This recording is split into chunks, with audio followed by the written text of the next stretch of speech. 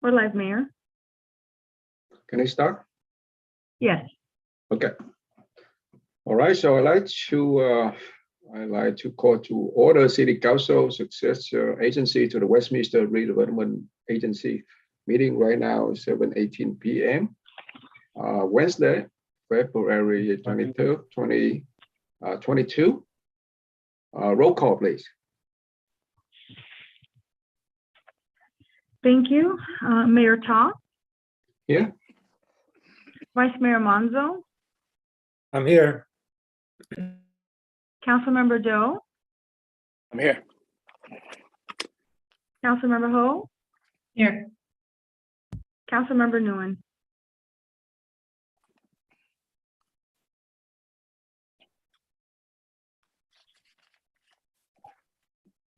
Councilmember Nguyen, I see him on the screen, but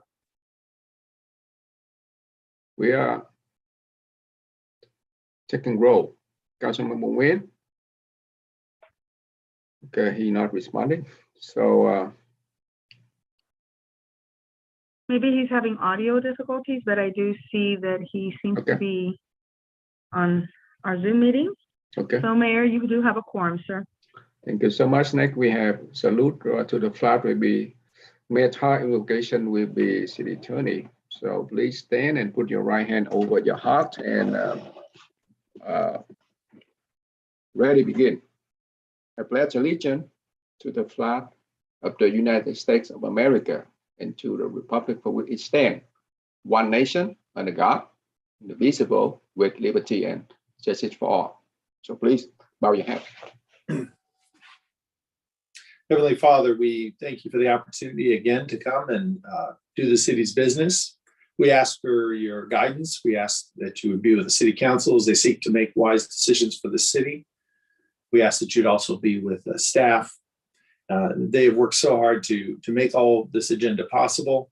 And we just ask that you bless them and the citizens of this city as well, that these decisions made tonight would be a blessing to this community. And we commit this to you in Jesus' name. Amen. Amen. Yep. Before we be seated, may I ask the council to join me and give them one moment of silence, about 10 seconds, for Officer Bayes of the Huntington Beach Police Department, who just passed away on a line of duty over the weekend. So let's begin. Thank you.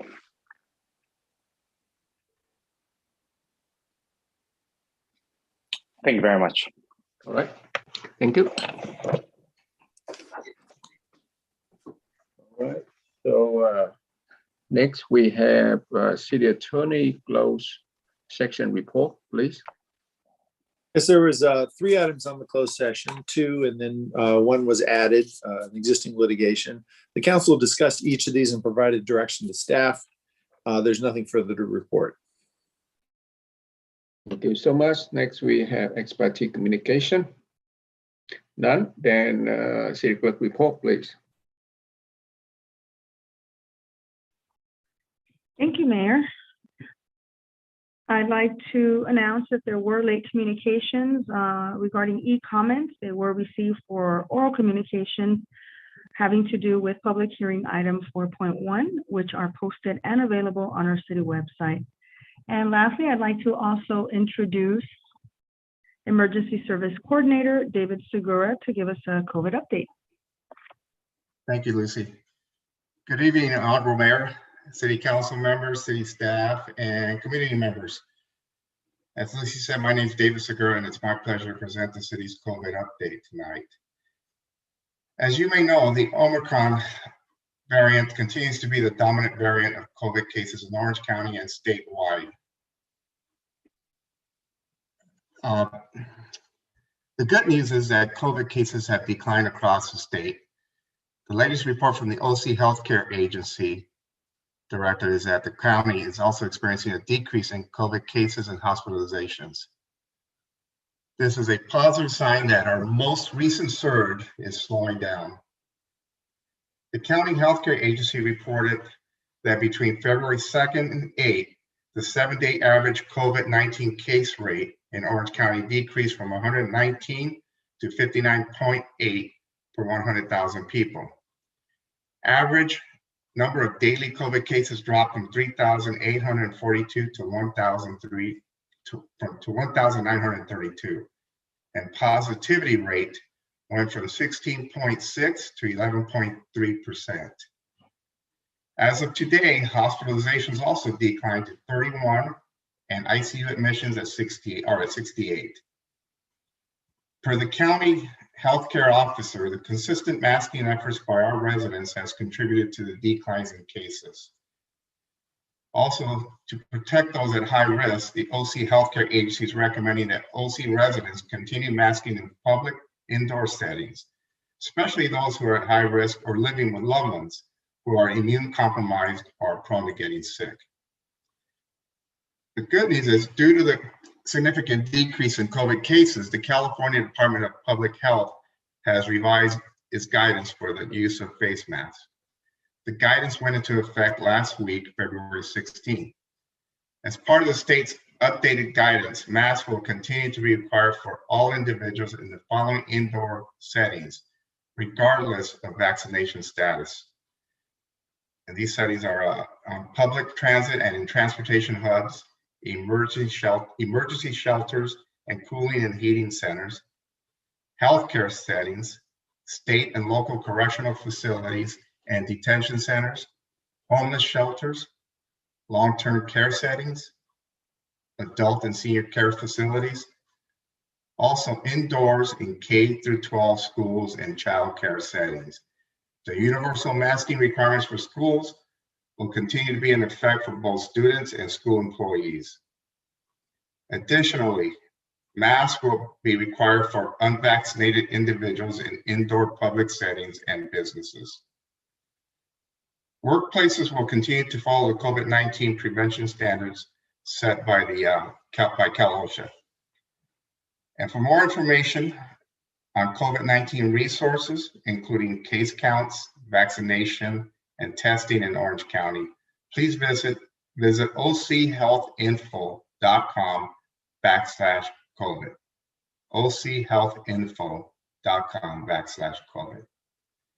Internally, I am happy to report that we only have one employee out due to COVID, and we expect that employee to return to work by the end of this week. We believe that the decrease in COVID cases within our workforce is due in part to our employees' adherence to basic precautions. This is the end of my report, and I'm happy to take questions. Thank you so much for your report and the question and concerns from members of the City Council. All right, I see none. So thank you again. And next we have City Manager report. I have nothing to report tonight.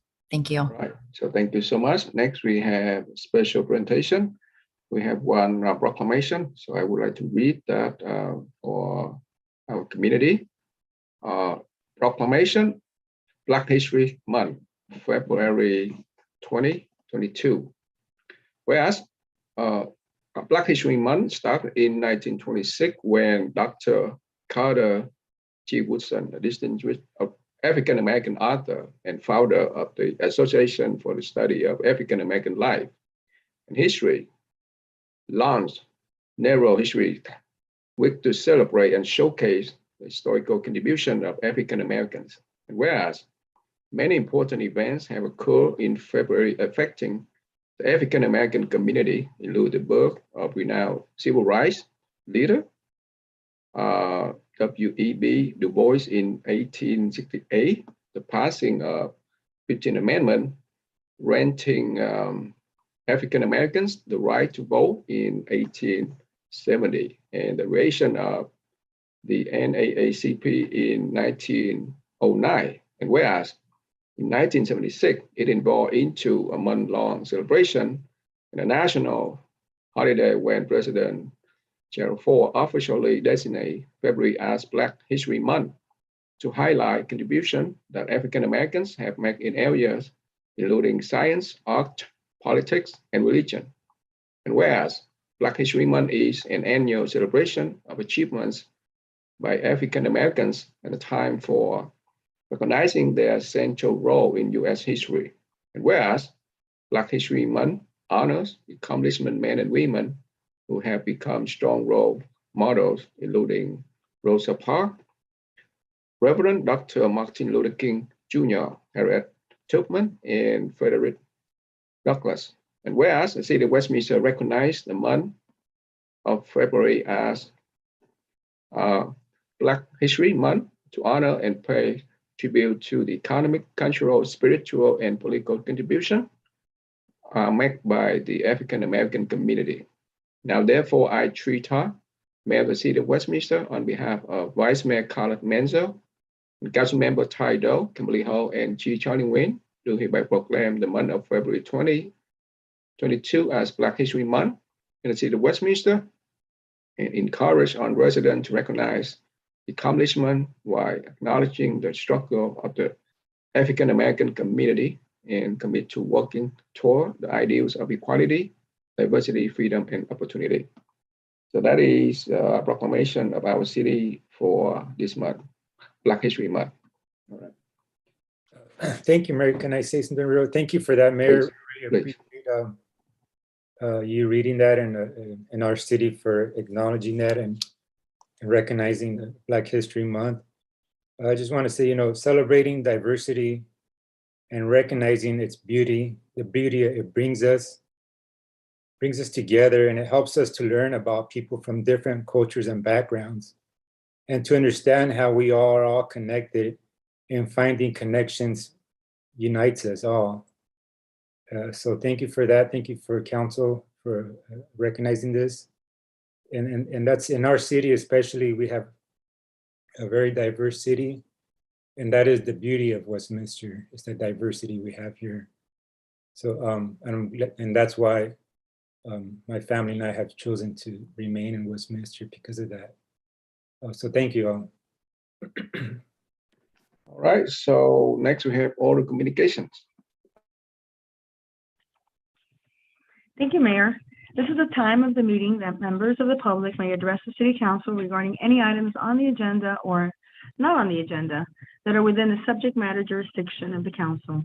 At this time, I will be reading e-comments received, as well as allowing members of the public to speak for a total of 5 minutes. So at this time, I will go ahead and read the e-comments.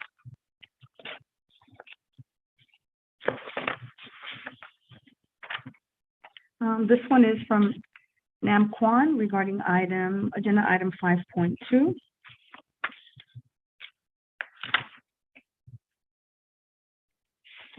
And it reads,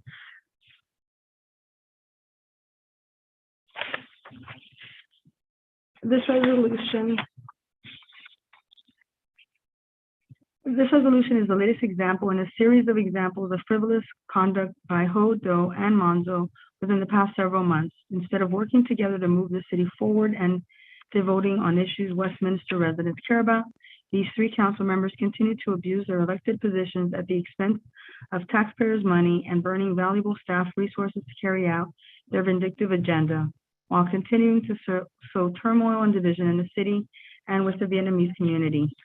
This resolution is not worth the paper it is written on. It fails to even distinguish news from opinions or the difference between personal views and issues analysis, which is the highest form of protected speech enshrined in the First Amendment of the U.S. Constitution.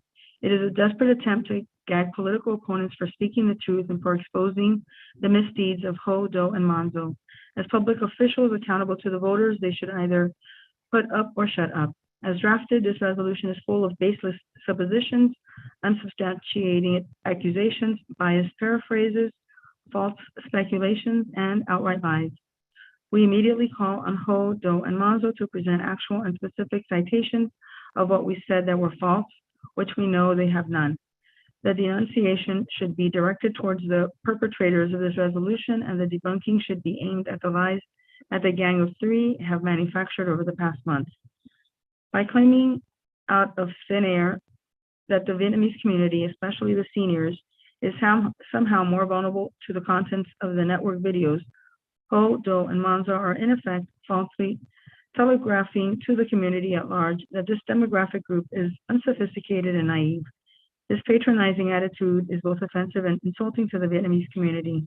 As broadcasters of current events serving over 600,000 regular subscribers and viewers, we unequivocally stand by the contents of all the videos that the Gang of Three attempted to denounce in their meaningless resolution. Our information is solid, and we are proud of the tremendous support and feedback from the viewing public, not only in Westminster, but worldwide. Odo and Monzo can carry on their own clown show by passing more frivolous resolutions at taxpayers' expense. Along with our associates and media colleagues, the network will continue its good work to shed light on the politics of deceit and dishonesty committed by the Gang of Three. We will continue to bring the truth to the voters that these three, Ho, Do, and Monzo, are unfit for public office. Kai No, current events and local political commentator. Nam Kwan Nguyen, CEO, Trust Media Network.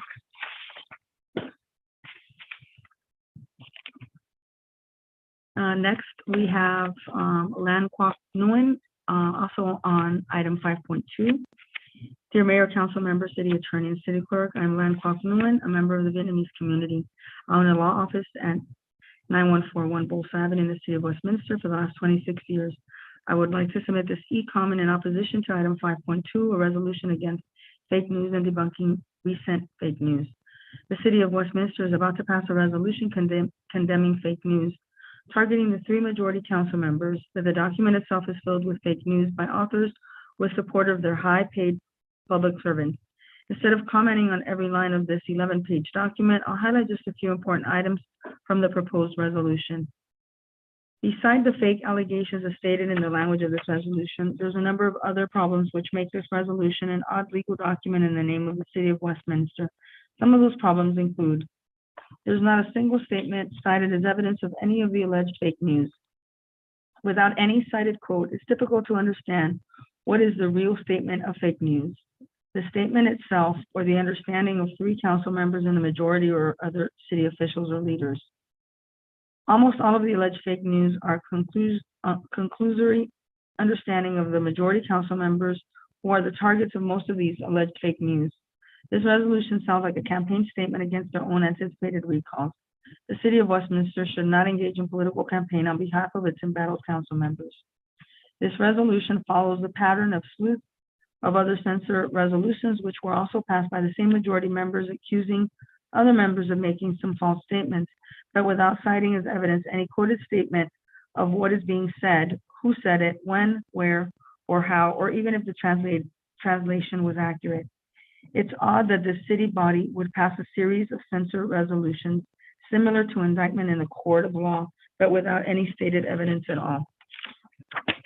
The alleged fake news is generally the understanding by the people involved in writing this resolution, but without any appropriate translation of what is being said in Vietnamese. It's understandable that these row council members can pretty much say anything they want, but other city officials like the city attorney or city manager should be held accountable for the language, tone, or veracity of the statements they put in the official language of the legal document issued in the name of the city. There's dignity in the work of the city, and everyone should protect and defend, even at the threat of their jobs. Now back to some of the fake news allegations. Fake news number one, there's an intent to investigate the Dieu Nu Temple, the most venerable Bien Lai, or to take back the land sold to the temple over 11 years ago. The office of the interim city manager, Christine Corden, was called on to confirm that much. Actual facts, not yet. Just view the video clip of the city council meeting on January 12th. See the angry council member Kimberly Ho grilling city staff on the land sale transaction with questions like why selling it to the temple, who selected the buyer, why not having a public auction, where's the appraisal, why no appraisal, why was it dirt cheap, and who supports the sale, who voted for it. For people who don't understand this land sale process, it's nerve-wracking. It's clearly implicit by Councilmember Kimberly Ho that Mayor Trita was doing this shady deal with the temple, just like what he did with the land sale at the Liberty Park. Paying or accepting bribery or engaging in a corruption act is criminal in both state and federal law. There's no need to spell out, but it's implicit in the line of questioning that there was some corruption, bribery, or some illicit act is assumed, giving away public land to a community supporter or something similar to that effect. By definition and logical extension, if there was any corrupt act, the transaction can be undone. someone may be criminally prosecuted, the land could be taken back, sold to the public, or sold back to the temple at the actual fair market price now and not some 11 years ago. The real issue is how the city of Westminster got involved in justifying this inquiry and the fake news allegation in the language of this resolution, or even covering for the 3 council majority. Fake news 2, there's no evidence that Vice Mayor has ever harassed or ridiculed the Vietnamese Buddhists in Westminster. Actual fact, there's no need to show any evidence of affirmative action in harassing or ridiculing the Vietnamese Buddhist community. Anyone who supports or even tactically sits by the evil and menacing inquiry like Councilmember Kimberly Ho did, which clearly implicates the Du Nu Temple, like what was shown in the video clip, should be guilty by association. The temple is located within District 2, where Vice Mayor Monzo was elected, so he has a duty to stand up for at least this innocent bystander. The inquiry itself by Councilmember Kimberly Ho was full of vendetta against Mayor Trita, but at the cost to reputation and dignity of a very respectable religious leader and institution such as the Du Nu Temple. Clearly, there's no evidence indicating any wrongdoing or justifying an inquiry in the public like that. All facts could be confirmed by reviewing the staff report on the transaction or privately ask staff members who know about the process. By allowing the inquiry to go forward in that manner was clearly an attempt to harass, ridicule the Vietnamese Buddhist community in Westminster. Vice Mayor Carlos Manzo was not innocent in standing by the atrocious inquiry. All 3 council members in the majority were joining in the inquiry. Fake news 5, the Mayor Trita was kicked out of his office from City Hall. Actual facts, the language from the city ordinance and resolution passed by the majority of Kimberly Ho, Tai Do, and Carlos Manzo states clearly that there's no time frame, no plan for relocation, or no condition when or how the office would be removed. One can rightfully say that the mayor effective immediately has no office in City Hall. There's nothing wrong from that conclusory statement of fact. The fact that there's no police officer or sheriff to come knocking on the door to remove the mayor from his office does not change the fact of the statement. The passing of the resolution itself was truly uncivilized, barbaric, and beneath the dignity of a city official at any level. There was never any official act at any city in the U.S. for taking an official act against the city mayor in that manner. It's even more barbaric when the action was taken in anger, filled with vendetta, and full of ill intentions to humiliate the mayor, the first ever Vietnamese American mayor elected by the city residents. Are the residents of this city entitled to be outraged by what this trio did to their mayor?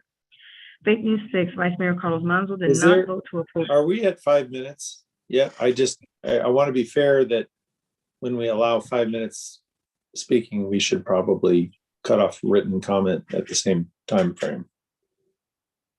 Just to be fair.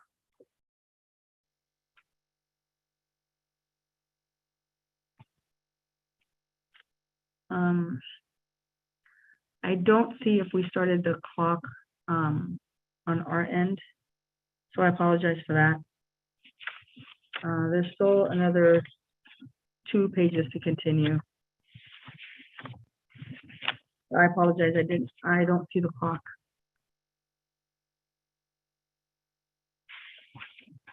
Mr. Cole, is there any way that you can, continue a little bit or summarize? Okay. We need to have a clock. I mean, if somebody Yes. writes 20 pages, I mean, you're gonna. So can we have another 1 minute? Is that fair? Yeah. Okay. Got it? Okay. So we have staff that has started the clock. Okay, Fake so news. continue, yes. Fake news 6, Vice Mayor Carlos Manzo did not vote to oppose the General Tran Hung Dao monument. Also, he's supportive of the Vietnamese community. Actual fact, city record clearly indicates that Vice Mayor Manzo, while serving as a planning commissioner, voted to oppose the construction of General Tran Hung Dao monument at the planning commission meeting on August 8, 2015. Let the record speak for itself in response to this alleged fake news. Vice Mayor Manzo is not a racist, but every chance he had, he voted against the Vietnamese community and took deliberate steps to maximize the lasting impact of his votes, just to name a few here. And then he continues to list a few. First official vote as council member was to vote down the Quang Tri Victory Monument, despite seeing the outcry from the Vietnamese community in response to that vote, not only in Westminster, but also worldwide. He continues, even proposed another commission to review all monuments supported by the Vietnamese community, including existing and future monuments. That commission would have 2 members not appointed by any council member. Why are these issues so dangerous to the Vietnamese community? This commission would have the power to review and change all aspects of the existing monument, including names, designs, purpose, and location. So that's a minute, an additional minute. This is listed on the city website, mayor and council members. So I'll continue on to the next item that was submitted. It's item 7.2. And this one is submitted by Bill Vetter. Dear Mayor and fellow councilmen, dumbfounded, illogical, this proposal to advance the Quang Tri Monument location before reviews are complete and totally mind-baffling. Let's vote so we can read what's inside the bill later. Where have I heard that before? Why should the mayor and city council remove the recommendation of location for the Quang Tri Monument from the Community Services and Recreation Commission? Their work is unfinished. All they wanted was to see a complete package before making an informed decision due to the importance of the matter. The Quang Tri Monument Committee could not or would not supply information to the Community Service and Recreation Commission. Therefore, Vice Chair Kenny Hong elicited the support of Councilwoman Ho to bypass the commission altogether, using manufactured allegations to expedite, or should I say railroad, the process. The problem is their own making. The monument was fabricated behind closed doors. Comments were stifled, and the result was a flawed design lacking the grandeur and respect of a monument intended to honor the fallen. We have a post-traumatically stressed collection of soldiers prancing around a make-believe story of the citadel, which was destroyed before the victory and vacated days later. This is great symbolism, Dr. Nguyen would have you believe that, but history shows otherwise. This rush to judgment is doomed to fail. Each time Vice Chair Kenny Hong is asked a serious question on design, cost, or construction, it is deflected. We do not know the sculptor, his or her qualifications, level of expertise. There are no architectural reviews as to safe or design or analysis of cost. You may recall the Tet Parade. Would you want your name associated with a flawed design that falls apart midway through the parade? Will earthquake standards be met? Bronze is very heavy. Will it have sufficient support? When it comes to cost, I understand why this nebulous anxiety distracts from practicality and veracity. 300,000, really? The city council may not have the stomach to handle the politics of this matter. That is why all departments must provide their input and their concern, and those of the general public must be addressed, even if September 16 passes. Do it right. Who covers the future shortfall once it is partially completed? Yes, this piece will attract attention, but the verbiage remains incomplete. We have a poorly crafted and unintelligent depiction of who, what, and why this monument should honor. It does not honor the fallen, does not honor the uniqueness of individuals or the memories of the deceased. It does show PTSDs, soldiers dancing in joyous celebration of a vicious moment in humanity. We should instead distance our thoughts to more constructive memories. If there are issues with fundraising, it is due to a poor design and lack of creativity in portraying and honoring the lost souls of Quang Tri and the lives of over 58,000 American soldiers lost in the Vietnam War. Let the commission put forth their final proposal as to location. Sincerely, Bill Vetter. The next item is 7.2 also, Jemison Power. My name is Jemison Power. I'm a Westminster resident and serve as chair of the Community Services Commission. I was unable to make tonight's meeting, so I'm submitting this written comment in my individual capacity to oppose item 7.2, which ostensibly seeks to cut the commission out of a decision that could profoundly impact our parks, selecting a location for the Quang Tri Monument. The entire purpose of the commission is to advise the city council on matters pertaining to our parks, as well as to lead efforts to improve and beautify the city. Unfortunately, the monument did not first come before the commission until just last month, and at that meeting, we regrettably were not present with a final design for the monument. As I expressed at the meeting, while I firmly support the effort to commemorate the Quang Tri battle, I do not believe it is appropriate to recommend a location for something when I do not yet know the final form that something will take. As such, the commission asked that the final design be provided to us at our February 28th meeting.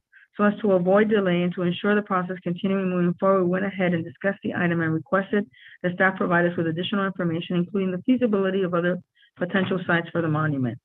While I fully understand and appreciate that there's a desire to move this item along quickly, They should not come at the expense of the commission doing its due diligence and making an informed recommendation after considering all available options for the placement of this important monument.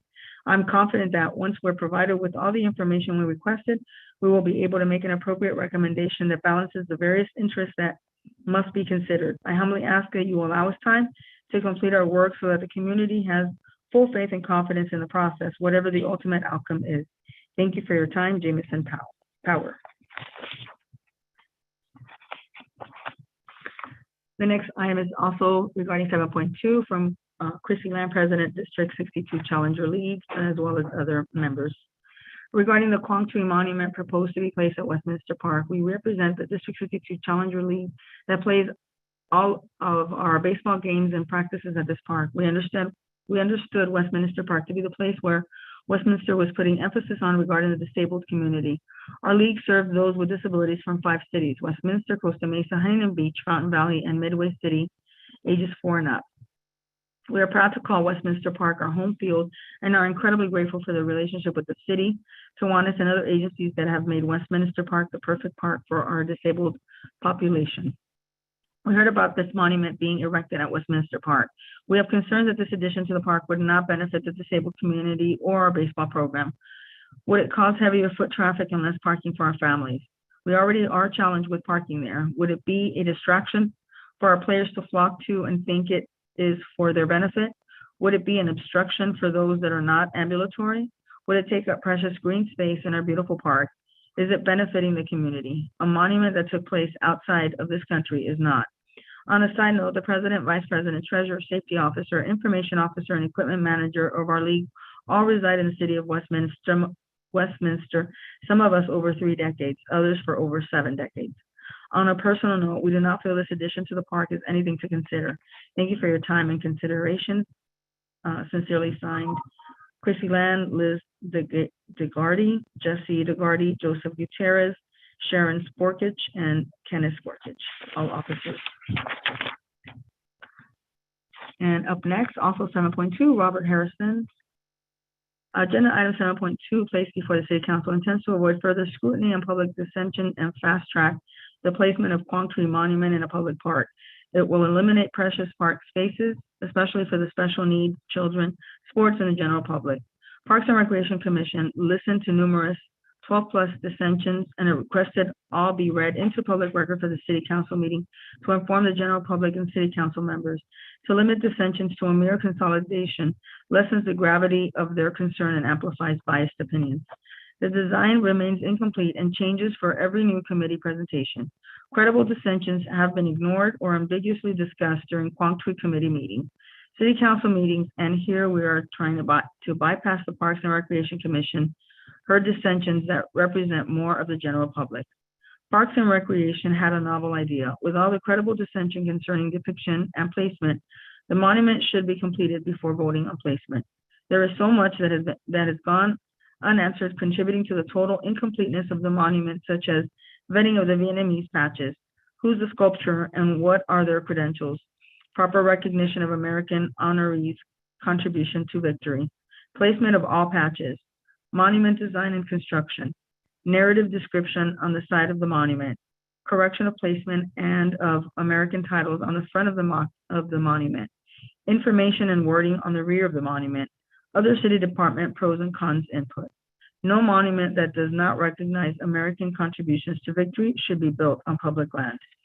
Voting where so much is not agreed on and no efforts to get together addressing major concerns, this whole project should be put on hold as was forced upon the Quang Tri Victory Foundation. The truth, the Vietnamese community is a diverse coalition of opposing military factions, and there is no complete agreement on whether or not there is a need for the Quang Tri Monument in Westminster. There is also dissension on the battle depiction and its non-artistic presentation and tasteful reminder of a war scene disguised as a memorial for the fallen. This is the true reason why there is a fundraising issue, not the lack of a suitable location being used as a ploy. We do not need to ramrod an incomplete monument with so many credible dissensions through the City Council vote today. My specific request to work out differences has gone unresponded to. The City Council should not continue to abdicate their responsibility and wait until all facts are in. City Council must represent all citizens and not the select few. Robert L. Harrison, U.S. Marine Corps Committee member.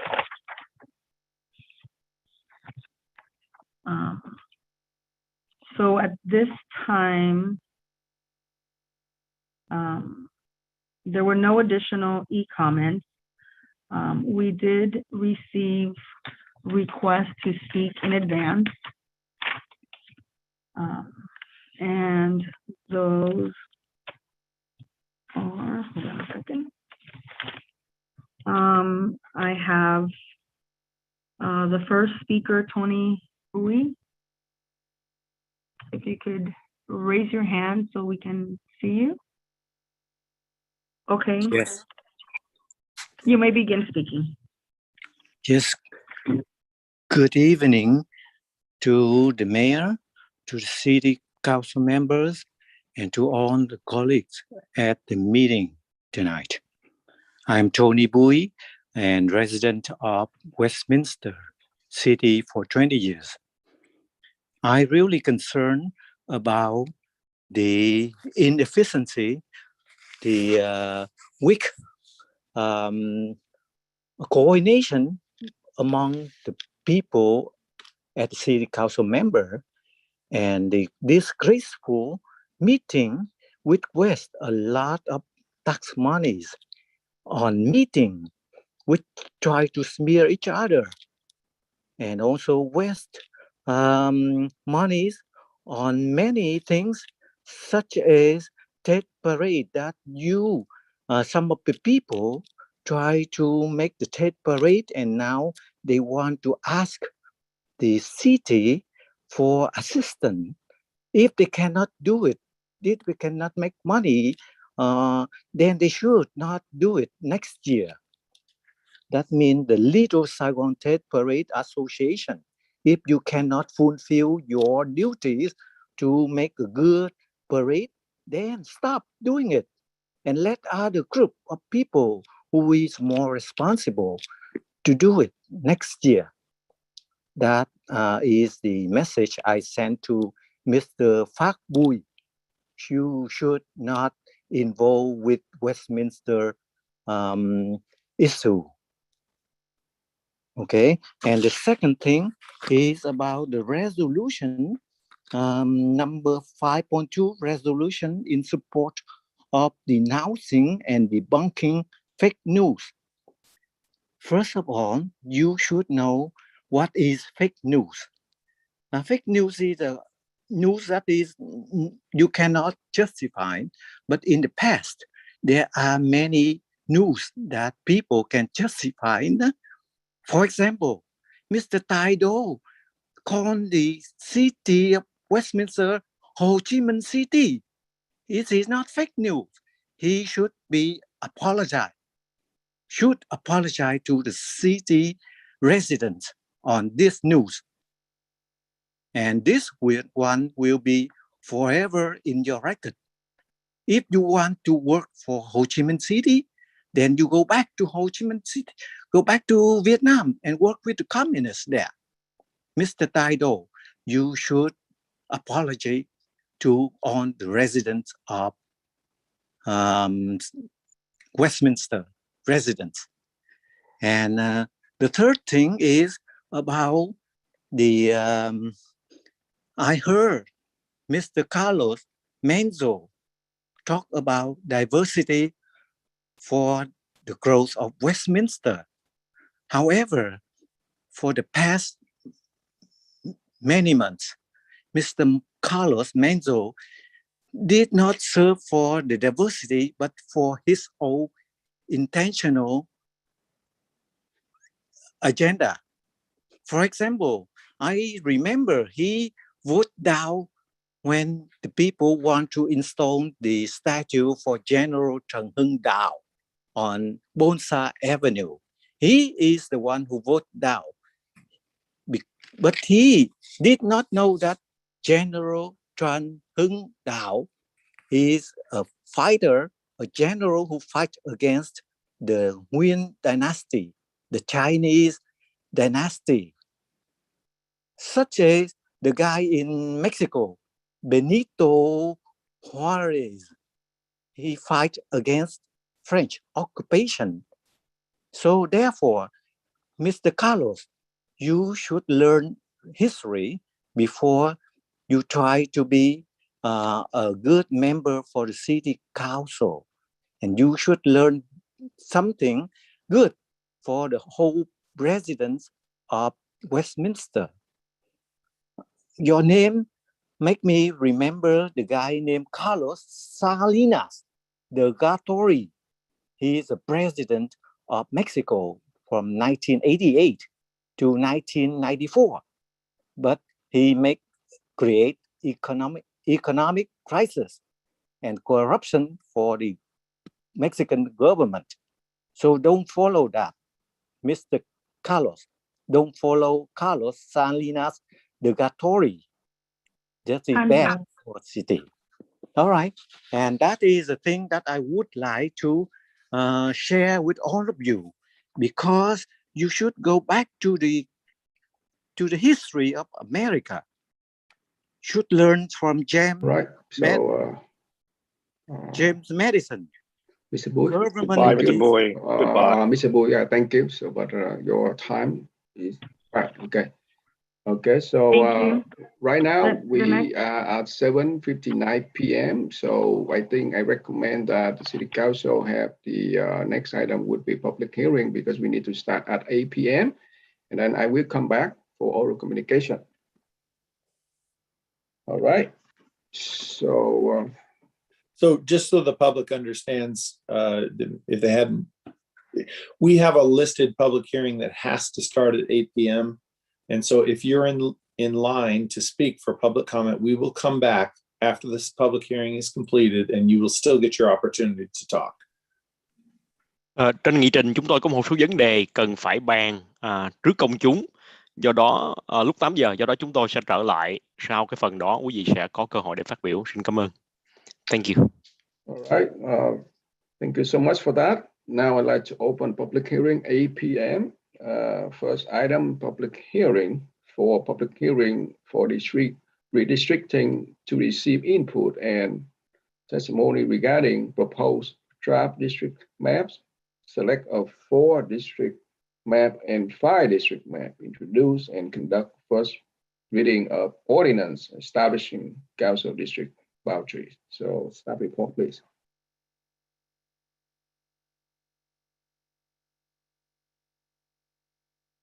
So may I have a staff report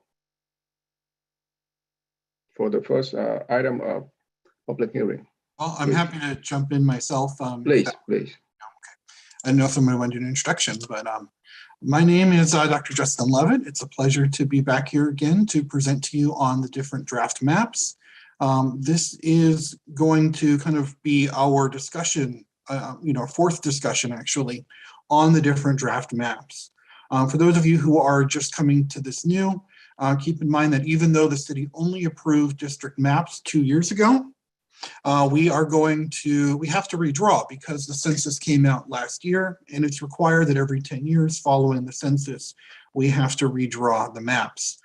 In addition, we are looking at both 4 and 5 district maps because in June, there will be a ballot measure asking about the possibility of replacing the 4 city council districts and citywide elected mayor with 5 members elected by district.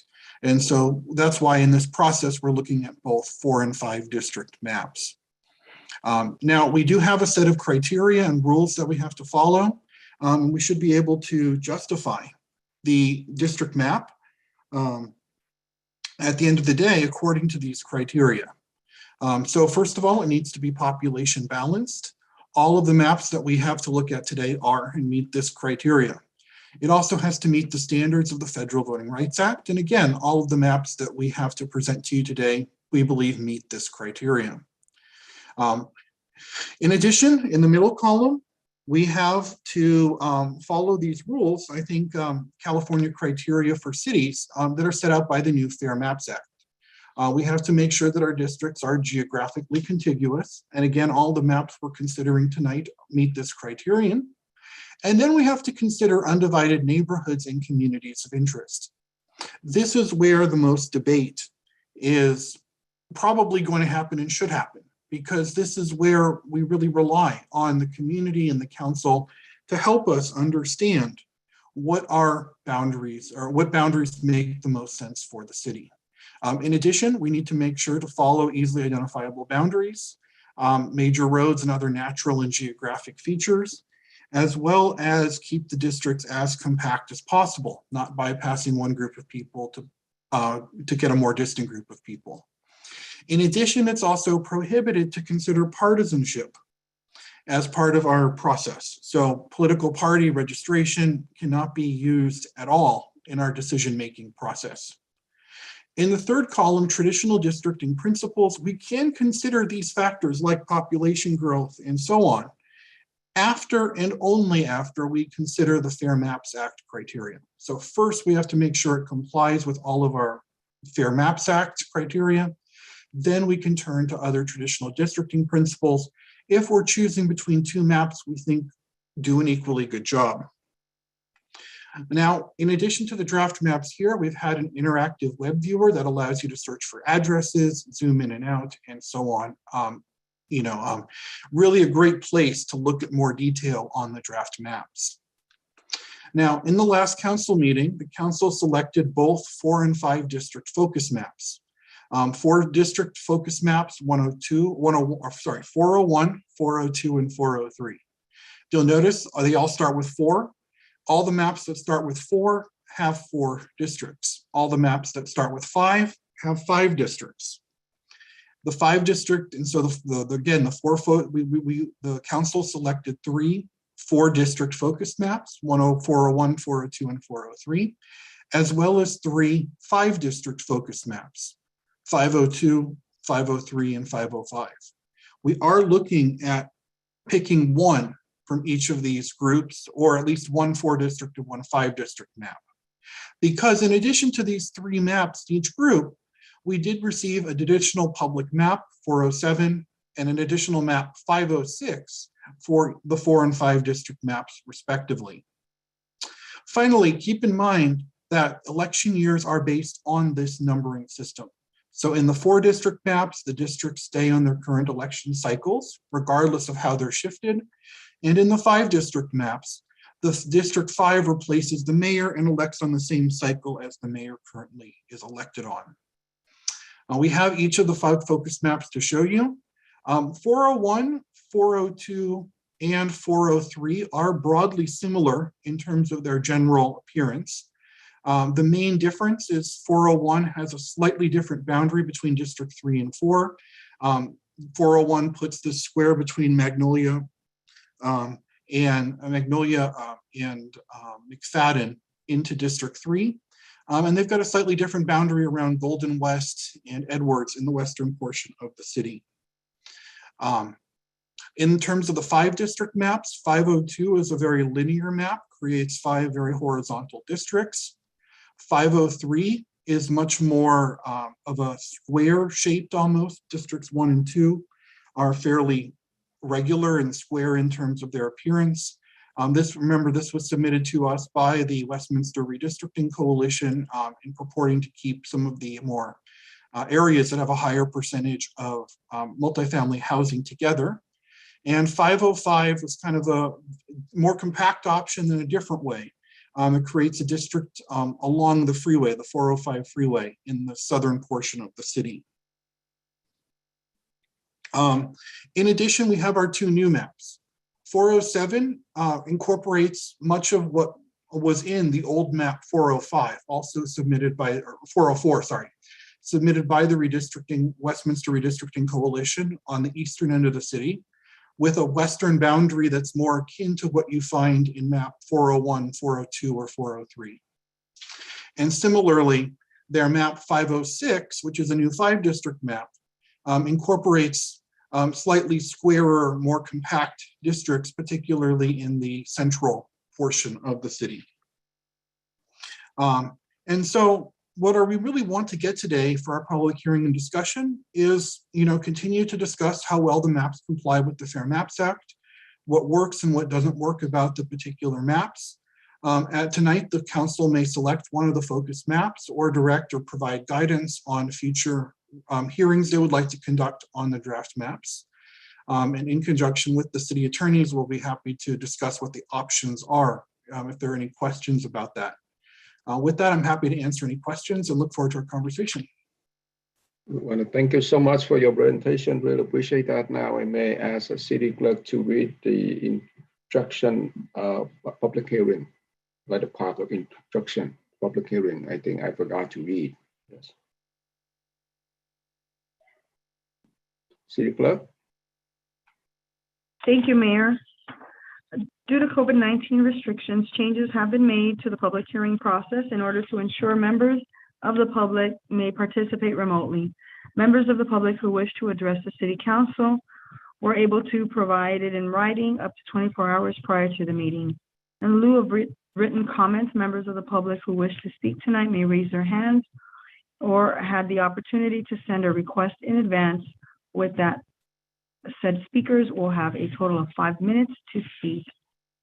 Mayor, we did have e-comments submitted as well as requests to speak in advance.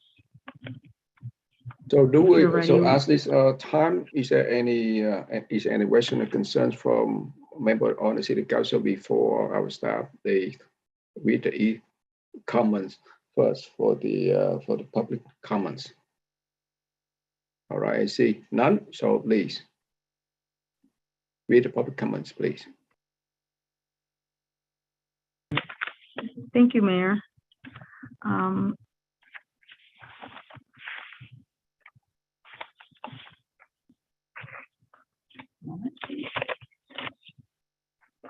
So the first e-comment relating to this item was provided by Min Pham, District 2 for Westminster Redistricting Process. Dear City Clerk, my name is Min Pham. I'm writing as a resident of Westminster 2nd District. I've lived at the corner of Golden West Street and Maple Street. I'm currently a part of the Westminster Redistricting Committee with Be It Rise, where I worked over the past 6 months. We would like to ask the Westminster City Council to have all communities, API and Latinx of the 4 district map number 407 and the 5 district map number 506 together for the following reasons. 1, keep all of our mobile home residents, especially at the corner of Bolsa Avenue and Westminster Avenue, all together. 2, ensure that all of the residents at the apartments will be kept all together. 3, to establish a district where it will allow the Latino residents to have representatives within the district of their choice. 4, to ensure that all of the renters will have an opportunity to vote and elect their representatives within the district that they are living in, as they are part of our community as well. On the other hand, map number 407 doesn't accurately represent our community of interest due to the following reasons. 1, the map tries to pack the Vietnamese community into the 4th district. 2, mobile home residents are being split into 2 districts, District 3 and District 4. This will disenfranchise the renters and dilute their vote to select a candidate representing them. Moreover, according to the American Community Survey in 2010, there were 12,211 renters and 14,627 homeowners, whereas in 2019, there are 14,243 renters and 12,741 homeowners. Due to the increase in renters, we must ensure our mobile home residents are equally represented in our district maps. We must keep our community together. I strongly urge the city council members to adopt map number 407 and number 506, created by the Westminster Redistricting Committee, that includes these communities of interest and keeps these various communities of Westminster intact. Lastly, I think the mobile home parks, new immigrants, younger and older generations of Vietnamese Americans, along with our Latinx and Asian Pacific Islanders, should be kept with one another. Our country is built by immigrants, and it is a collective group of individuals who want to pursue the American dream. Hence, I think it is important that we should include these communities in the redistricting process. Best regards, Min Pham.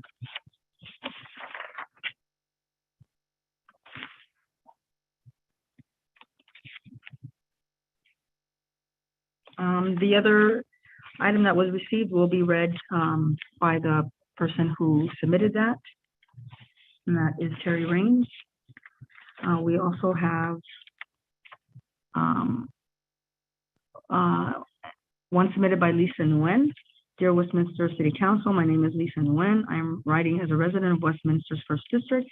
Today I come to you as a longtime resident of the city and as a member of Westminster Redistricting Committee. We've been meeting since June and have identified different communities of interest, especially in regards to the Vietnamese community here. When considering the 4-district maps, 407, and 5-district map 506, we want to prioritize our communities of interest. We must keep mobile home residents, mainly on Bolsa Avenue and Westminster Boulevard, together, as there are many residents who come from similar socioeconomic backgrounds living in these mobile home parks. We must keep apartment residents together and create a district that allows Latino residents to elect their candidate of choice. We must ensure that renters have the opportunity to elect their candidates of choice to represent each community member. Maps 407 and 506 is the accumulation of the residents' voice in the redistricting process. These two maps represent the lived experiences of our community members and how their futures will be impacted for the next 10 years. When looking at map 402, the Vietnamese community in the 4th district are packed into one district with the voices of the Vietnamese community members being diluted. The Vietnamese community needs to have the opportunity to choose a candidate of their choice, as it is crucial when considering the large Vietnamese population in District 4 and how these maps will empower and impact these community members through the political process. Moreover, map 402, disenfranchised renters, as in 2019, there are more than 50% of renters, 14,243 in comparison to owners of occupied units, 12,741 within District 3 and 4, American Community Survey. We must keep our community together. I strongly urge you to adopt map number 407 and number 506, created by the Westminster Redistricting Committee that includes these communities of interest and keeps these various communities of Westminster intact. Thank you. Up next, we have an e-comment submitted by Nikki Nguyen. Dear members, she is District 1 for Westminster Redistricting process. Dear members of the City Council, my name is Nikki Nguyen. I am a resident of Westminster's First District and a member of the Westminster Redistricting Committee, a group of Westminster residents who have been regularly meeting since June, researching and advocating for an equitable redistricting for our communities. Westminster is filled with many strong and diverse communities that create and sustain the city's vibrancy. As we decide the district lines for the next 10 years, it is our utmost importance that we keep intact communities that are often left out of political processes and who are at risk of being separated. In particular, it is critical that we, 1, keep mobile home residents together, mainly on Bolsa Avenue and Westminster Boulevard. 2, keep apartment residents together. 3, create a district that allows Latinx residents to elect their candidates of choice. And 4, ensure renters have the opportunity to elect their candidates of choice. With these priorities in mind, I ask you to support map number 407 for 4 districts and map 506 for 5 districts that succeed in having cohesive districts abiding by legal parameters while also keeping together communities of interest. We must keep our community together. I strongly urge you to adopt the map number 407 and number 506 created by the Westminster Redistricting Committee that includes these communities of interest and keeps these various communities of Westminster intact. Thank you, Nikki. That concludes the emails that I have received. We did have a request to speak on this item. And Mayor, I Vincent, just want to clarify for the record too, last time we gave separate time frame to speak to the 4-district map and also to the 5 districts. So I think it's important that we're consistent with that and allow that separate comment if there's Right, so yeah, I appreciate that from City Attorney for your reminder. So now, it's time for public comment regarding 4-district map. thank you for that. So the request to speak that was submitted is Vincent Tran. If you could please raise your hand. Okay, you may begin speaking. All right. Hello, City Council members. My name is Vincent Tran. I'm the Community Engagement Coordinator for VitRise and also one of the leads for the Westminster Redistricting Committee. Please support map 407, which is a revised version of map 404 submitted by the Westminster Resident or Redistricting Committee. When we created these maps, we chose and we paid close attention to ensure that two important communities of interest, apartment residents and mobile home park residents, would be fully represented in the redistricting process and be given a voice in the districts that were drawn. Renters make up more than 50% of Westminster population. According to the 2019 American Community Survey, there are 14,243 renter-occupied housing units, and compared to only 12,741 owner-occupied housing units. Yet renters continue to be disenfranchised by the ways that our district maps are being constructed. For example, Green Lantern Mobile Home Park residents over the past 7 years have been continuously worrying that they would be displaced as developers attempt to buy the mobile home parks, increase rent to drive out senior and low-income Vietnamese, Latino, and white residents. The same issue can happen and will happen to the countless other mobile home parks or apartment complexes located in Westminster. This issue will continue to occur unless apartment residents and mobile home residents are kept together and given a voice on City Council. These two communities, apartment and mobile home residents, share important housing and social economic interests. It should not be split, but rather be kept together.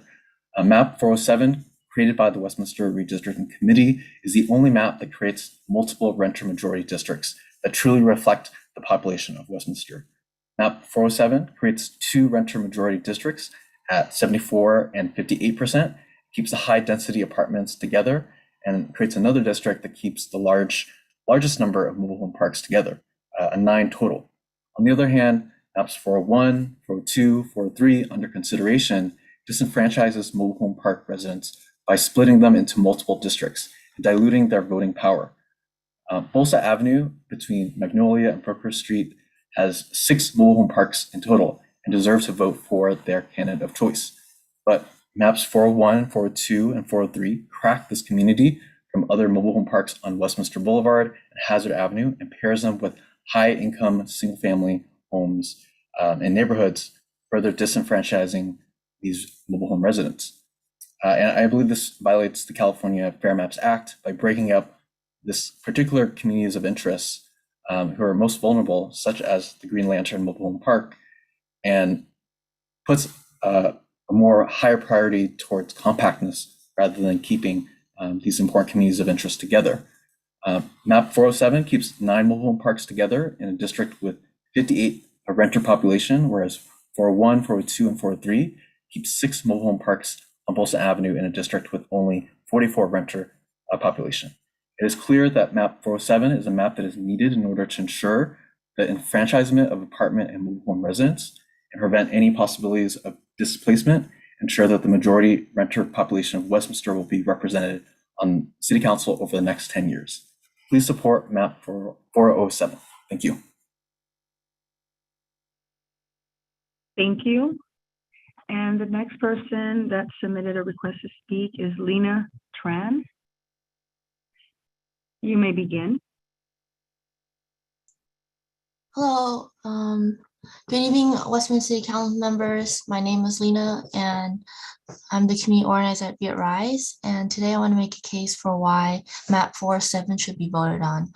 Our map 407 reflects these important CUIs due to these following reasons. Number one, the boundaries ensure mobile home residents that are on Bolsa Avenue and Westminster Boulevard are kept together. 2, the apartments in district number 2 are kept together. 3, it creates a district to allow Latino residents to elect the candidate of choice, which is highlighted in District 2. And 4, it is the only 4-district map that creates 2-district renter majority map and a 5-district map that creates a 3-district renter majority map. And lastly, 5, it ensures renters have the opportunity to elect their candidate of choice. This map reflects the population of Westminster, as renters make up more than half of Westminster's population, which is 14,243 renter-occupied housing units compared to 12,741 owner-occupied housing units, according to the 2019 American Community Survey. Choosing our map will ensure the representation of mobile homes, apartments, Latinos, and renters have the voices heard in Westminster. We must keep our communities together. I strongly urge the City Council to adopt Map 407 and 506 created by the Westminster Redistricting Committee that includes these community of interest and keeps these various communities of Westminster intact. Thank you. Thank you. So at this time, anyone wishing to speak, please raise your hand. You will have 5 minutes to speak on the 4 district and 5 districts separately if you wish. And Kip, if you could please interpret that. Vào lúc này nếu có quý vị nào muốn phát biểu thì quý vị có thể giơ tay lên để cho chúng tôi biết là quý vị muốn phát biểu. Quý vị có thể phát biểu về cái bản đồ mà nó bao gồm 4 cái khu dân cử hay là khu để bỏ phiếu, hoặc là cái bản đồ mà có 5 cái khu dân cử hay là 5 cái khu mà để bỏ phiếu. Xin cảm ơn. Thank you. Thank you. So at this time, Roger Mindrum, so you have your hand raised. You may begin. Hello, Roger Mindrum. I'm a homeowner, resident of Westminster for the past 26 years. Listening to the last hearing and this one today, a lot of comments from the members of this redistricting committee and via RISE. I honestly don't understand some of their factors in drawing their lines of the maps that they are pushing on this. I think it's better to have contiguous lines and sizes, and I really don't understand the carve outs for what they're continuously talking about, renters in apartments and keeping mobile homes together. I don't see how that makes a difference. You know, the area that I live in, which is currently District 4, which probably still will be, if that's I'm in the southeast corner. There are some mobile home parks in the area. What difference does it make if you keep them all together? I really don't understand that. So hopefully there's more residents going to be speaking up and not have some kind of a voting deal to where you're saying, oh, we had 15 comments from pushing these certain maps from this redistrict committee, when obviously they're organized and hands, you know, I respect all of them for doing the work and doing what they feel is right, but I'm here to speak my opinion. I don't really think that matters.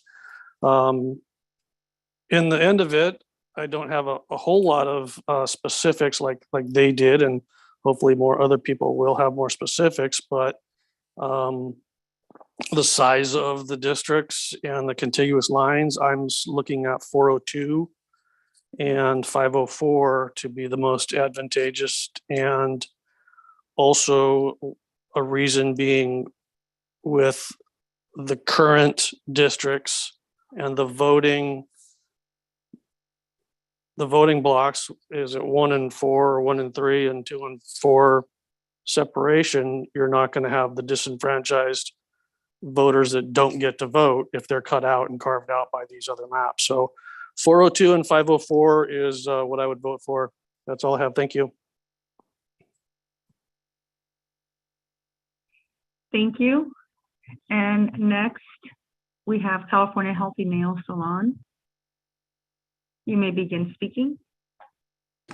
Hi, my name is Foong Vo, and I'm from the California Healthy Nail Salon Collaborative. My parents are also mobile home park owners in Westminster. I am calling today to support Public Maps 407 proposed by the Westminster Redistricting Committee. These maps were developed with community input over the course of more than half a year and emphasize the lived experiences of communities of interest, such as low-income people of color, working families, and people living in mobile home parks. The proposed district maps better represent minority interests while being compact and adherent to the necessary guidelines. You know, my parents, they deserve a voice too. And so as a result, I strongly advocate for the Westminster City Council to adopt either of these maps. Thank you. Thank you. The next speaker is Gabby Go. You may begin. Hi, my name is Gabby Go, and I also support the public maps number 506 and 407. To add on to that, these maps are crucial to the fair representation of the city's mobile home park residents. As one of Westminster's few remaining affordable housing options, mobile home parks provide an indispensable service to the city's low-income families. In order to support these communities and ensure their housing needs are met, the voices of mobile home park households must be heard and prioritized. Adopting these maps will be a step forward in that direction, and so I also strongly advocate for these maps. Thank you. Thank you. The next speaker, Terry Raines. You may begin. Good evening. Point of order before I begin my prepared comments. I was told that the map deadline was February 1st, and I never heard during the last hearing that we could resubmit maps. Obviously, I guess we could. I did resubmit a map in that I went to council and said replace map 504 replace map 502 with 504 because that was the improved version of my 502, but that's not being presented tonight. And yet this other group was allowed to submit 2 new maps, which was not noted in the hearing. Okay, so back to my testimony, which will be off base because I'm just comparing 401, 402, and 403. And this is a 4-district testimony. Any one of the 4-district maps will be a vast improvement over the current map, which council should have never adopted in 2019. Maps 402, 403 were created using the Davis Redistricting tool, which is not as precise and clean as the Caliper Maptitude tool, which was used to create map 401 when it finally became available. All 3 maps have a geographic size deviation of about 33%, much better than the current map, 45%, but not as good as a 5-district map, the best one, at 23%. They all preserve the city's adopted east-west boundary of Beach Boulevard, frequently used by council, the police department, city staff, and residents to identify locations in the city as either being on the west side or the east side. The districts are all contiguous, compact, run north-south consistently, and are easy to understand. Both sides of Bolsa Avenue between Magnolia and Brookhurst Street, aka Little Saigon, are kept together in District 4, which has the highest concentration of Asian residents and voters. District 4, along with District 1, is up for election in November. The city has already begun engaging stakeholders there as a part of the Little Saigon Blueprint for Investment Plan with the ultimate goal of creating a specific plan. Voters and business owners in Little Saigon deserve the opportunity to elect someone this year that will represent their unique interests during this process. Map 402 is by far the best of the 3 I analyzed. Again, I feel off base here. It looks like 407 is very similar to mine other than 3 and 4 switching around Bolsa Avenue for the mobile home park. So it's probably okay, but I haven't had a chance to look. It has the largest concentration of Hispanic, Latino total and citizen voting age populations in District 2 at 39% and 26% versus 36 and 25% in 401 and 403, and the highest percentage of Spanish-speaking households at 30% versus 29% in 401 and 403. District 1 in map 502 also 402, I'm sorry, also has sizable Hispanic, Latino, total and citizen voting age populations at 28 and 25% respectively. Map 502 also has the largest percentage of rental households in District 2 at 74% versus 71% in maps 401 and 403, and the highest percentage of multifamily housing at 56% versus 53% in maps 401 and 403. District 4 of map 402 has the largest concentration of mobile home parks at 59% versus 53% in 401. I don't know about 407, I haven't looked yet. Map 402 has 2 significant Asian majority districts. District 4 has 72% Asian citizen voting age population. District 3 has 59%. All 4 districts are majority minority districts. There is no cracking or packing of any minority group as defined by the US Supreme Court as alleged earlier. Packing is filling a single district with supermajority of a minority group for the sake of marginalizing them in other districts. Cracking is splitting a minority group among several districts to deny that group a majority in any one district. District 4 of map 502 has 59% of the city's mobile home parks, the highest percentage of any single map submitted, at least that I know of. District 2 has 18% of the city's parks as the second highest mobile home park district. District 1 of map 402 has the highest percentage of single family homes at 87% versus 85% in maps 401 and 403, and the largest percentage of owned homes at 67% versus 64% in the other two. Map 402 keeps the highest percentage of higher income households, 75,000 and above in District 1 at 60% versus 58% in the others, and the highest percentage of lower income households, 25,000 and below in District 2, 33%, 32%. Map 402 shifts the least number of voters into different election years with minimal risk of voter disenfranchisement. The only advantage, but I'm not going to address it because 407 has the same, they copied my 1 and 2 boundaries. Talking about the northernmost boundary isn't as clean, but the southernmost boundary between districts 1 and 2 is using Edwards all the way up to Humboldt. And as I explained above, map 402 has the best demographics. So I urge council to adopt map 402 as a district's 4-district map, or 407 if, I am just upset because I would have submitted a brand new 504 to replace my 502, which I requested 3 times from council and the demographer.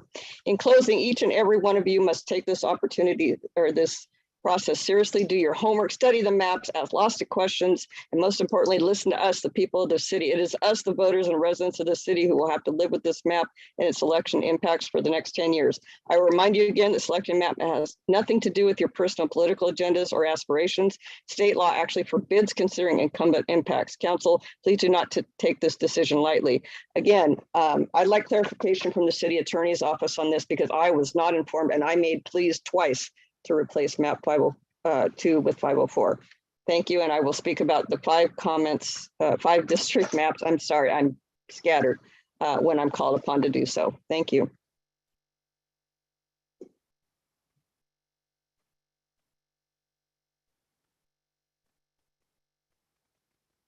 Terry, you may begin speaking on the 5-district map if you wish at this time.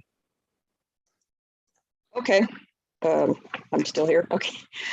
Good evening again. This test. So just to be clear here, there's no other speakers for 4-district, correct? Oh. Okay, so then we'll open for 5-district.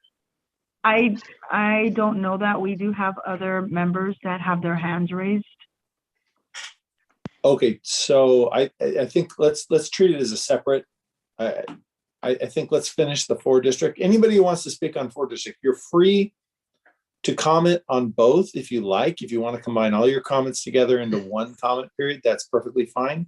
Or if you want to separate them out, but we are going to provide a separate comment period for 5-district only if you want to just comment under that separately. Okay, if you could interpret that, that would be great, please.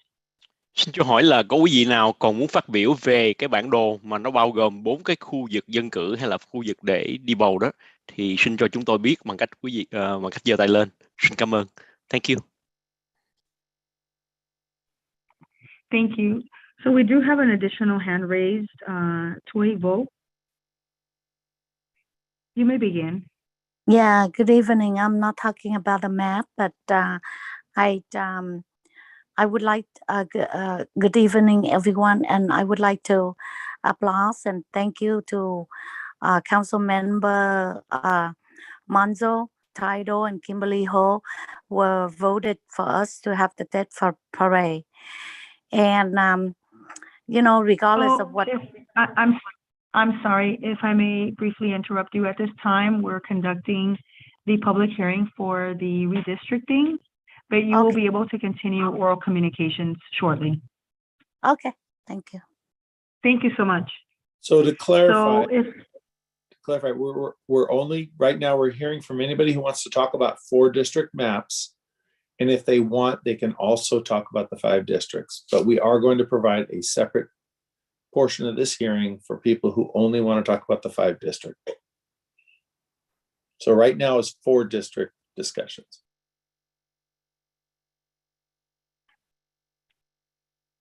So if there's anyone else wishing to speak on 4 districts, please raise your hand. Kat, if you can interpret that one more time, please. Nếu Thank có you. quý vị nào vẫn còn muốn phát biểu về cái bản đồ mà nó bao gồm 4 cái khu dân cử hay là 4 cái khu để bầu cử đó, thì xin quý vị giơ tay lên cho chúng tôi biết. Xin cảm ơn. Thank you. So Mayor, it looks like there is no one else raising their hand at this time for the 4 district maps. All right, so Just a right moment. now is a time. Someone raised. Oh, okay. I apologize, Mayor. Someone just raised their hand. Tony Nguyen, you may begin, please. Thank you.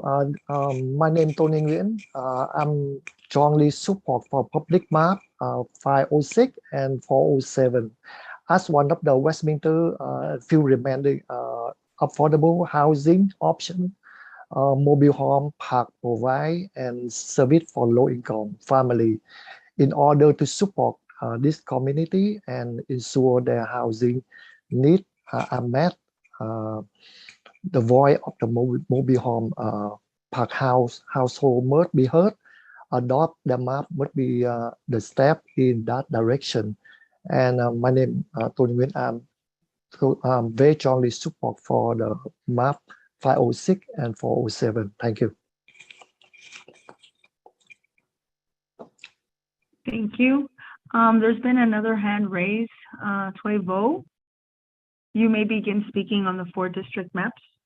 You may begin. I'm just waiting for to speak about the Tet Parade. I'm not talking about that. I have no comment about the district. Okay, thank you. We'll lower your hand for the moment. And there being no one else on the 4 district, then we'll begin 5 district. And Terry Raines, you may begin. Good evening again. This testimony is about the 5 district maps that council selected to move forward for consideration, maps 502, 503, and 505, except that I have replaced map 502 with map 504. Consider that officially submitted, by the way, per the email I sent all of you last Thursday, compelling you to make that substitution. Changing to 5 districts with the right map will greatly improve diverse representation opportunities for our residents and be much more compliant with federal and state law. For example, Hispanic, Latino citizen voting age population is more highly concentrated in District 2 in the 5 district maps at 29% versus the preferred 4 district maps at 26%. And the 5 district maps will provide 3 Asian majority districts versus only 2 in the 4 district maps. The right 5 district map will also completely eliminate the risk of voter disenfranchisement because voters will not be shifted into different election years as they will be in a new 4 district map.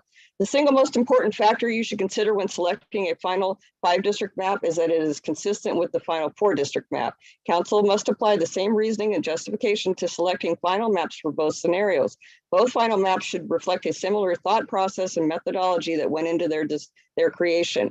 It would be a grave disservice to the residents and voters of the city of Westminster for council to adopt a 5 district map materially inconsistent with the adopted 4 district map. On February 9th, council selected maps 401, 402, and 403 as the 4 district maps to move forward for consideration, and maps 502, 503, and 505 as the 5 district maps to move forward. Map 502 is the most consistent with the selected 4 district maps. But as I explained to you in my February 17th email, there are very compelling reasons why map 502 must be replaced with its cleaner, more compliant counterpart, map 504, which I am submitting. Just 3 minor changes were made to map 502 to create map 504, which better meets the easily identifiable boundaries and compactness requirements of state law. 1, moved Blakey Park and the small surrounding neighborhood into District 4 from District 3, making Newland Street the consistent border between the 2 districts. 2, moved the neighborhood immediately northwest of Coronet Park into District 4 from District 5, making Magnolia Street and Bolsa Avenue the consistent borders between the 2 districts. And 3, moved the neighborhood east of Magnolia Street, south of McFadden, entirely into District 4 from District 5, making Magnolia Street the consistent border between the 2 districts and eliminating that odd finger you see in map 502. I did make these changes after the deadline. I didn't know we could resubmit. Map 504 should 505 should not be considered. The geographic size deviation is a whopping 69%, with District 3 being twice the size of District 4, which will grow even larger when and if the city annexes all or part of Midway City. This creates a substantial disadvantage for District 3 candidates. District 3 also awkwardly reaches for and pulls Westminster Mall on the west side of town into the district, primarily based on the east side. And worse, it creates a second wealthy white district, which could be challenged by voter rights activists. The entire 405 freeway corridor is in just the two wealthy white districts. Map 505's district numbering is also confusing. Map 503's size deviation is also too high at 54%. But they've submitted a new one now, with District 3 being 75% larger than District 4, creating the same problems as Map 505. On the other hand, Map 504, my submission with NDC, size deviation is just 23%. Size matters. Map 504 places the Central District, District 3, smack dab in the center of the city on both sides of Beach Boulevard, creating distinct west side and east side districts on either side, consistent with the 4 district maps. The districts are all contiguous, compact, run north-south consistently, are easy to understand with clear identifiable major street boundaries. The same cannot be said for Map 503, whose district boundaries are staggered and scattered among minor residential streets and neighborhoods and are not compact or easy to understand. Their districts appear to bypass certain groups to get to more distant mobile home groups, a violation of state law.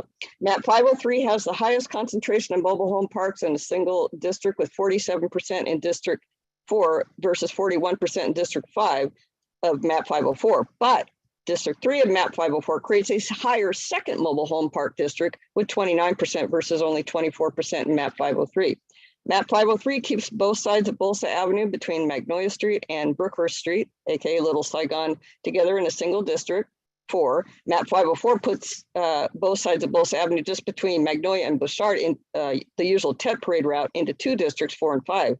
Both of those districts, though, are Asian majority and up for election this year. In a 5-district map, this actually might be a better scenario.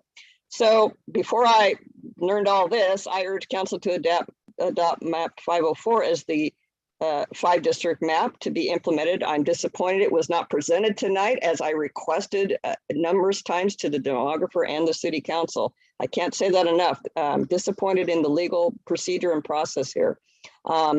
If the June ballot measure passes, I'd like Map 504 to move forward, and I urge the voters of Westminster to vote yes on the June ballot, which will provide a much greater and more diverse opportunities for residents and voters of this city using a 5-district map.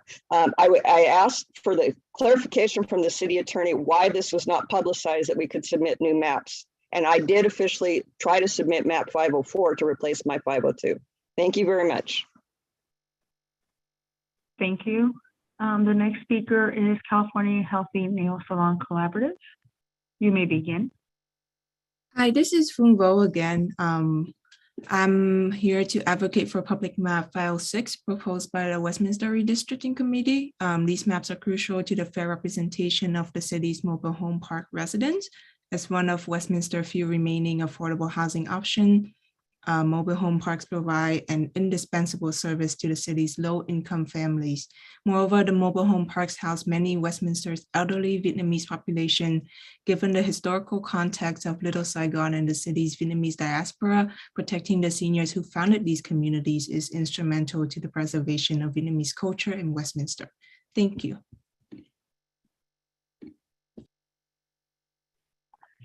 Thank you. The next speaker is Vincent Tran. You may begin. Hi there. So before I make my public comment, I actually wanted to make a note on our map submission or the revision. On February 10th, I did email Dr. Levitt to request, to ask if we could submit revised maps. And it was stated during the City Council meeting and previous redistricting workshops that the community would have the opportunity to submit revisions. And Dr. Levitt said that they would be taking revisions until Tuesday, February 15th. And the redistricting committee submitted our revisions on Tuesday, February 15th. So to start my public comment, City Council members, please support map 506, which is a revised version of map 503 submitted by the Westminster Redistricting Committee. Similar to the 4-district map, when we created our maps, we paid close attention to ensure that apartment residents and mobile home residents would be fully represented in the redistricting process and ensure that these two communities of interest would be kept together. And as stated earlier, renters make up more than 50% of Westminster's population. There are 14,243 renter occupied housing units compared to only 12,741 owner occupied housing units. And that's according to the 2019 American Community Survey. Yet renters are continually being disenfranchised by the ways that we're creating our maps. And these two communities, apartment and mobile home residents, share important housing and socioeconomic interests that should not be split, but rather kept together. Map 506, created by the Westminster Redistricting Committee, creates 3 renter majority districts with the highest percentage at 65%, 64%, and 53%, and keeps the high density apartments together and creates 2 districts that keep the largest number of mobile home parks together, and with the largest district keeping 8 mobile home parks together. On the other hand, maps 502, 505 under consideration, I believe disenfranchises mobile home park residents by splitting them up into multiple districts and diluting their voting power. Molsa Avenue between Magnolia and Broker Street has 5 mobile home parks and deserves to vote for their candidate of choice. But map 502 and 505 cracks this community into other from other mobile home parks, specifically on Westminster Boulevard and Hazard Avenue, and pairs them with generally single-family homes in the east side of Westminster. So map 502 only keeps a max of 7 mobile home parks together, and map 505 only keeps 6 mobile home parks together. Whereas map 506 keeps 8 total parks together in a district with 53 renter population. And map 502 keeps 7 mobile home parks in a district with only 43% renter population. And map 505 keeps 6 mobile home parks in a district with only 50% renter population. And it's clear in terms of looking at these statistics that map 506 is a map that is needed in order to ensure that the enfranchisement of apartment and mobile home residents will continue and prevent any possibilities of displacement in the future and ensure that the majority renter population of Westminster will be represented on City Council over the next 10 years. So please support map 506, and thank you very much. Thank you. The next speaker is Kaimin Dao. You may begin speaking. Hi, good evening.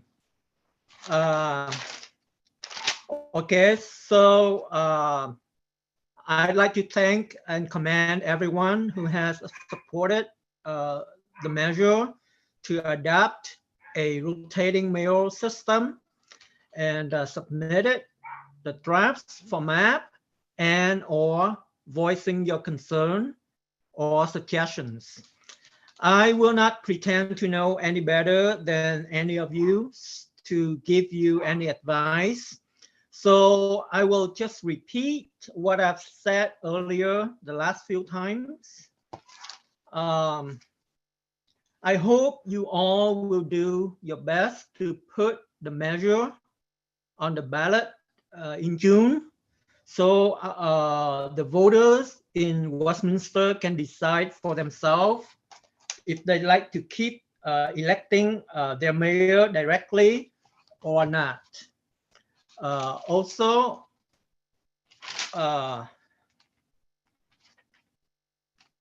sorry, give me a minute here. Okay, I hope you all will find the courage to do the right thing, to come to a just and wise decision to pick a map, all the maps that would give us the chance to vote for our council members that would present all of our interests logically, fairly, and effectively. Also, racial or heritage background is important, but that is not everything that is regarding demographic. I hope you will take into consideration other factors as well in choosing the map.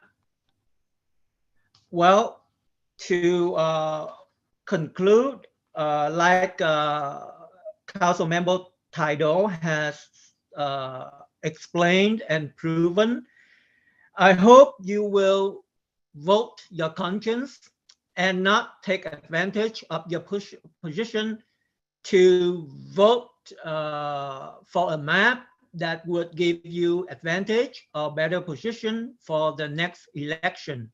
So good luck, everyone, and God bless. Thank you. Thank you. If anyone else wishes to speak on the 5-district map, please raise your hand now. And Kit, if you can interpret that, please.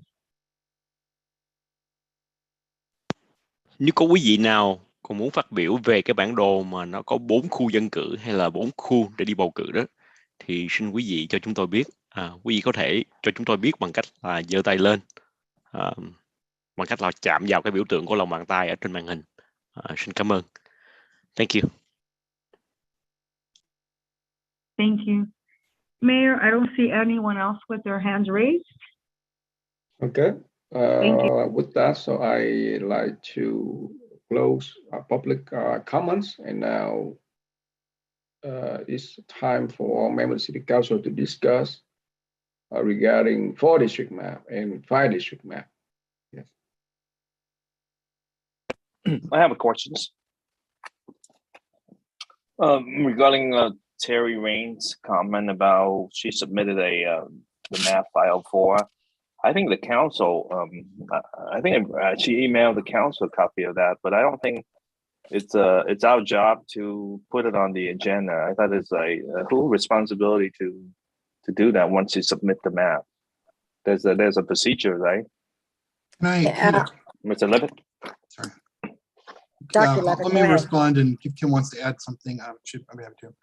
We did receive, the emails from Ms. Rains, and they were provided to the council and made part of the record.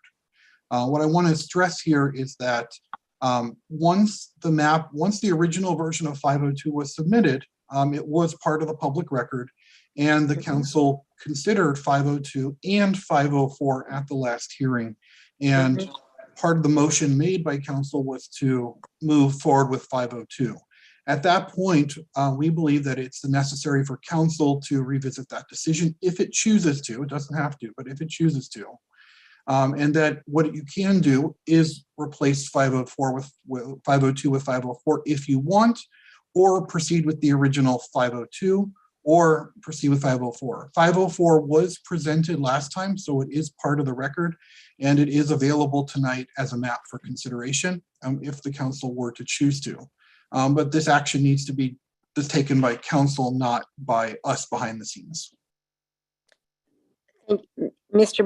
Mayor, and council, Dr. Levitt is correct.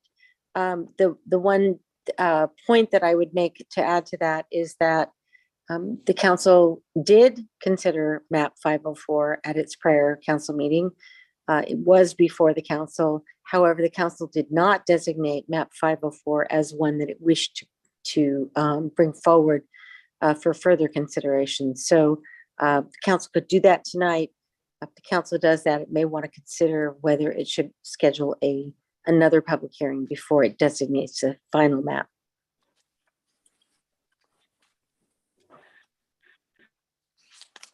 All right. You know, I remember that we voted to remove 504 at the last meeting. Is that correct? But then a new and improved version of 502 was created and it was named 504. Is that what it is?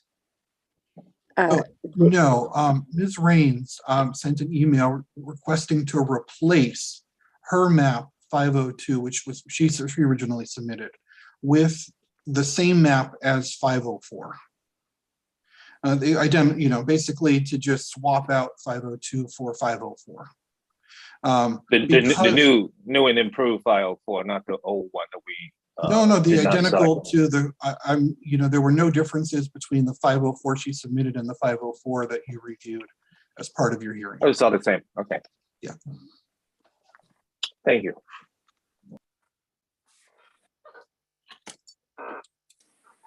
All right. Is there any other council member who would like to have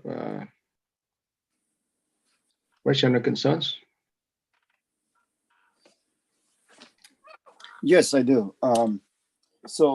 City Attorney, we are going to vote for the district map first, and then the 5 district map. Am I right? That is what is proposed before you this evening. Okay. Yes. All right. Just want to make sure. So this is the time for a member of the city council, whether we discuss or we come up with the recommendation for staff to select 4 district map. I am all right. I'm okay with map 401, 402, or 403. I think that is very, very much similar to each other. So I don't mind any one of them, but I want to go ahead and make a motion to adopt map 403. May I ask our city attorney, so how many maps that the city council are we allowed to adopt at this time? Is it like the last public hearing for the district map? Yeah, Am no, I Mr. correct? Mayor, if you're going to move forward with an ordinance, the direction would be to specifically choose a 4 district map and a 5 district map, not several, but one of each. Okay, so only one map Correct. for each. Okay, got it. Okay. Correct. So this is the time for the city council to decide only one district map with an ordinance. Yes. Mayor, I think council, I mean, we heard a lot of testimony, a lot of public comments from residents as far as the differences of the maps. And as you can hear, the common theme is to not disenfranchise certain, populations in our city. I think it's important that we keep these communities of interest to be able to have a voice and not, split up these communities of interest. And I think, in my opinion, Westminster Redistricting Committee has spent a lot of time. I mean, I think that's 6 months looking at all different aspects of our city and moving parts around. And I think they did a really good job with looking at all the different aspects with their renters versus single family, making sure that, the renters have a voice and be able to elect their city council members. And I think they did a really good job at doing that. And so did 402 is okay. She's good too. Terry Raines' map, I think that's hers. She did a good job as well. I just think 407 really accomplishes a lot as far as the different categories that were talked about today. And I think they did a really good job on that 407. So Mr. Mayor, I apologize, but I wasn't clear whether there was a motion to approve 403 or if that was just a discussion point. Okay, at this moment, there is a motion on the floor made by Councilmember Nguyen. That's what I heard, yes. For the map 403. Am I correct? That's what I understood. Yes. Okay. Mayor, that is correct. There is currently a motion, no second. Okay. Yeah, again, 407 is my choice. So I second Councilmember Nguyen for the map 403. Yes. So we have the motion and second for map 403. Roll call vote, please. If there is any other, is there any other substitute motion? Okay, see, none. So how do we do that? We do everyone gonna make a voted. motion, or are we gonna go through which district are we, which map we are considering? Or we just go with whoever makes the motion? If I may, Mr. Sure. Mayor, there was a motion to approve map 403 as the four district map. That motion was moved and seconded. It's up to the council whether there is to be any further discussion or whether there would be a substitute motion, but the mayor did ask for a vote unless there is further discussion. Correct. Is there any further discussion from council members? If No, not, I would like to make a substitute motion and pick map 402. Second. Okay, there is a substitute motion to consider for map 402 and also a second. All right. Roll call vote for substitute motion. Thank you, Mayor. And that is for a substitute motion made by Councilmember Doe, seconded by Councilmember Ho, to approve and select for district map number 402. Councilmember Doe, Yes. Councilmember Ho, Yes. Councilmember Nguyen, Like I said, I don't have any problem with 401, 402, or 403, so I'm okay with 402. Yes. Vice Mayor Monzo, yes. Mayor Ta. Yes. Mayor, motion carries 5-0. All right. So next we have time Mayor, to if I- discuss by district map. Yes. So you've selected a 4-district map, and obviously now you need to talk about selecting a 5-district map. After that is done, we have an ordinance that we would need you to introduce for first reading, implementing those two maps with the Correct. 4-district as Exhibit A to that ordinance and 5-district as Exhibit B. I'm letting you know what would need to happen. Thank you. Thank you. All right. So it's now for 5-district map. I would like to make, I'd like to make a motion to approve a 5-district map 506.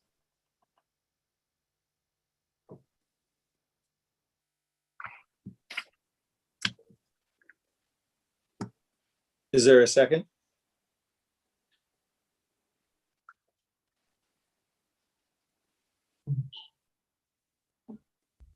Absent a second, the motion would fail. Right, a motion fail. Motion to approve 502? 502 502, yeah. or 504? 502. 504 is not included in this map. It is packaged. It's in the Is that Terry's? Is that Terry Raines? I can pull it up if you want. It was originally an NDC map. Terry Raines has requested that you replace her map 502 with me see NDC it. map 504 before. Can we see it? I will pull it up. So just put up 504. And I'll turn off the current district boundaries so you can see those lines. It was very close to 502. It's it's straighter. It's except for that little. Okay, do we have to go through another public hearing for this to adopt this, or Dr. Levis? Well, I will defer, of course, to the city attorneys, but I don't believe so because this was part of the public record you considered last time. And it's not uncommon for the council to focus on a couple of maps. That's why we use the term focus maps, but then come back and circle back to other maps if you decide that a previous map you eliminated or did not focus on was actually better than a map that you did focus on. It has been Mr. Mayor? published for a month, so. Yes, Mr. Mayor, this map is eligible for approval.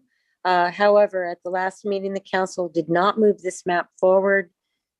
So the council could select it this evening and give it first reading as part of the ordinance. Or if the council felt that there should be additional public input on this map, the council could continue the public hearing for one more meeting to select it. Either of those options are available to the council. So may Would I ask, that- may I ask that, have the council ever discussed this map in the last meeting? I think we did, didn't we? Was part of the discussions and we did not include it for some reason. It was available. It was not selected for further consideration at the last meeting. So if the council want to choose this map, I recommend that we should have another public hearing because, we need to give, opportunity for members of the public to comment on this map. That's what I think. But it's still. Would that be affecting the timeline to the city attorney? Would that another public hearing affect the timeline of the putting on the ballots? We should be able to make the timeline. We're still within the timeline if the council chooses to do that, provided that we don't delay it beyond the next council meeting. I'm okay with 502. It's just this one for some reason we did not select, but it looks a lot cleaner, clearly defined boundary, easy to understand. I move to approve 502. I think we need to be careful with 502. I think the 503 or 506, the numbers are clear as far as identifying communities of interest. I think we need to be careful or else, we're going backwards with. A second. Right, we have a motion and second for map, fire district map 502.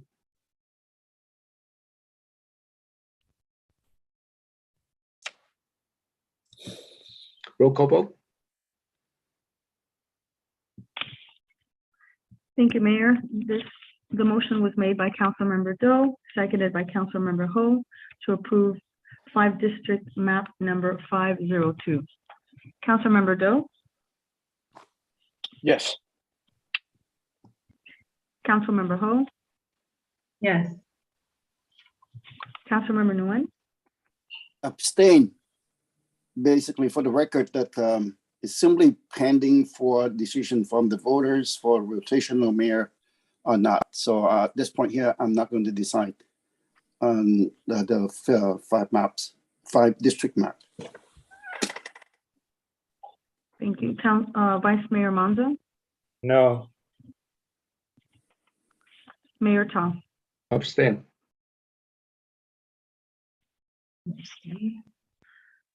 So the motion The motion fails. fails. The motion fails. It's an ordinance, so it requires 3 affirmative votes. And we don't have that. All right, so is there any other map that the council want to select? But I think that 504, we need to have another public hearing. I think unless the council have in mind select other map. I think council should really take in consideration the other different aspects that the community has looked into and when drawing these map, for instance, 506 or all the different aspects that they mentioned, the Westminster Redistricting Committee talked about as far as keeping communities of interest be able to have a voice. And the renters as opposed to single family residents. I think they did a good job of looking at all that, those aspects of when drawing up these maps. So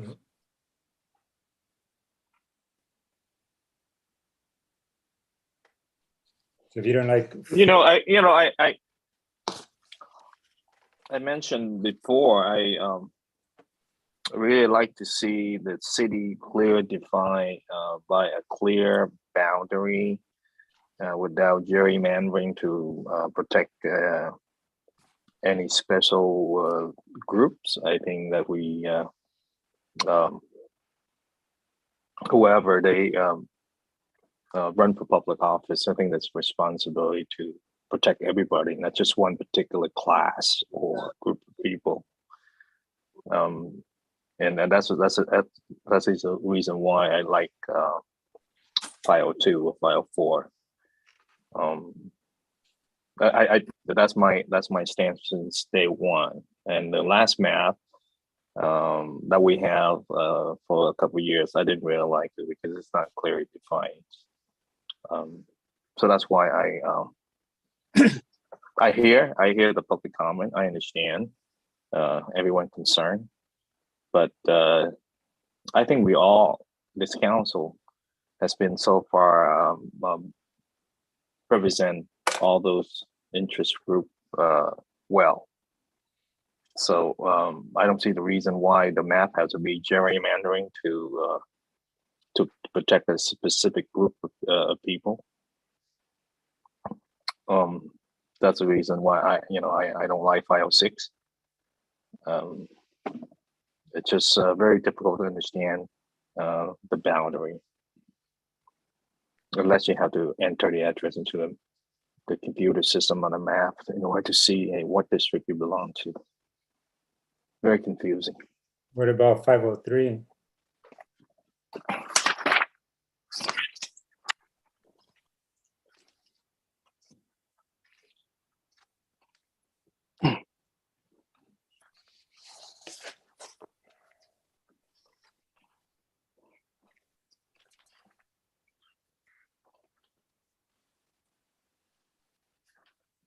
I think 503, this is pretty much the same thing.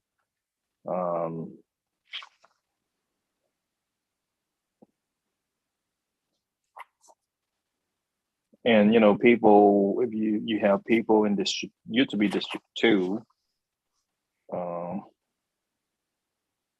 next election they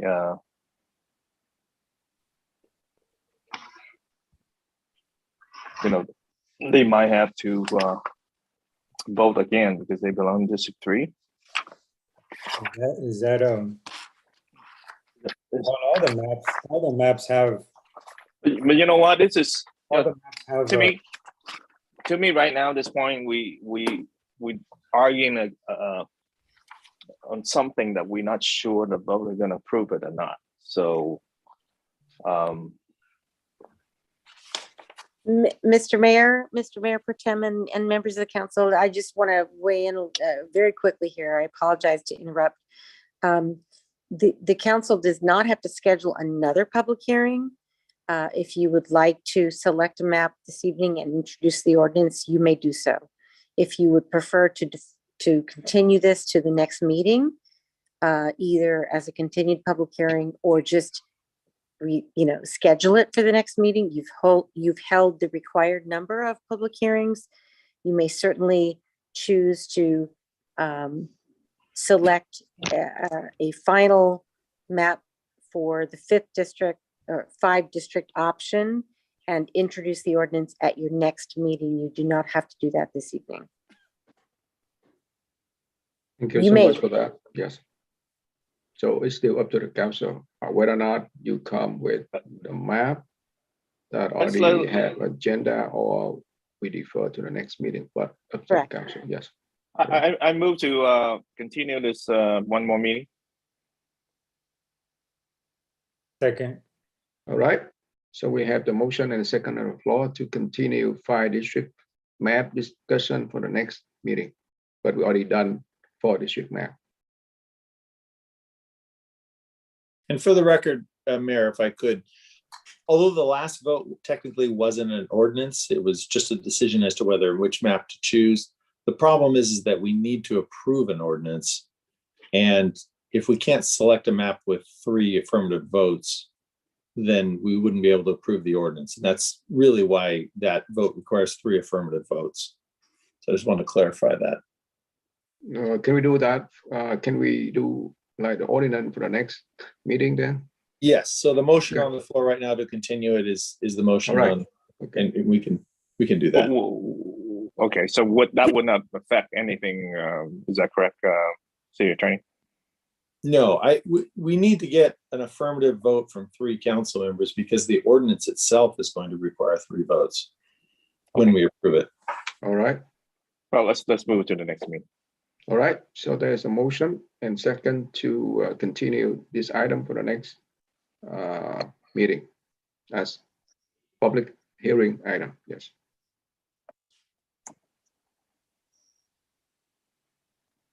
Thank you, Mayor. So that motion was made by Councilmember Doe, seconded by Vice Mayor Monzo to continue this 5-district public hearing and continue the adoption of the ordinance to the next meeting, which is scheduled for March 9th. Councilmember Doe, Yes. Councilmember Ho, Yes. Councilmember Nguyen, Abstain. Vice Mayor Monzo, Yes. Mayor Ta. Yes. Motion carries 4-0 with 1 abstention. All right. So that's for public item. First public item. Can I add one more thing, please, if I might? Please. Just to make sure we're very clear on this, if you do want to submit any revised maps or any additional, anything like that, we do need it by March 1st. That's going to be our deadline for receiving any new maps or information. I want to make that clear before we end the meeting. Thank you. Thank you for reminding us about the deadline. Yes, really appreciate that. So next public hearing item. Like to open Mayor. that. We need to go back to the public comment. Okay, so we go back to oral communication and okay. So now the time for oral communication. Yes. Yes, thank you, Mayor. And at the last time during oral communications, the next person wishing to speak that had submitted a request was Dao Tran. If you could raise your hand, please. And could we, in Vietnamese, explain that we're going back to the public comment period so that people will know that's what we're doing?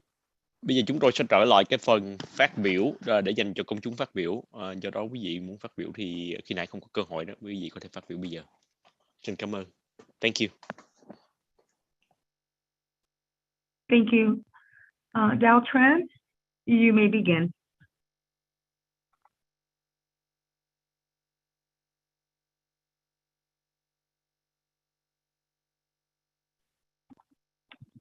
Dao Tran, if you could unmute yourself, please. If you can interpret that. Đào Trần hay là Trần Đào đó, xin nhờ bật cái micro lên, tại hiện giờ cái micro đang bị tắt.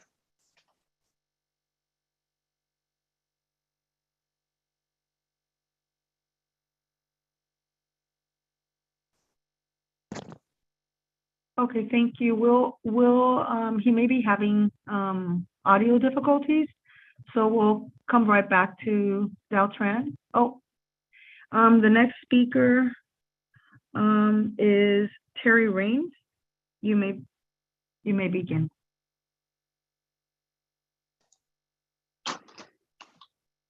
Good evening, Terry Raines, Westminster. The last council meeting adjourned before 11 p.m., so keep it up. Even if council authorizes a continuation of remote meetings, item 3.3, the city should go back to in-person meetings next month due to the drastic drop in COVID cases. Councilwoman Ho is requesting the city assist the Tet Parade organizer with $10,000, item 5.1. I do not agree with that amount, but I might support waiving the $3,232.41 expense overage.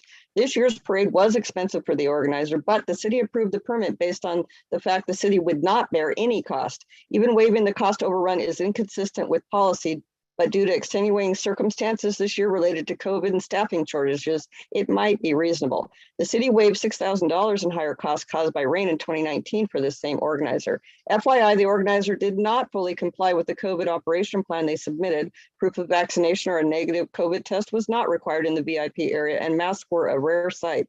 I fully support item 5.2. I spend countless hours translating fake news stories on Vietnamese media, mostly on Nam Quan Nguyen's Trust Media YouTube channel. E-comments from him and Len Quoc Nguyen tonight are just more of the same racist and slanderous fake news. This resolution must be passed by this entire council tonight. If you vote no or you abstain, you are promoting and encouraging fake news in our community, and you might even be found liable for damages to individuals caused or harmed by this fake news. I made over 150 edits to the resolution and sent them to Councilman Doe on Sunday, fixing typos, grammar, format, inconsistencies, and material facts. My edits must be incorporated into the final document. Vote yes to denounce fake news in Westminster. Item 7.1 is finally on the agenda to fill commission and committee vacancies. I sent several emails since December asking why the city was not recruiting for these vacancies and didn't even start till this month. Recruitment for the newly recreated Cultural Arts Commission should start February 25th when the ordinance is effective, and the duties of the Community Services and Recreation Commission should be revised to eliminate those related to cultural arts. Staff's report and direction is not consistent with the city's municipal code resolutions and policies for appointments. Applications more than a year old should not be presented for consideration. Members are appointed by and serve at the pleasure of individual council members for the Community Services and Recreation Commission per Westminster Municipal Code 2.56.030, for the Commission on Aging per Resolution 4437, and for the Citizens Oversight Committee per Resolution 4825. In contrast, members of the Planning Commission are nominated by individual council members, but are appointed by the City Council as a body per Code 2.44.020. Members of the Personnel Board are appointed by the City Council. Why doesn't the Personnel Board ever meet? We have so many personnel issues in this city. Staff needs to clean up commission and committee laws and policies and bring the proposed changes to council. Council should consider appointments by council districts going forward, and council should interview all applicants prior to appointments like other cities do. I support appointing Jessica Lostenow, a teacher, to the Personnel Board, Jameson Power, an attorney, to the Planning Commission, and Tam Doe, a teacher, to the Community Services and Recreation Commission. Broken record here, but council, please rename the Community Services and Recreation Commission to the Parks and Recreation Commission to align with the commission's purpose and how everyone always refers to it. I strongly oppose Councilwoman Ho's item 7.2 almost as much as I oppose putting the Quan Chi Monument in any city park, at the Civic Center, or on any public land, period. FYI, you cannot discuss a location tonight. It's not on the agenda. Council's decision to assign the location recommendation can only be reversed by formal resolution. On December 8th, council assigned the location recommendation to the Community Services and Recreation Commission with a 3-0-2 vote, and formalized it by resolution on January 26th with a unanimous 5-0 vote. Councilwoman Ho pushed for this commission as opposed to the Planning Commission, stating the Planning Commission is too political and overqualified, and that she's very impressed with Commissioner Con Nguyen, whom she appointed, and that Commissioner Jameson Power is, quote, highly educated, and she believes she can trust him. Now Ho doesn't agree with their process and wants to undo council's action that she recommended and pushed for. It sounds like a hypocrite to me. At the commission's January 31st meeting, only 4 of the 18 public comments, all Quan Chi committee members, supported placing this monument in the city park. At the January 5th special city council meeting, only 2 of the 20 public comments, again, Quan Chi committee members, supported this monument and placing it in the city park. Council must prioritize public opinion over politics. Lack of planning on your part does not constitute an emergency on our part, Councilwoman Ho. Let the commission do its job and vote no on this item. And I would like to request formally that the council clarify with the city attorney that we can bring map 504 to the next hearing that's been continued. Please clarify for the record. I am requesting that, and I'd like clarification that will be done, or I'll resubmit it and use a new number. Thank you. Thank you. Dao Tran, if you may begin speaking. Good evening. I would like to talk about item 5.1 and 5.2 in the agenda of council meeting tonight. First, item 5.1, council member Ho request to provide assistance toward costs related to public safety for the 2022 Tet Parade in the amount of $10,000. As I learned, the total cost for public safety for that parade was about $78,000, and the organization has already paid $75,000. The issue is, can the city waive the $3,000 overtime or not? But Ms. Ho wanted more than that. She asked the city to help the organizer with $10,000. That is ridiculous that Ms. Ho requests assistance for $10,000 for the organizers from taxpayers' money. The main organizer, Phat Bui, has used this parade to regain his bad reputation among the Vietnamese community, as well as to revenge Mayor Tha and Council Member Nguyen. He has violated the ceremonial Mr. Mayor, can we protocol. address it? If this lady want to address any issue with the council instead of attacking other people in the community? That's still the freedom of speech. I appreciate that you raise your concern, but that's still freedom of speech. So please continue. Okay. Then you have to subtract the time as he interrupted me. He has violated the ceremonial protocol for excluding Mayor Tha and Council Member Nguyen in numerous important activities during the opening ceremony, such as not inviting the mayor to welcome visitors to his city, and for the New Year well wishes greeting to all participants. Remember, on February 28, 2018 council meeting, Councilwoman Rice stated this exact same exhausting problem after Phat Bui organized the Tet Parade on February 17, 2018. Councilwoman Ho was totally in agreement with Councilwoman Rice, but now Ms. Ho is in cahoots with Phat Bui and condone his insult to the mayor and council member. What a hypocrite you are, Ms. Ho. Why does the city of Westminster allow this kind of disrespectful behaviors to its own mayor and council members?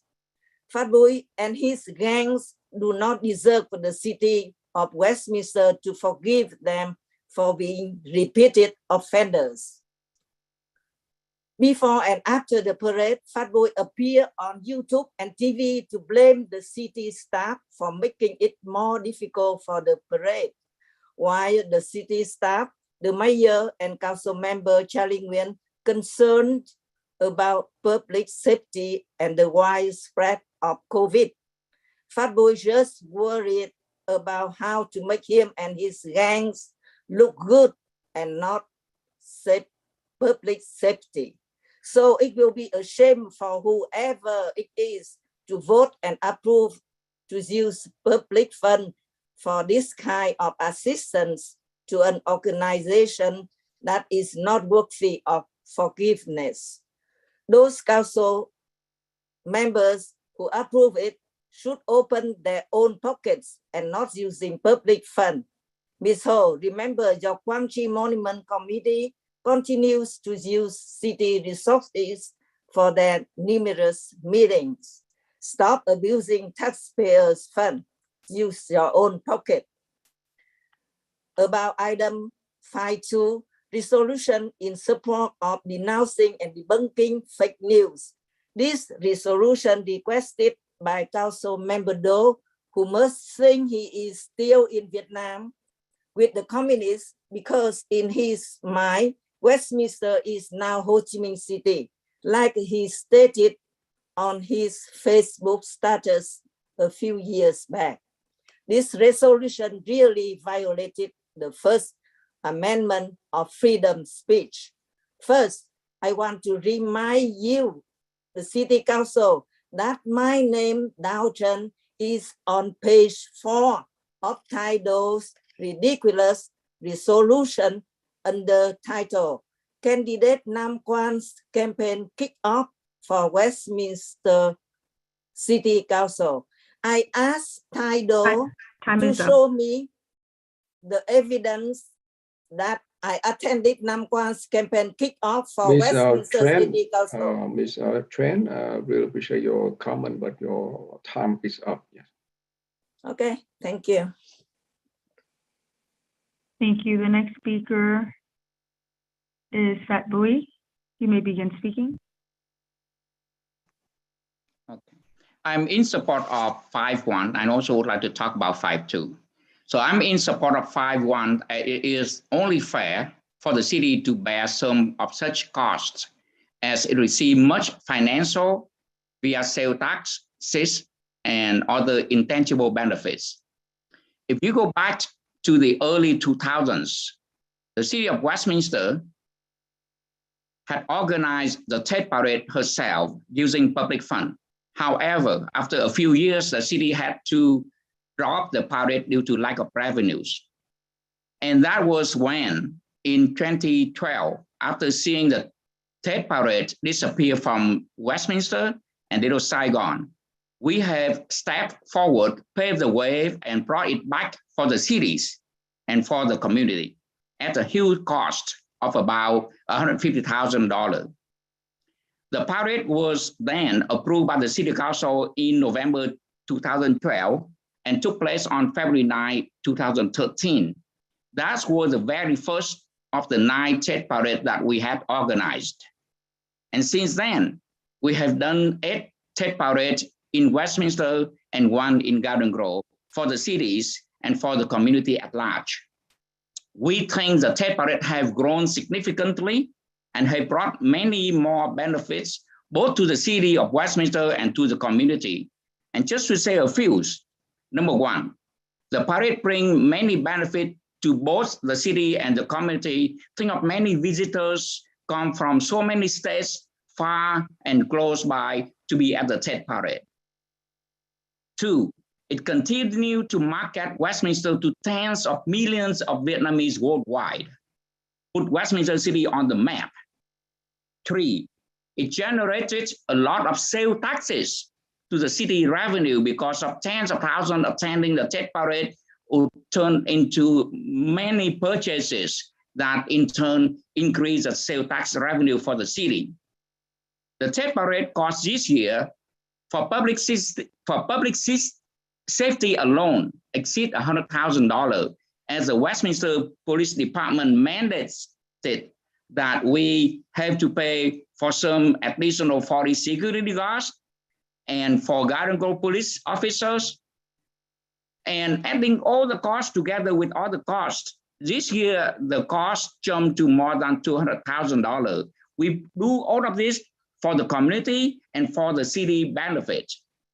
As such, it is only fair for the city to bear some of such costs. It has received much financial benefit via sales taxes and other intangible benefits.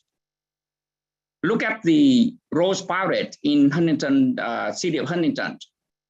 It was to receive so much assistance from the city of Huntington in Pasadena. So if we partner together, we will continue to make the city of Washington become a much more successful and would become a global icon for millions of people worldwide. And last but not last, I would like to say for the record that the Little Saigon Tet Parade Association have done a magnificent job for being able to pull together the parade with only 2 months to raise money, planning and executing, and ward off malicious attack and fake news.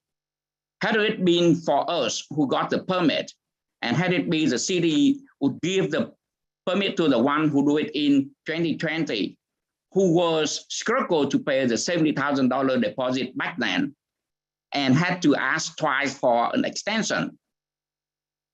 Would they be able to raise $200,000 in 2 months to do it? I would have doubted. We did a good job. We did it for the city of Westminster. So it'd be fair that the city bear some of the costs and be a partner with the community instead of pushing the community to do it all by ourselves. And on 5.2, Mr. Tony Bui spread the fake news again. Carlos did not vote no on the Trần Hưng Đạo monument. So Mr. Tony Bui stopped spreading fake news. In fact, in 2014, I was the person who applied for the Trần Hưng Đạo statue, and the permit were issued over the counters, and therefore it did not have to come to the Planning Commission, and Mr. Carlos did not have to vote on it.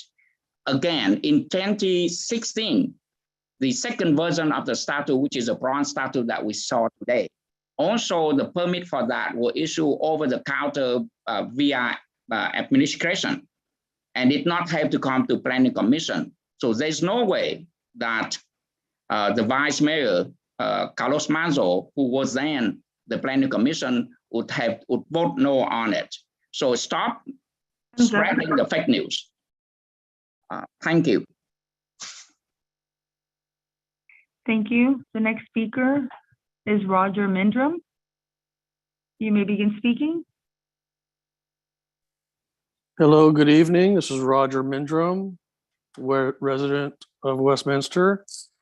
I'm going to make some comments about multiple subjects here regarding on the agenda, but I'm going to start off with a comment regarding Councilmember Nguyen, his refusal to show up at meetings when the community is looking at, whether it's on Zoom or on YouTube, watching these meetings.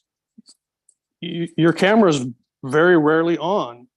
Not that I want to see your beautiful mug, but show the people that you're actually here and paying attention. So it's just totally unprofessional.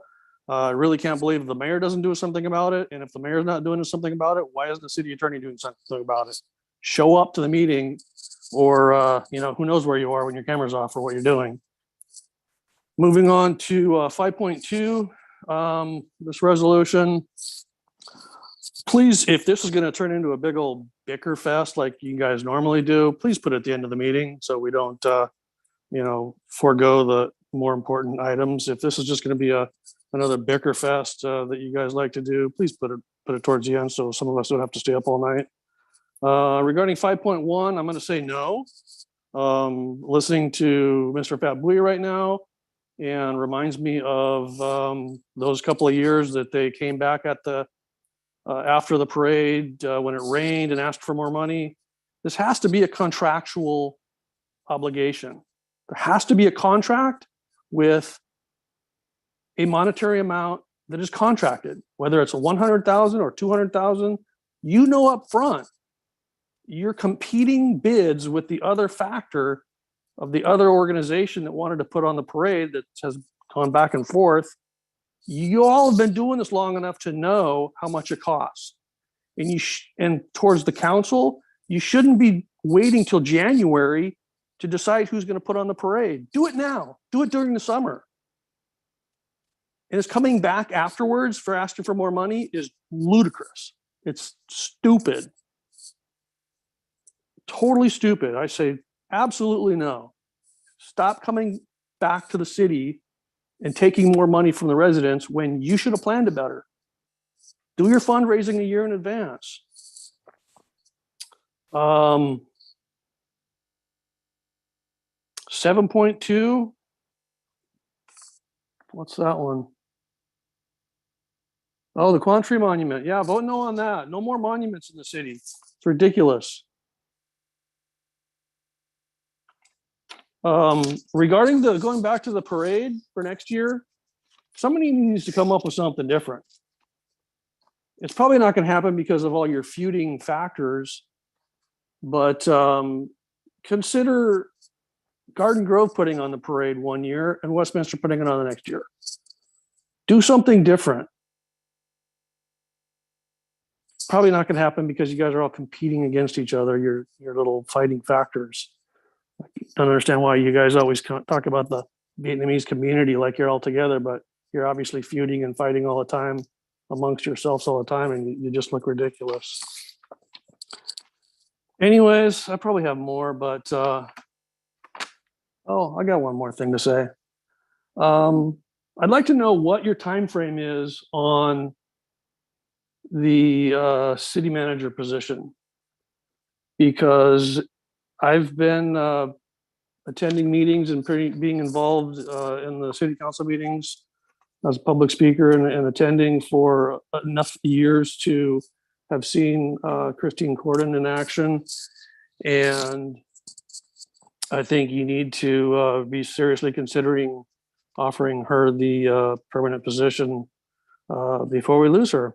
So she's a blessing to the city, I believe, and you need to do what it takes to keep her here, because her caring for the community, her caring for law and order, policy, everything. I don't have anything bad to say about her. So please don't lose her. We need her to stay here. So that's it. Have a good night. Don't stay up too late. Thank you. The next speaker is Kaimin Dao. You may begin speaking.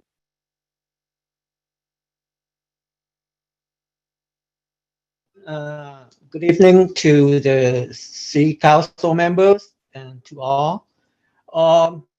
In short, I just like regarding, I think 5.1, I agree with the previous speaker, Roger Mindrum, I think. Yeah, why don't you guys sign the contract? Starting next year, it should be a contract. Whoever was given the permit or the right to organize the parade should have a contract signed with the city instead, a permit, just a permit.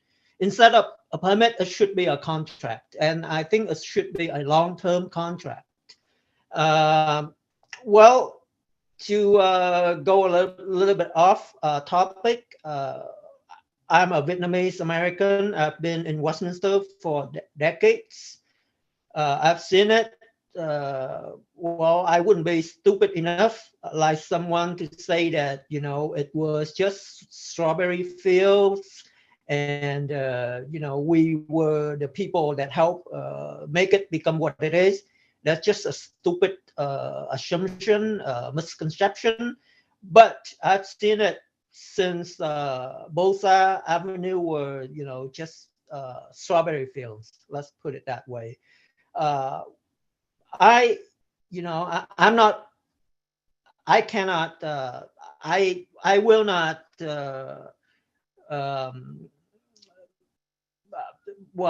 I will not disown my heritage, my identity as a Vietnamese American, but I cannot say I'm proud of it right now. At least I cannot be proud of what my countrymen has shown to the city, especially the mayor that they elected to represent us.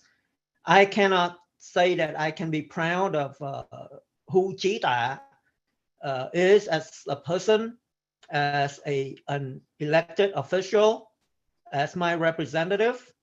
I cannot say that I'm proud of what I've been hearing all this meetings, that I'm not allowed to put people down, to call names, but I'm sorry. Many people has made many stupid comments, has, shown I think that has features, behaviors that our children would be ashamed of. I'm sure in the future, maybe they're not ashamed, that they don't know right from wrong, how stupid they are, how absurd how vile they are, trying to protect their gain, their interests, their power, trying to hold on to whatever they think is power. But if they're not ashamed of it, I am. I think our children will be ashamed of it.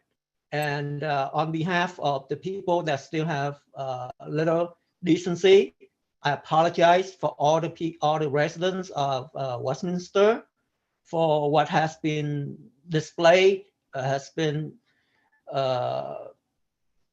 by some of the people that I'm sorry to say, my countrymen. So I hope, I wouldn't propose that we go back to the old West, that we banish some of them, but hopefully the city would find a way to sanction, to deal with this kind of behavior, inciting violence, spreading fake news, and it could lead to, very, very serious consequences. And I hope somehow, sooner or later, our city will weather through this.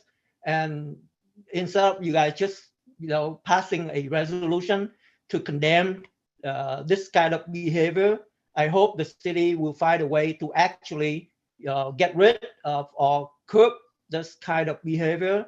I'm not trying to say that we infringe on anyone's right or try to regulate anyone's freedom of speech, but this kind of behavior, this kind of nonsense must stop. Thank you. Time's up.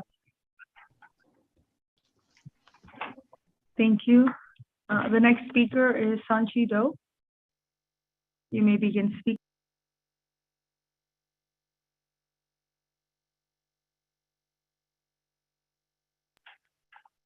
You may unmute yourself. Người phát biểu kế tiếp sẽ là Đỗ Chi Sơn. Xin mời quý vị bật cái nút của micro lên để phát biểu ạ. Thank you, Kit. You may begin.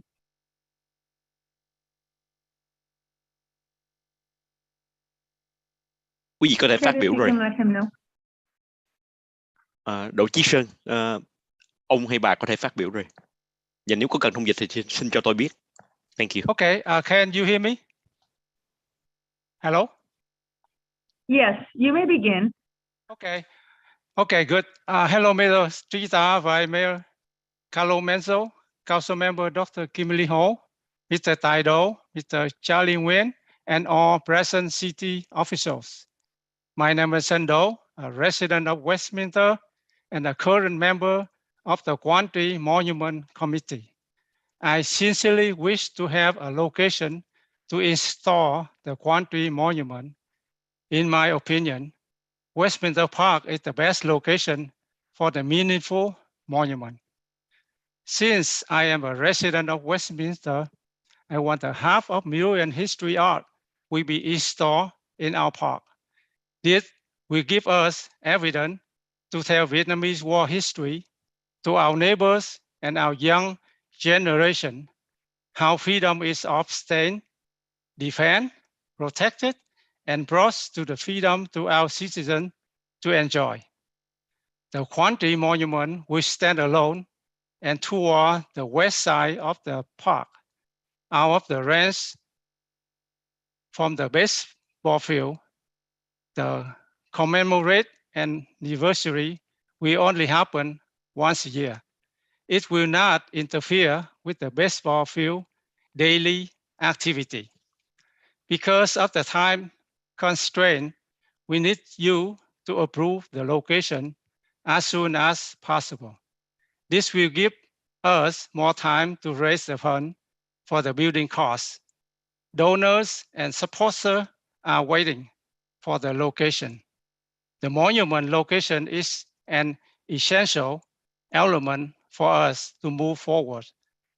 Your approval is greatly appreciated. Westminster Park is a walking distance from Huang bus stop, a corner of Magnolia and Bosa. The bus stop will unload the interstate and international tourists. This will be convenient for the tourists to visit the monument when they visit Little Saigon. Westminster Park will be beautified by the Quanti Monument to enhance the value of the park, provide more pleasure for park goers, and more attractive for our tourists who are visiting our famous city of Westminster, the capital of the political refugee. Thank you so much for your consideration of the major public interest. Good night.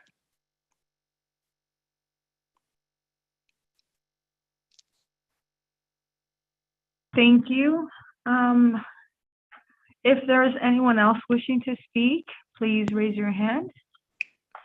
Nếu có Okay, quý I vị see nào a còn few muốn phát more biểu, hands. xin quý vị giơ tay lên để cho chúng tôi biết là quý vị muốn phát biểu. Xin cảm ơn. Thank you.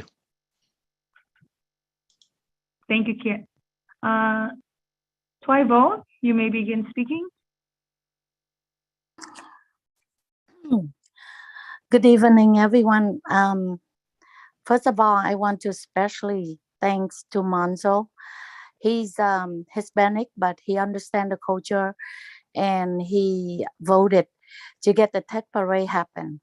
Regardless of what Tony Bui said, I really appreciate and have my hat out to you because you help, your vote help have Tet Parade.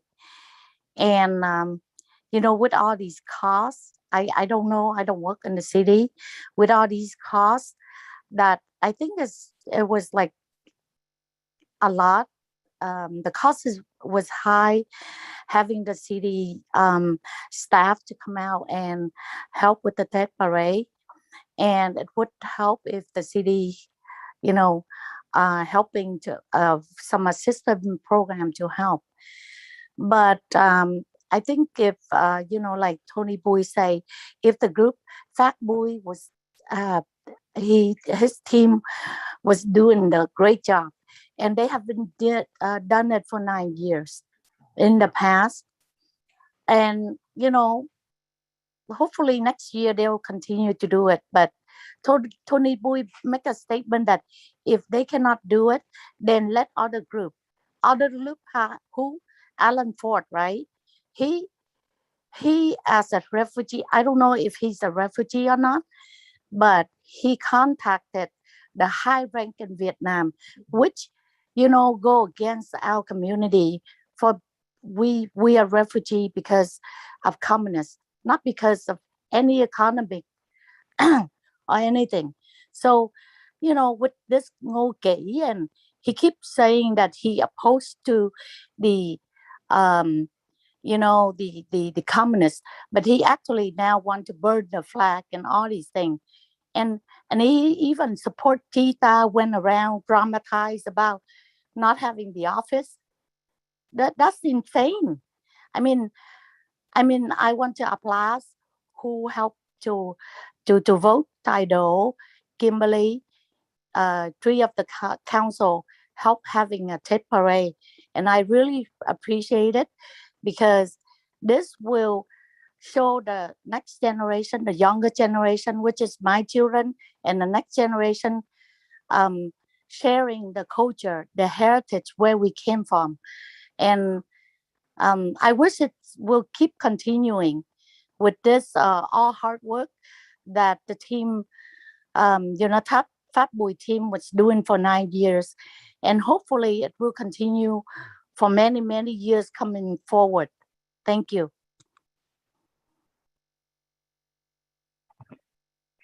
Thank you. The next speaker is Camila Overbeek.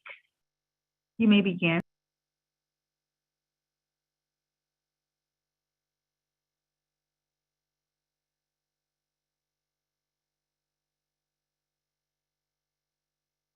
Can you hear me? Yes, go ahead. Can you hear me? Yes, we can hear you. We can hear you. You may begin. Thank you. Camilla Overbeek, resident of Westminster. I'd first like to say and echo something that Roger Mindrum mentioned earlier. Council, it's just time to hire Christine. She's probably the best city manager that this city has seen in quite some time. So let's move forward with her and make it permanent. Second, with regard to oral communication on nights where we have public hearings, would it be possible moving forward to allow those of us who are here and present for actual communication to speak first before the e-comments? It would be greatly appreciated.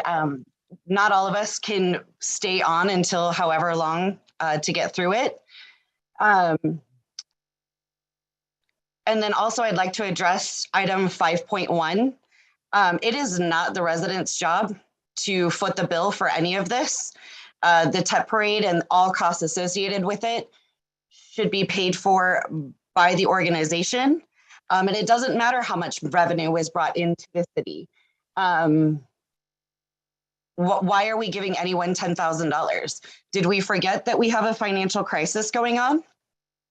Also, this whole resolution in support of denouncing and debunking fake news, I really do just want to make sure you all understand how sad and pathetic it is that this even has to be an issue. Like, this is, the fact that this is even on the agenda speaks volumes as to how unprofessional this council is.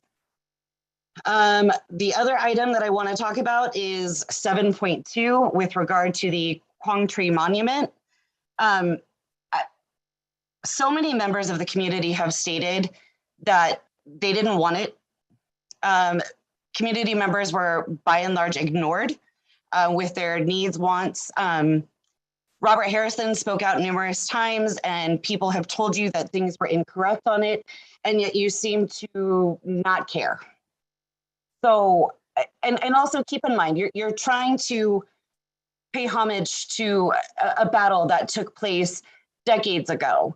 And while we sit here and do that, please take a moment to really realize that right now, Russia is currently bombing Ukraine, which means that US soldiers will more than likely be going to fight another war. So stop with the monuments from decades ago. And lastly, if the chief of police is actually on, I would like to address an issue with him. Earlier today, the Westminster Police Department posted a picture and a little blurb about an officer, Jared Montgomery, in honor of Black History Month. I have questions, but we won't go into that. But I do want to say this. If you're going to publicly praise someone on social media and all of that, make sure that that officer has scrubbed their social media, because as a community member, finding posts from him that say bros before hoes and dropping the N-word repeatedly on his social media is an absolute disgrace. We need to do better. Thank you very much for your time. Thank you. Next speaker with her hand raised is Monique Nguyen. You may begin. Please unmute yourself.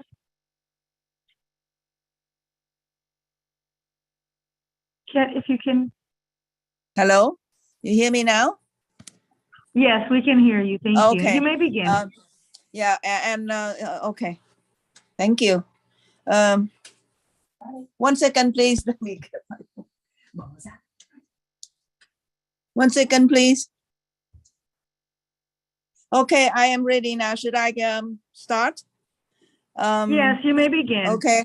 Yes. Good evening, everybody. And I would like to speak on the item 5.1.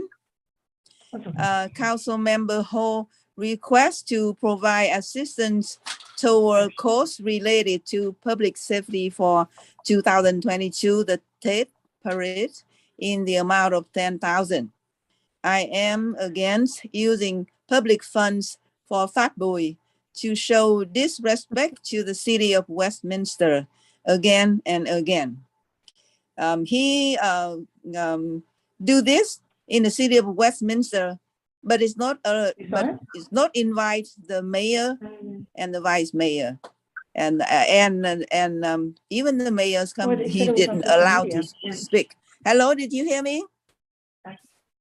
Hello? City manager, city attorney, city clerk, I think you need to unmute. Oh, you need to mute yourself. Thank you. Should I unmute? No. Hello? Continue, please. Continue. Oh, okay. Again, I say I'm against using the public fund for him because Pat Bui do the parade in Westminster, but show disrespect to the mayor city and didn't let him do the speaking. So that is very rude. And Councilwoman Ho, I want you to stop abusing taxpayer fund. Use your own money if you want to fund Fat Bui's parade. And here's item 5.2, resolution in support of denouncing and debunking fake news. This resolution requested by Council Member Do, who must think he's still in Vietnam with the communists because in his mind, even he denied that he didn't say it. Didn't we hear this before? I'm sorry, didn't we hear this before? It sounds very familiar. Repeat it, please. Justin Trudeau, She spoke- this is the time for a member of the public to speak, please. So, I'm sorry, she spoke earlier. I remember correctly. I remember the speech very clearly. I don't believe that. See, Clark, you have a record of that? Because I heard the speech before. She did I don't not. think she's Monique did not speak before. So I No, give. Okay, okay, Monique. Should I no doubt, continue okay, because I'm all right. running out of time, okay? Should I continue? Please. And you I will tried have to say additional that time. to talk to Taido, everybody remember he did say Westminster is now Ho Chi Minh City. Whatever he denied what he said, but it's already been said, and maybe he said is that what he didn't mean, but be careful on what he's saying. So this resolution really violates the First Amendment of freedom of speech. Councilman Do, can you control your grown children on what they say and they do, but you have no power, so stop doing it to other people.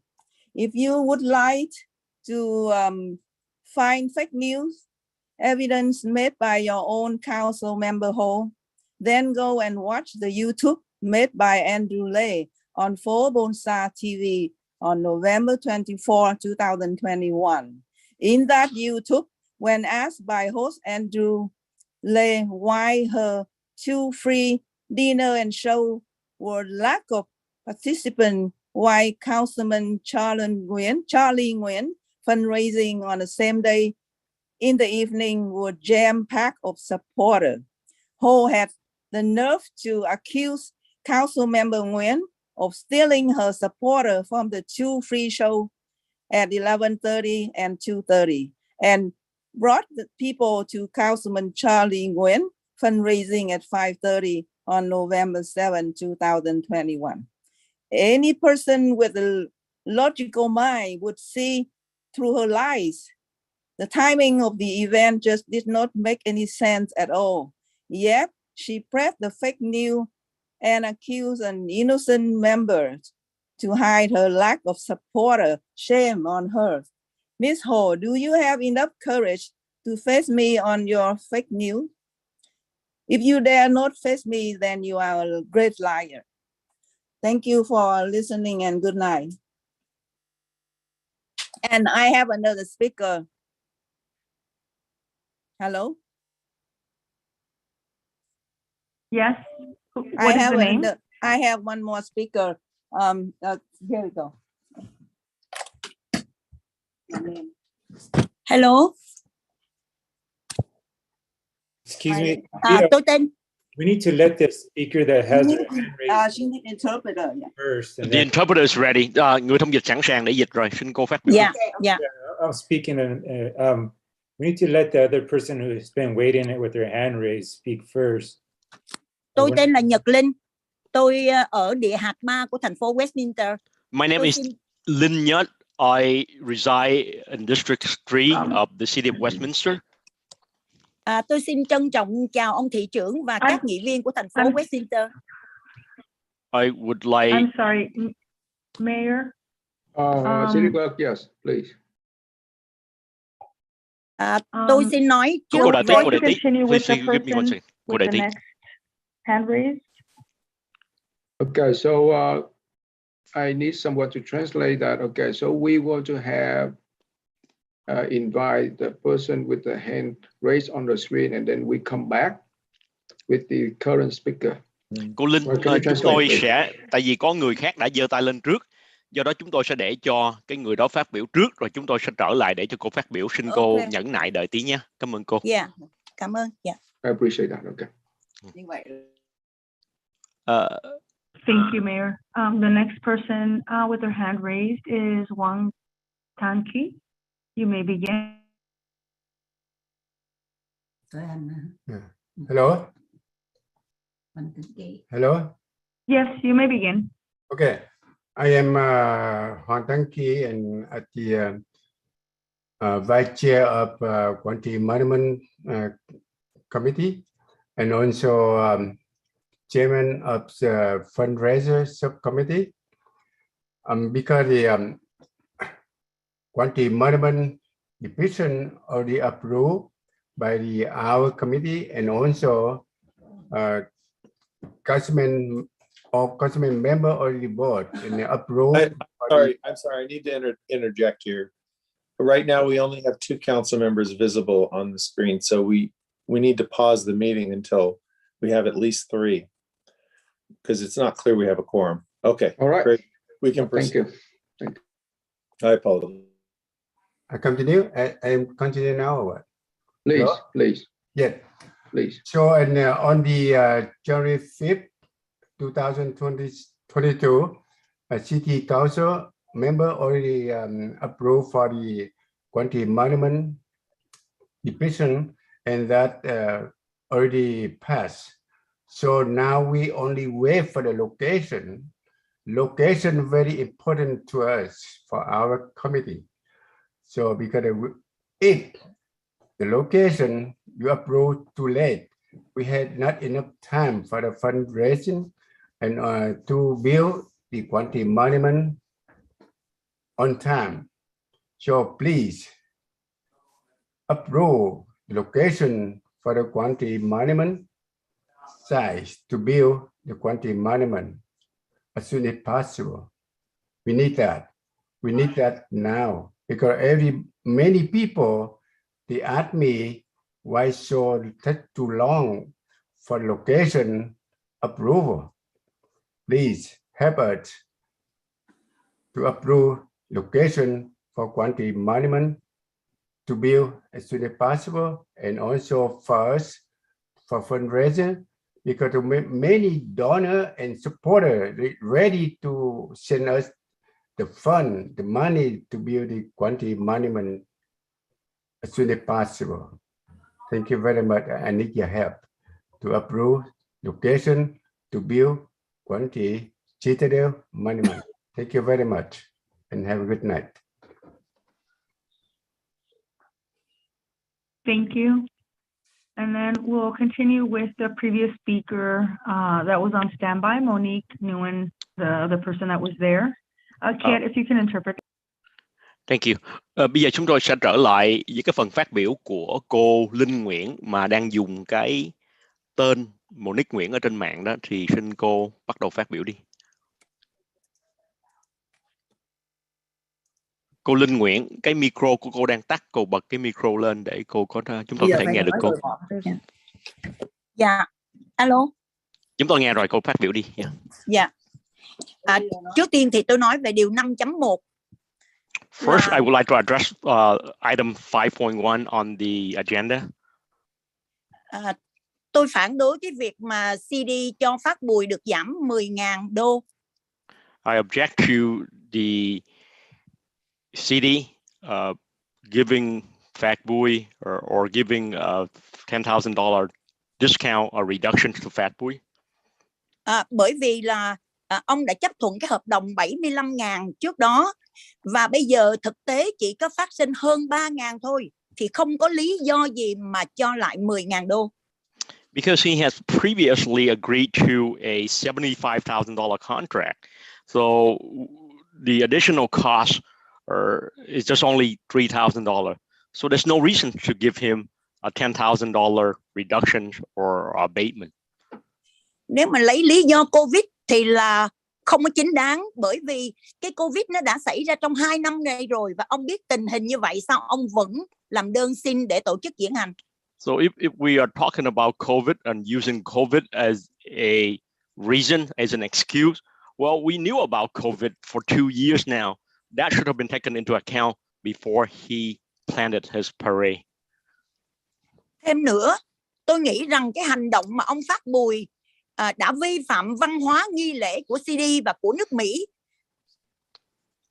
Moreover, I believe Mr. Phát Bùi had violated American culture as well as the City of Westminster's city protocol. Tại sao một cái sự kiện diễn hành mừng Tết dân tộc Việt Nam mà diễn ra trên cái thành phố Westminster mà ông ta không dành thời gian trang trọng cho thị trưởng phát biểu? We held a parade to celebrate the Vietnamese New Year, and it's right in the city of Westminster, but he did not provide an opportunity for the mayor of the city of Westminster to address the parade. To speak. Dù bất kỳ lý do gì thì đó là một hành động vi phạm vào văn hóa lễ nghi của nước Mỹ. Theo tôi. So, for whatever reasons that brought him to do that, that violate or infringe upon American culture as well as the protocol of the city of Westminster.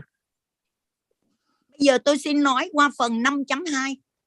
I will now speak on item 5.1, 5.2, I'm sorry. Trong cái resolution đưa ra một số clip trên truyền thông và quy chụp là fake news, thì tôi cho rằng toàn bộ cái resolution này là một bản fake news. So the resolution mentioned some of the clip on YouTube and in the media is fake news. To me, this resolution is fake news. Chúng tôi là cử tri, chúng tôi có quyền phản biện những việc làm của council member khi không mang lại lợi ích cho cử tri. We are voters, and so we can speak out when we see that the city council member are not doing things that benefit the city or the residents or the voters. Các ông bà chụp mũ là chúng tôi nói sai sự thật, chia rẽ cộng đồng. You accuse us of spreading fake news and also to that we are dividing the community. Các ông bà nói chúng tôi dựa vào yếu tố cộng sản để làm cho cộng đồng hiểu sai vấn đề, gây chia rẽ. And you accuse us of invoking the Red Scare to divide the community. Vậy cho tôi hỏi, bà Kimberly Hồ, có phải bà đã từng in flyer nói là ông Tài Đỗ muốn biến Westminster thành thành phố Hồ Chí Minh? So on that, I would like to ask Ms. Kimberly Ho whether she had print and pass out flyer accusing Tai Do, Councilman Tai Do, of wanting to turn the city of Westminster into Ho Chi Minh City. Và chính bà Hồ và ông Bùi Phát rất nhiều lần lên trên truyền thông tố cáo ông Trí Tạ là trao bằng khen cho diễn viên Ngô Thanh Vân. Đó là một diễn viên cộng sản và bộ phim ngợi ca cộng sản. And Ms. Ho and Phát Bùi had many times went on TV accusing the mayor of giving out a certificate of commendation to the actress Ngô Thanh Vân, and claiming that she's a communist and that the mayor is supporting a communist. Và còn chụp mũ nói là ông Tạ Đức Trí chụp hình với Ngô Thanh Vân không có cái background là lá cờ Việt Nam Cộng Hòa. And also accusing the mayor of taking a photo or having a photo taken with the actress Ngô Thanh Vang without the flag of the Republic of Vietnam in the background. Vậy thì bây giờ chúng tôi không được quyền nhận xét các ông bà thân cộng khi mà ông Phát Bùi ngồi chung với đại sứ Cộng sản. So now, on the same token, are you saying that we cannot now saying that you are communist sympathizer when you have Fat Bùi sitting at the same table with the Vietnamese Communist ambassador? Ông Tài Đỗ với ông Menzo thì sát cánh với ông Hoàng Kiều, một người luôn luôn chế nhạo Việt Nam Cộng Hòa. Mr. Taido and Councilman Taido and Councilman Menzo are always side by side with that billionaire Q Wan, who repeatedly put down the Republic of Vietnam. Bà Kimberly Hồ mở kênh truyền thông và làm việc gắn bó với ông David Minh, là một người rất là thân thiết với lại phát ngôn viên của Bộ Ngoại giao Việt Nam. Ms. Ho started a media channel and she worked with David Minh, who is close to the spokesperson for the Vietnamese Ministry of Foreign Affairs. Chính hành động của các ông bà đã có đầy đủ yếu tố để cộng đồng Việt Nam nhận thấy là có thân cộng hay không, chứ không cần chúng tôi nói. So what you did, it's a clear indication that the Vietnamese community can see, a clear sign that the Vietnamese community can see whether you are a communist or communist sympathizer or not, without us having to say it. Thêm một điều nữa, trong resolution có đề cập đến 2 clip tôi nói về việc chùa Điều Ngự. And another thing, the resolution touched upon things that I said about the Điều Ngự Temple. Cái title âm mưu đòi đất chùa Điều Ngự hãm hại thầy Viên Lý, đó là cách đặt title của chủ kênh, giống như là phố Bonsa TV, Nửa Vòng Trái Đất, hay là kênh của bà Hồ. The byline accusing or saying that Ms. Ho trying to take back the land from the Điều Ngự Temple or trying to hurt or damage the Reverend Thích Viên Lý. Well, that's the channel, the YouTube channel or the media channel owner's way of headlining his video. Cô nói tiếp đi. Mỗi một chủ kênh có cách đặt title theo quan điểm riêng của mình. Tôi không có can thiệp vào cái việc đó được. So each or the YouTube channel or the media channel owner has his own way of titling or headlining his clip. I have no way of controlling that. Và tôi cũng nhận thấy ở trên phố Bonsa TV, khi mà bảo vệ bà Hồ cũng đã đặt những cái title giật gân và nói một số điều không chính xác, bất lợi cho thị trưởng Tạ Đức Chí. And I could see by the same token, for Bonsa TV, when they're defending Ms. Ho, they also have sensationalized, have sensational byline, accusing Mayor Tar of all sorts of things. Ngay cả bà Kimberly Hồ khi lên sóng, bà nói rất nhiều lần trên sóng của bà Hồ và sóng của phố Bonsa TV, bà nói ông Tạ Đức Chí sẽ có thể đi tù và chúng ta sẽ rất đau lòng khi có một thị trưởng người Việt phải đi tù. Miss Kimberly herself on her own channel as well as phố Bonsa TV have said so many times that Mayor Ta might have to go to prison or cô nói tiếp đi. Điều đó là gì? Có phải là fake news không, thưa bà Kim Ly Hồ và thưa ông Tài Đỗ? So is that fake news or Mr. Taido or Miss Kimberly Ho? Và một bà nghị mà hành xử với đồng viện như vậy thì điều đó là gì? So when you have a city council member treating another council member like that, What do you think, or what do you think Có it is? phải chăng vì các ông bà có 3 lá phiếu đồng thuận với nhau cho nên các ông bà quậy tung hết cái hội đồng thành phố này? So now that you have 3 voted, or you can just do anything you want on the city council, and you can mess up the city.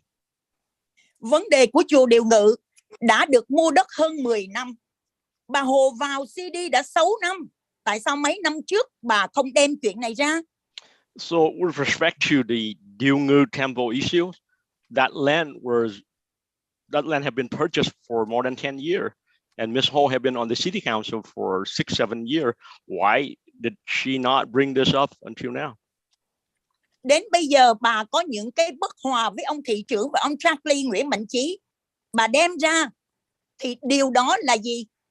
So now that she had a dispute or a disagreement with Mayor Tar and council member Nguyen, and she is now bringing those up. So what does that tell you? Và tại sao lúc bấy giờ ông Tạ Trí chỉ là nghị viên và 5 người đều bỏ phiếu đồng thuận? Sao bà cứ chụp mũ vào ông Trí không vậy? So at the time the land was sold, Mayor Tar was only a one of the 5 council members, and all 5 council members agreed to the sale of the land. Why are you keep pinning it on Mayor Tar? Cái hành động đó chúng tôi chẳng có thấy bà vì cử tri, mà bà chỉ vì trả thù cá nhân. So that shows us that you are not working for the voter. You are doing that to be vindictive, just a personal vendetta that you have. Theo tôi tìm hiểu, tôi biết là chùa Điều Ngự mua rất đúng thủ tục và đã mua hơn cái giá trị mà thành phố đưa ra là tới 48.000 đô. As I understood, and my research showed that the Điều Ngự temple purchased the land, or everything was kosher, and actually they purchased the land $48,000 more than the price that were asked by the city.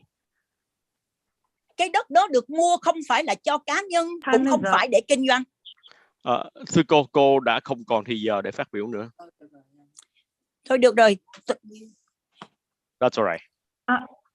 Xin cảm ơn. She can state her name for the record, please. Xin cô hãy một lần nữa nói tên của cô lại để chúng tôi ghi vô hồ sơ là ai đã phát biểu ạ. Tôi là Nhật Linh ạ. My name is Linh Nhật, L-I-N-H, first name N-H-A-T. I'm sorry, L-I-N-H, N-H-A-T.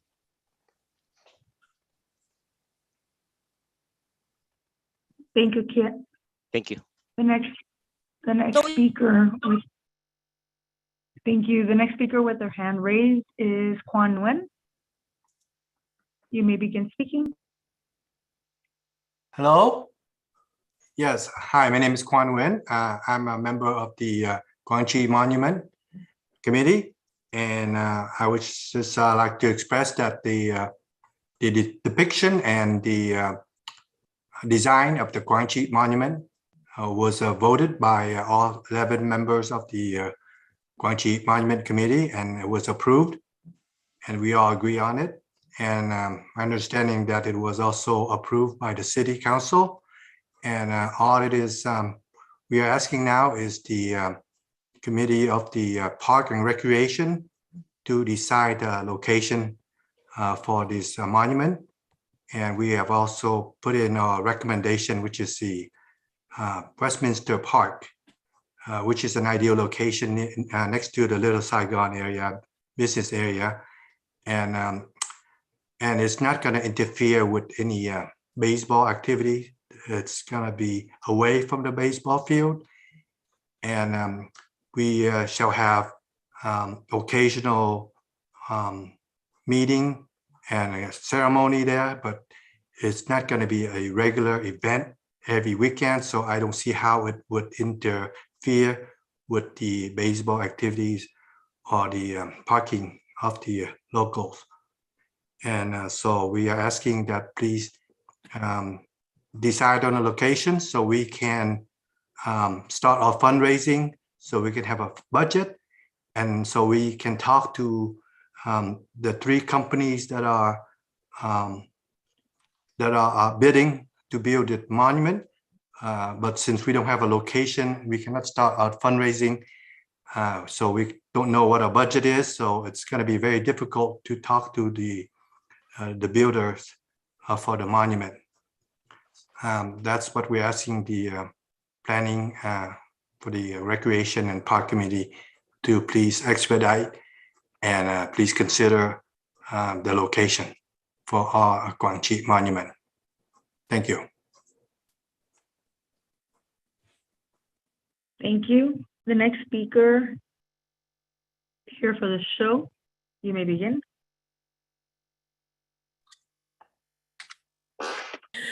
I'm sorry, I thought I changed my name on Zoom. Amy Walsh. So I'd like to second Jamison Powers' earlier e-comment because I definitely trust Jamison, and if he is saying that there is no need to rush and that it should be carefully moved forward with, I tend to agree with him. The other thing is, you know, I keep hearing people talk about Westminster and how we have all these tourists coming, and you know, I believe one person had said worldwide, you know, people come from all over the world for let's say the Tet Parade and a few other things. And I thought, you know, when I've told my friends, oh, we can go over and do this in Westminster, they're like, where? Or they tell me, oh, the place where I can get pho. You know, it's, or where that old mall is, you know, like I don't hear people clamoring to come to our city. You know, if anything, they go a different route so they don't have to go Westminster Boulevard because of all the potholes. You know, I'm listening to these meetings and I swear, I feel like I'm watching a TV show. It's called The Real, it's not The Housewives, it's The Real Council Members of Westminster. And all the council members do is nitpick at each other, fight at each other, have their, you know, favorite citizens call in to go off on each other, you know, both different factions, different sides of whatever's going on here. I mean, it's just gotten so old so fast. And, you know, we really need to get back to focusing on the important things going on in the city. And, you know, the resolution for the fake news, I mean, you know, I won't lie, fake news has gotten really old, just worldwide, not just our city, but a resolution for it.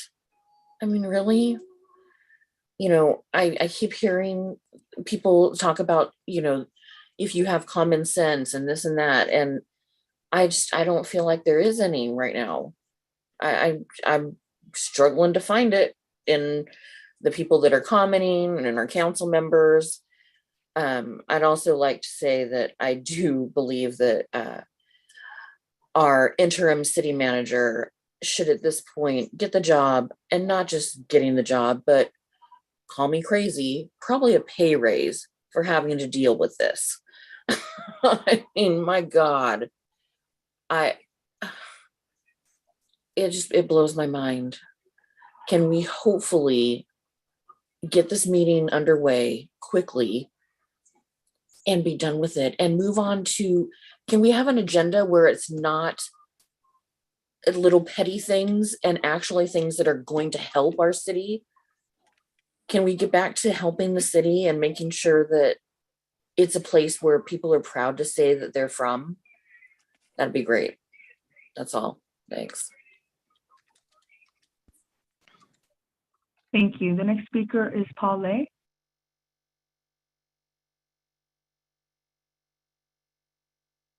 Paul, if You may unmute yourself and begin speaking.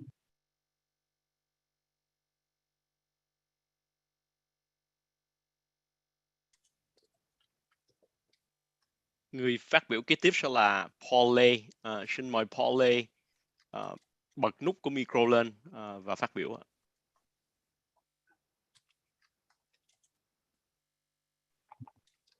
Paul, did you wish to speak? Or did you have your hand raised inadvertently?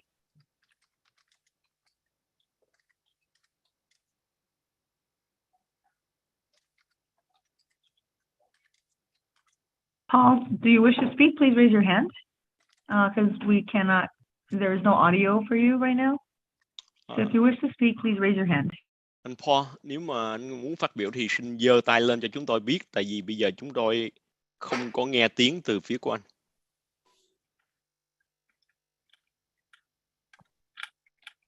Okay, or if there is anyone else wishing to speak, please raise your hand at this time. Kat, if you can interpret that, please.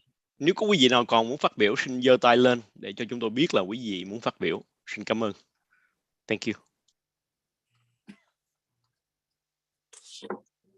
And Mayor, I see no other hands raised, and that concludes anyone wishing to speak. All right, thank you so much for that. With that, I close oral communication. And next, we have consent calendar, or matter at least under the consent calendar, I consider routine and may be approved by a single motion, followed by roll call vote. There will be no separate discussion of this item unless member of the city council or staff request that specific items be removed from the consent calendar for separate action or discussion. I move to approve. Second.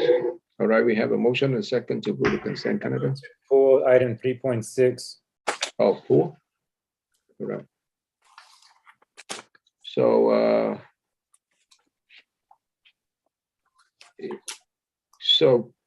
who I'd will like to make a revise motion? that, move to approve, except for 3.6.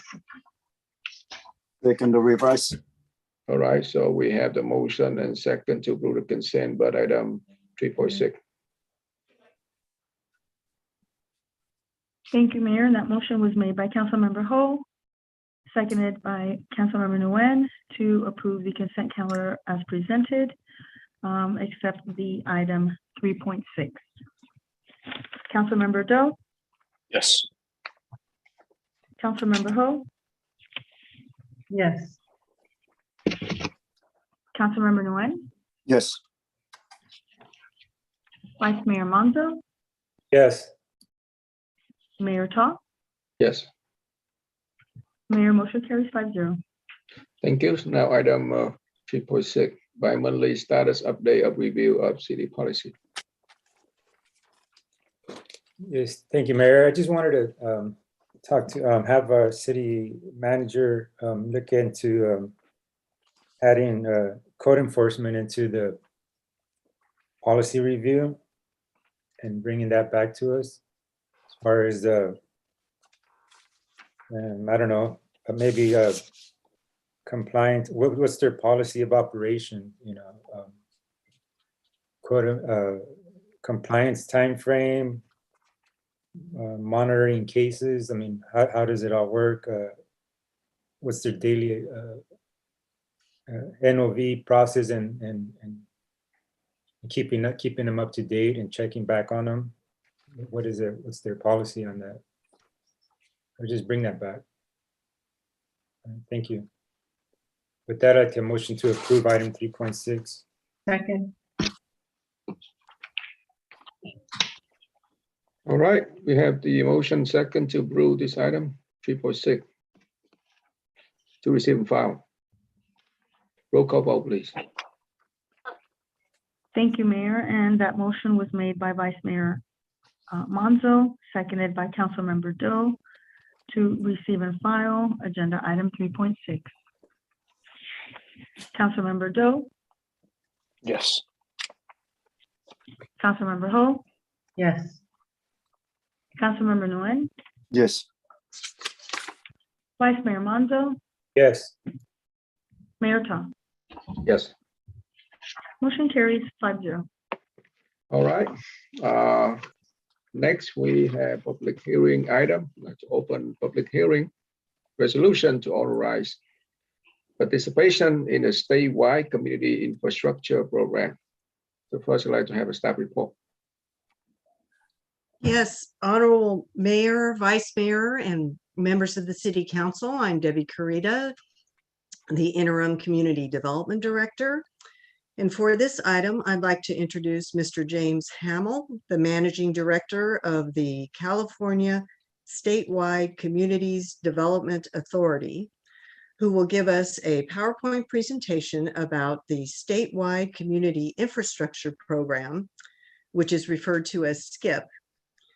This is an economic development tool that we are recommending to the City Council.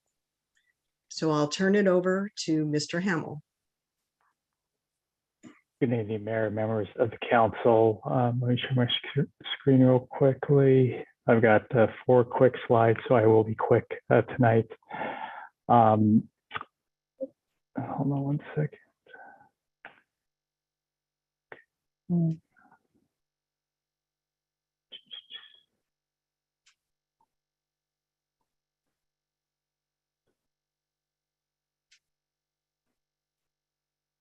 Okay.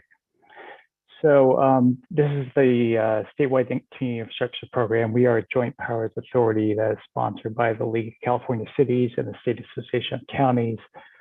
We were founded back in 1988, and the city has been a member of our JPA since 2000.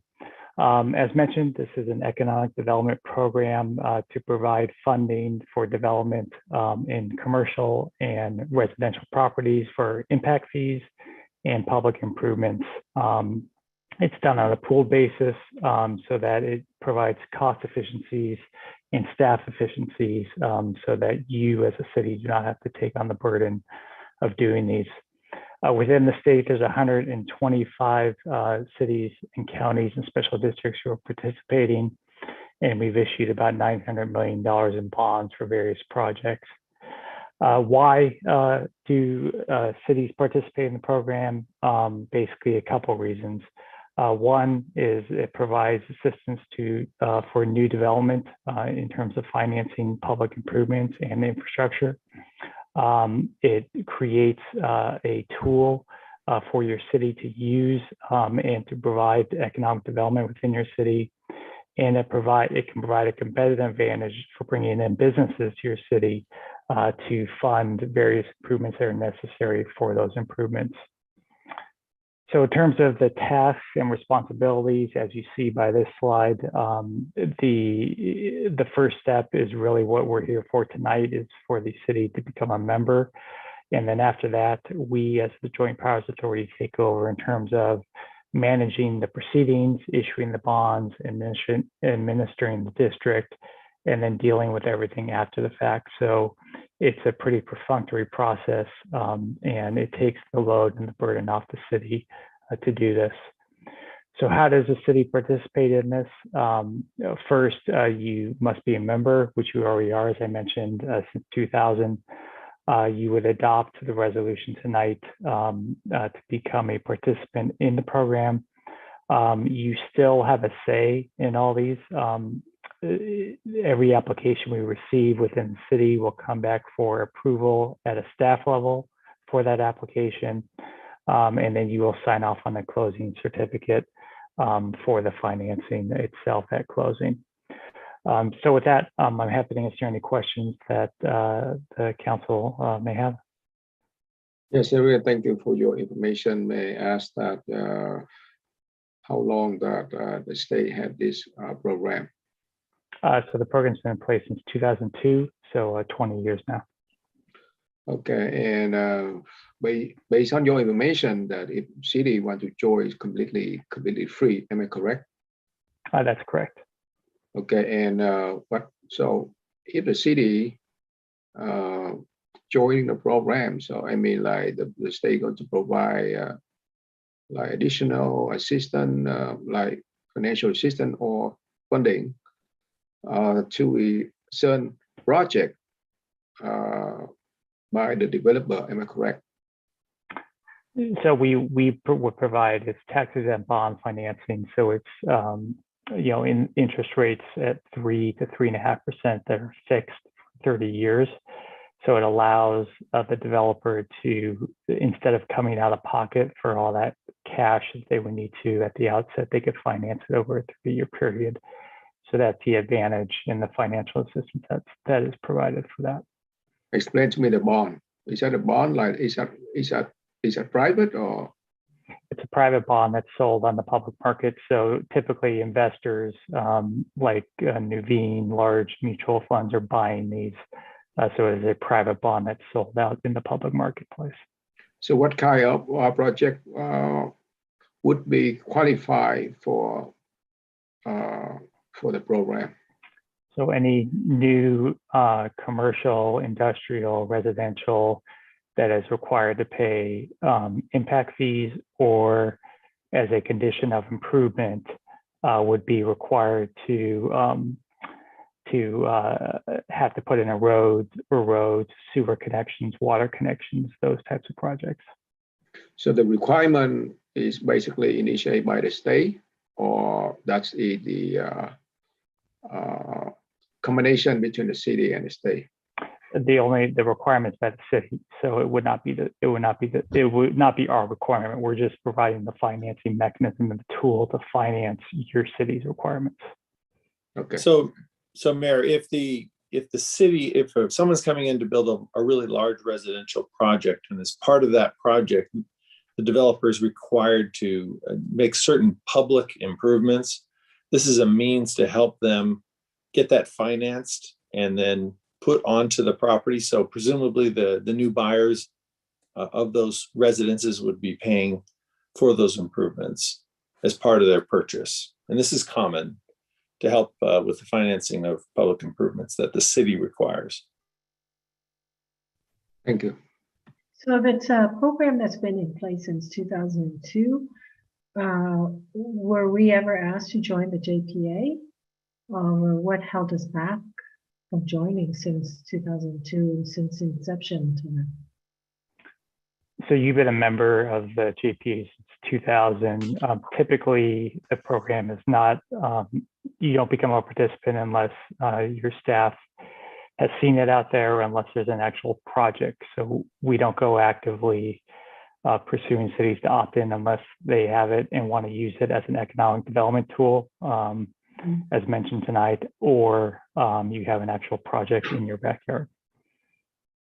I see. So what would that big project be that's in my backyard?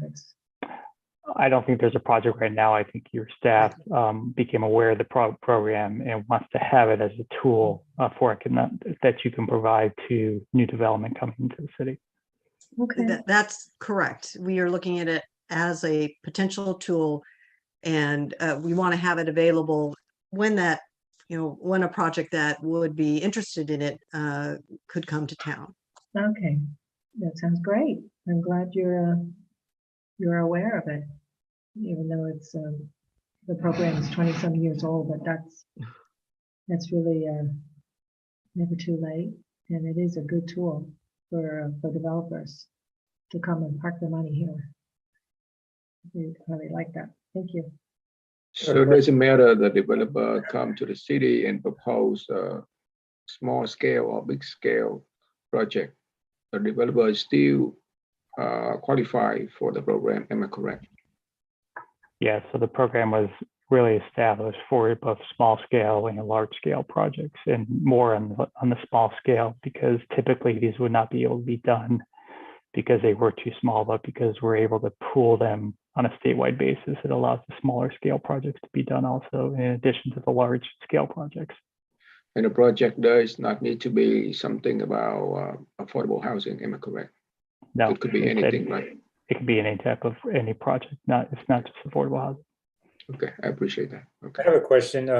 Please. So can this program be used for the city's responsibility for like an infrastructure project to support a new development?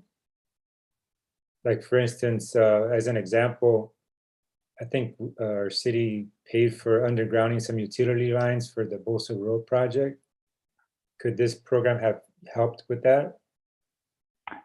As long as the way this program works, because we're an outside agency coming in is you would have to get 100% consent of those current property owners there in order to participate. But we have done that. Actually, in Newport Beach, we did an undergrounding of utility for a project in Newport Beach. So it can be done for that. It just requires 100% consent of the property owners. And we could have used this program for the Bosa Road project, it sounds like. Because we think it cost the city over $1 million to underground those utility lines, from what I remember. I guess I have this is better. I have a crazy questions. Can they support a homeless shelter project, something to that effect? If it's for the infrastructure associated with it, so if they had to connect, water lines, sewer connections, those types of things, yes. For the actual building itself or buildings, it would not be able to finance that. Thank you. All right. Motion to approve resolution. No, I have to open for public comment first. Yes. Yeah, All right. If there is have- no other question or concerns from member of the city council, then I open the public comment. Yes. All right. So open for public comments. You see a hand? Thank you, Mayor. We do have Terry Raines. You may begin speaking. Good evening, Terry Raines, Westminster. I thought you were going to leave me out again. There is some important information not contained in the staff report for this item tonight. Staff reports, especially for public hearing items, should be written absent of any semblance of confirmation or information bias. Confirmation bias is the tendency to search for, interpret, and favor information in a way that confirms or supports the author's position. Information bias is when the author presents highly selected facts that lean to a certain outcome. Reading tonight's staff report, one would assume this is a fabulous idea and absolutely no risk, only benefits to our city and residents. I will attempt to provide a bit more balanced and informative report in layman's terms. The Statewide Community Infrastructure Program, otherwise known as SCIP, is a program of the California Statewide Communities Development Authority. For eligible private development projects, SCIP provides non-recourse financing of A, eligible development impact fees excluding school, housing, fire, and police fees payable to the city, and or B, eligible project required public capital improvements such as street and sidewalk improvements. The authority issues tax-exempt revenue bonds. The proceeds from these bonds are used to finance qualified project impact fees and or improvements. Revenues to pay debt service on the bonds are derived by the authority in one of two ways. One, through the levy of special assessments on the project parcels by establishing assessment districts, or two, through the levy of special taxes on the project parcels by establishing community facility districts, also known as CFDs. Absent circumstances which warrant a CFD, the assessment district is the customary format for SCIP financing. Only 4 cities in Orange County participate in SCIP: Anaheim, Santa Ana, Newport Beach, and Dana Point. The other 30 cities and the county do not participate. After reading the staff report, I wondered if this program is such a great opportunity, absolutely no risk and downside, why isn't every member city of the authority in Orange County participating? Well, as it turns out, there are some risks to the city and its taxpayers by participating in SCIP. In theory, the program helps incentivize developers to build projects in the city that might not pencil out attractively for those developers otherwise. For example, it allows development impact fees to be financed through the authority and placed on new properties as an assessment, increasing the developer's profit margin, either through a reimbursement or pre-funded program. SCIP basically transfers the responsibility for development impact fees from the developer and places them on the property owner. Development impact fees can create lower profit margins for developers, primarily those building commercial and industrial developments where margins are slim to begin with.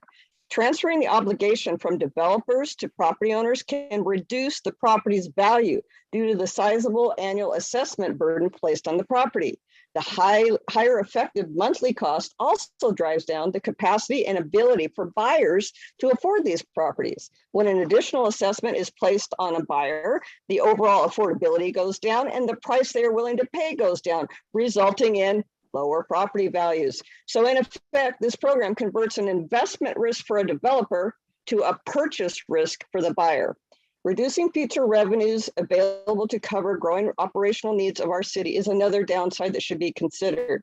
Increased assessment costs on future property owners tend to depress the value of developed property as discussed above.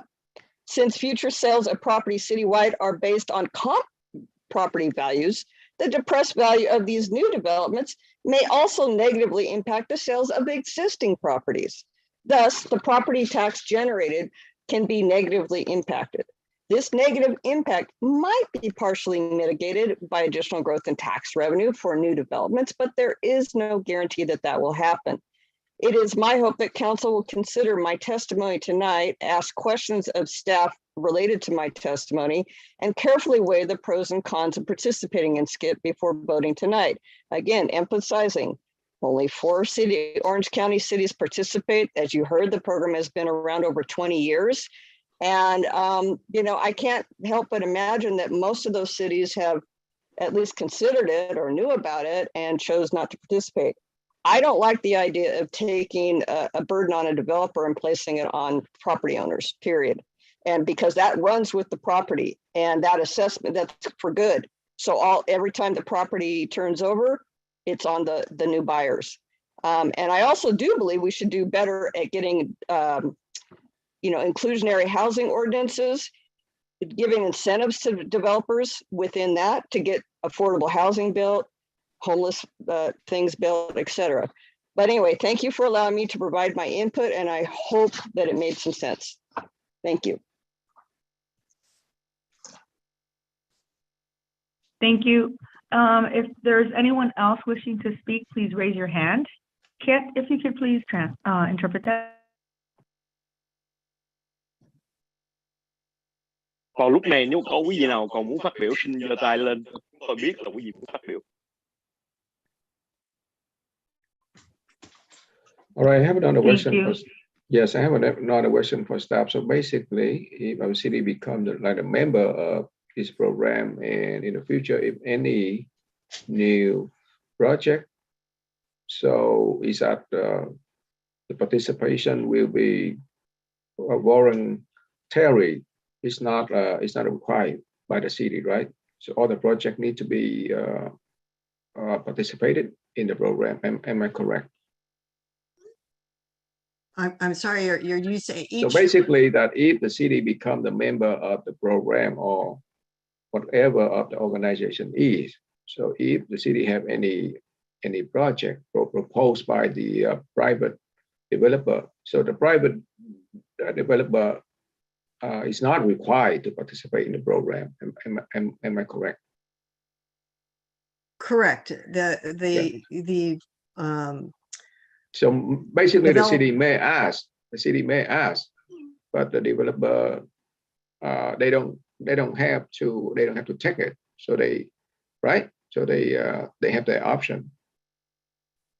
Correct. The developer could come in and this would be something that would be available, but he or she would have to decide that is appropriate for their project, and also the city has the opportunity to evaluate that project if it does apply, right? I just want to confirm that with James.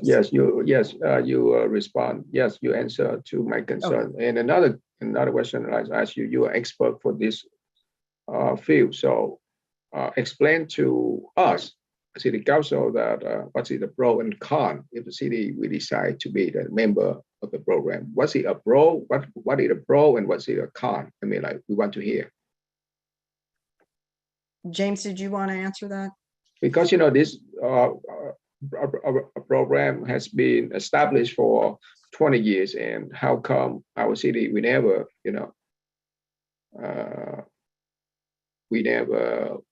join, or we never participate in the past? Yes. If I pro or con? Yes, please. And maybe James can respond to this, but yes. I think you would characterize this like, some homes that you buy have like Melrose right on them. So you buy the house and it's a certain cost, but then there's an ongoing monthly cost that you have to pay. And that was when they developed the project, there was cost that they had to put in sewers and other things. And the way that they did that was they financed it through something like this. They then put an assessment on the property, or a CFD, and then the people who buy those homes then have this monthly cost that they have to pay off over time. That's what Terry Raines was referring to. And so it's really an option for the developer, as I see it. And I really, if Mr. Hamill could jump in here, there's nothing mandatory. This is a program that's available, and the developer, if they want to, then they apply for it. And if they have a lot of impact fees and expenses they've got to put into a project, this is an option for helping to pay for those things. If you don't have it, then I guess my understanding would be that the developer would have to front all those costs up front. They would have to figure out a way to finance it. And then presumably then those costs would go into a higher price on the unit when it's sold initially. Or, again, I'm speaking out of turn, but if the developer has to pay those up front, then they're going to have to figure out some way to get that money back, which presumably means a higher price on the sale of those residential units. So if someone wants to speak to this, I'd appreciate it. Yeah, no, you're absolutely correct. So number one is in terms of, let me step back in terms of why there's only 4 cities and not more in Orange County. If you look at the map, which I did not include in the slides, a majority of the participants from over the past 20 years have been in very high growth areas where they're building a lot of housing. So Sacramento Valley area, Riverside County area, where there is open land and lots of open land where people are building. The evolution of this program was really where cities, it was not housing, it was commercial and industrial development where developers are coming in with the high impact fees, high cost, and they couldn't pay. They would go to cities and say, we want deferrals of these impact fees, or we want the city to pitch in more money to do these improvements.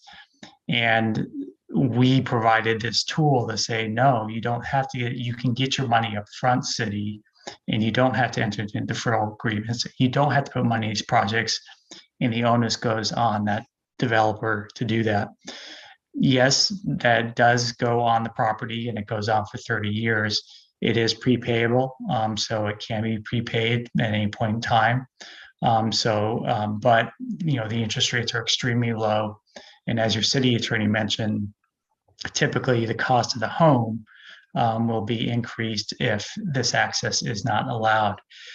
Again, as mentioned, this is 100% voluntary.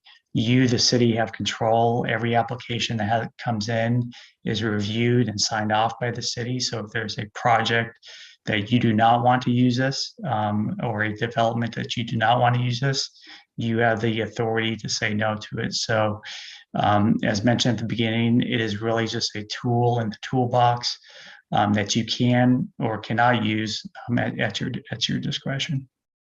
Another question. So how many years that the developer have to pay back? Because you mentioned that this program offered the developer with really low interest rate. So I believe that it must be lower than the private banking. Am I correct? So how many years that it is? It's a 30-year. It's a 30-year financing, and the interest rates have been in the 3 to 3.5 fixed for 30 years, which is much lower than what anyone can get at a bank for this type of financing.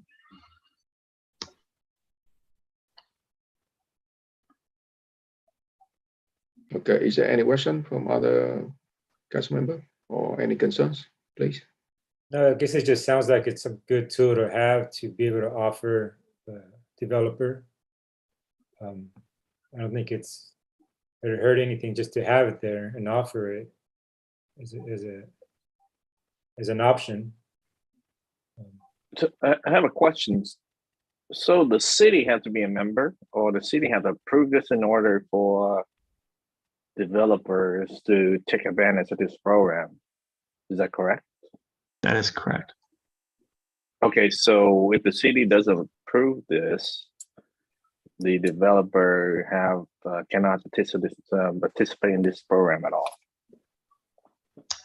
No, they cannot, because we cannot, our authority cannot levy an assessment in your city jurisdiction without you adopting this resolution. There are bonds that are being issued here, and it sounds like they are at a lower rate because somehow it's a joint powers authority. So the city is joining that, and that authorizes or opens up the opportunity to be able to use this program and issue those bonds. And without the council's approval, then they couldn't do it. Oh, one more question. Can I finish my question real quick? Okay, so what if the property going to default? Yes. How does the bonds company gonna go after collect the money?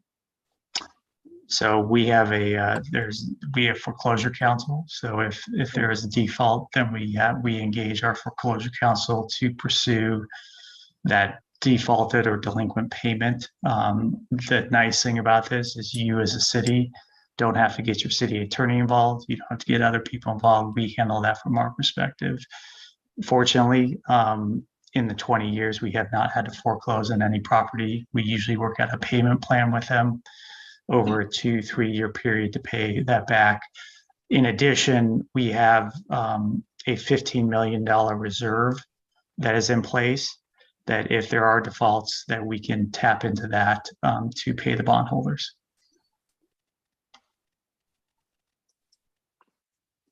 Are you done? I'm going to propose that we bring this back maybe in like another month or so, because for me,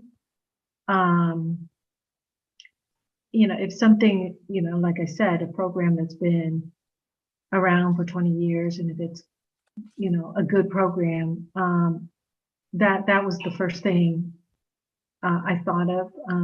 And then what Terry Raines stated. So for me, I like time to really understand and look through thoroughly. So if I'm going to vote tonight, I will not vote for it.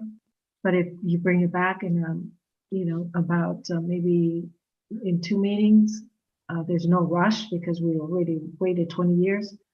I will vote on it then. So that is my motion. Yes, I'll second that. Yeah, we need to table this item to have a little bit better understanding of how it's worked, because the developer is not going to pay for it. The owner who own the property will have to take the responsibility to pay for that. So let's sit on it and then talk about it again. See what's I'd like time. What do we want? I'd like time just to talk to several people in the industry and et cetera. I'll do my research the way I want to do it, and then, but at least we'll have a little more time and, bring it back. So that's 2 meetings from now. Is that what? Yeah, I would propose 2 meetings. Okay. And there's a second. All right, so there's a motion and second to defer that for future agenda. Roll call vote, please. Thank you, Mayor. And that was a motion made by No, hold on a Councilmember second. Ho. May I ask you, so in the future, if we have that on agenda again, is that considered a public hearing? We can notice the public hearing the second Okay, time, yes, got in it, order okay. to, yeah. Okay, That's good. fine. Okay, I just want to make sure that, okay. I just want, before we vote, I just want to make sure that we are being fair to Vice Mayor Mezzo. I believe that he make a motion for that, and we haven't asked for the second. If I don't know whether he wants to go back to that or not.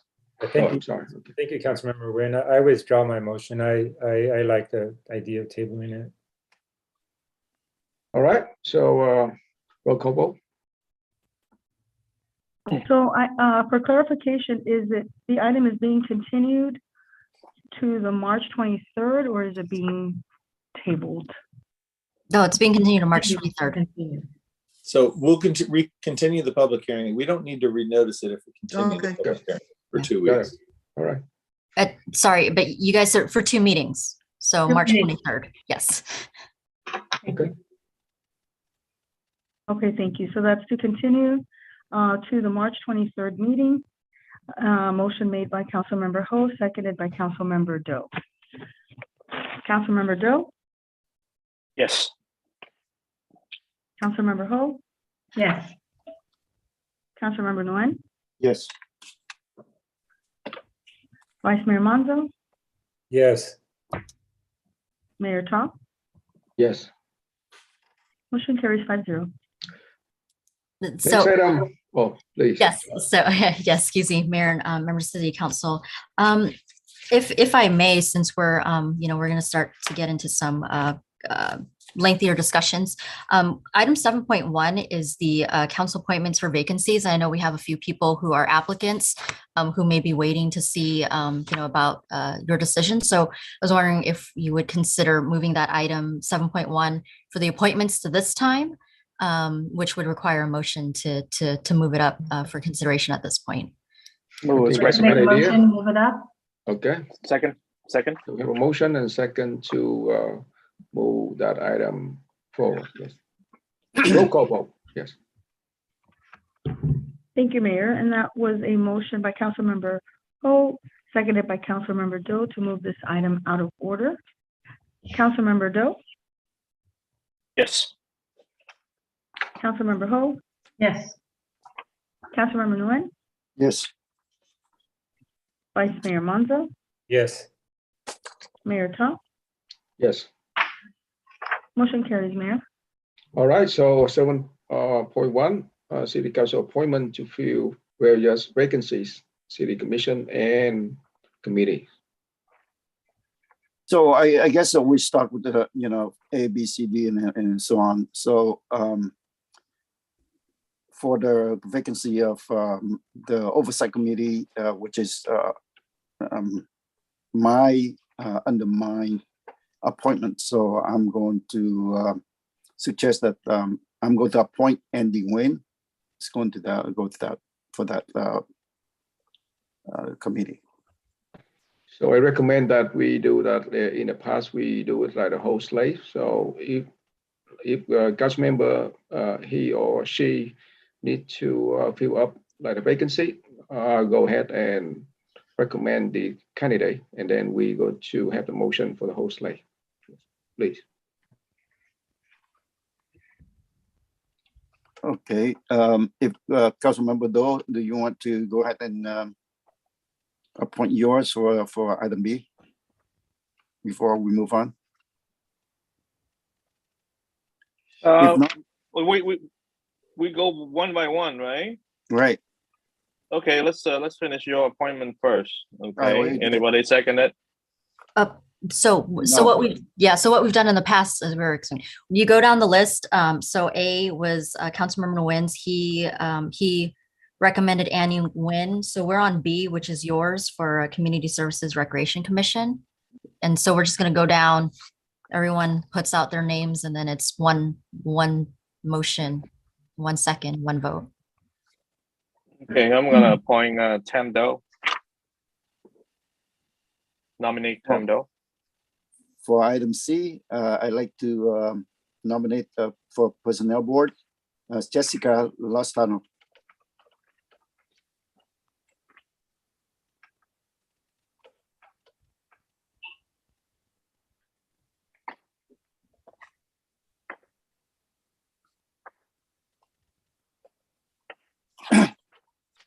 D and E are both at larges as well. So may I recommend for D like Mark Lawrence.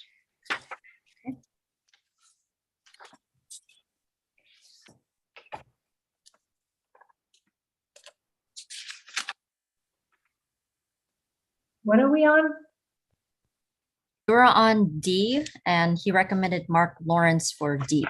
for personnel board in the religious category. What about nominating Dolores Gutierrez? For E? Yeah, that's good. Okay. And for F, I'd like to appoint Andy Nguyen for a planning commissioner. And can he be on two of them, or? Yeah, it was before Western Seed was on both of these. No, my question is, can Andy Nguyen be on two committee and commission? Yes. Oh, really? I'm not aware. So I don't believe there's there's- any conflict between yeah, these two. we have no policy in place that does not allow you to serve on more than one commission or committee. Well, I thought the Park and Rec commissioner cannot serve on as a planning commissioner. Was that some misinformation? If there's a crossover in duties, then that's where you might run into a problem, where one might have oversight, like you're deciding something that then goes to the planning commission. I think that's where you're going to run into issues. Yeah, this particular issue with the Measure SS committee and the planning commission. So the previous person that was appointed was allowed to serve on both because the oversight committee is simply advisory in nature, in looking at sales tax revenue, but it's not it's not making a decision that affects like planning commission decisions, for example. Okay.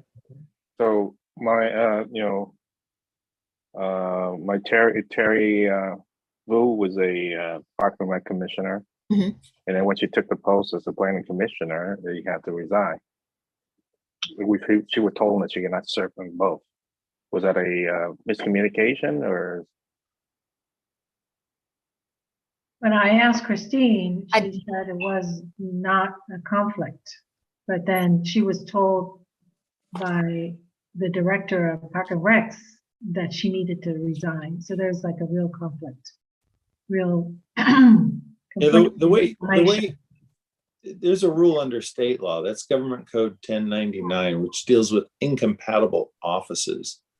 So a planning commissioner is considered an office, as is council member or board of supervisors. Those types of elected offices, but a planning commissioner does qualify. But if it's a purely advisory committee that doesn't make final decisions, that's not considered an office. So under that rule, you could potentially sit on the planning commission and another appointed type, purely advisory type committee. My comment before is that you might not want to do that if it's something that's going to be reporting to the planning commission, that's developing an idea, and then that gets transferred up to you, in a sense, are hearing it two times. So, but if the two I totally committees understand. with each other, I totally understand. And matter of fact, this doesn't really matter, but we need to be consistent. So that's why I brought up the reason. So what is the policy for commissioner? How many commission that they can serve at the same time? So just make sure that we have a very clear policy and directive on that. That's all that matters to me. Okay. it's not uncommon to have people serve on more than one commission when there's no crossover like that.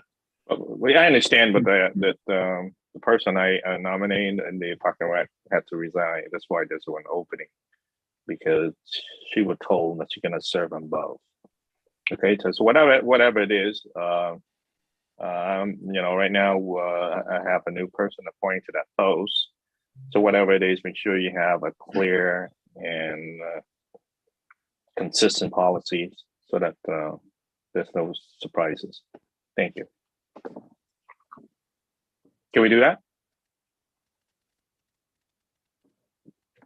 Okay, so there's two options for Councilmember Nguyen. Either he want to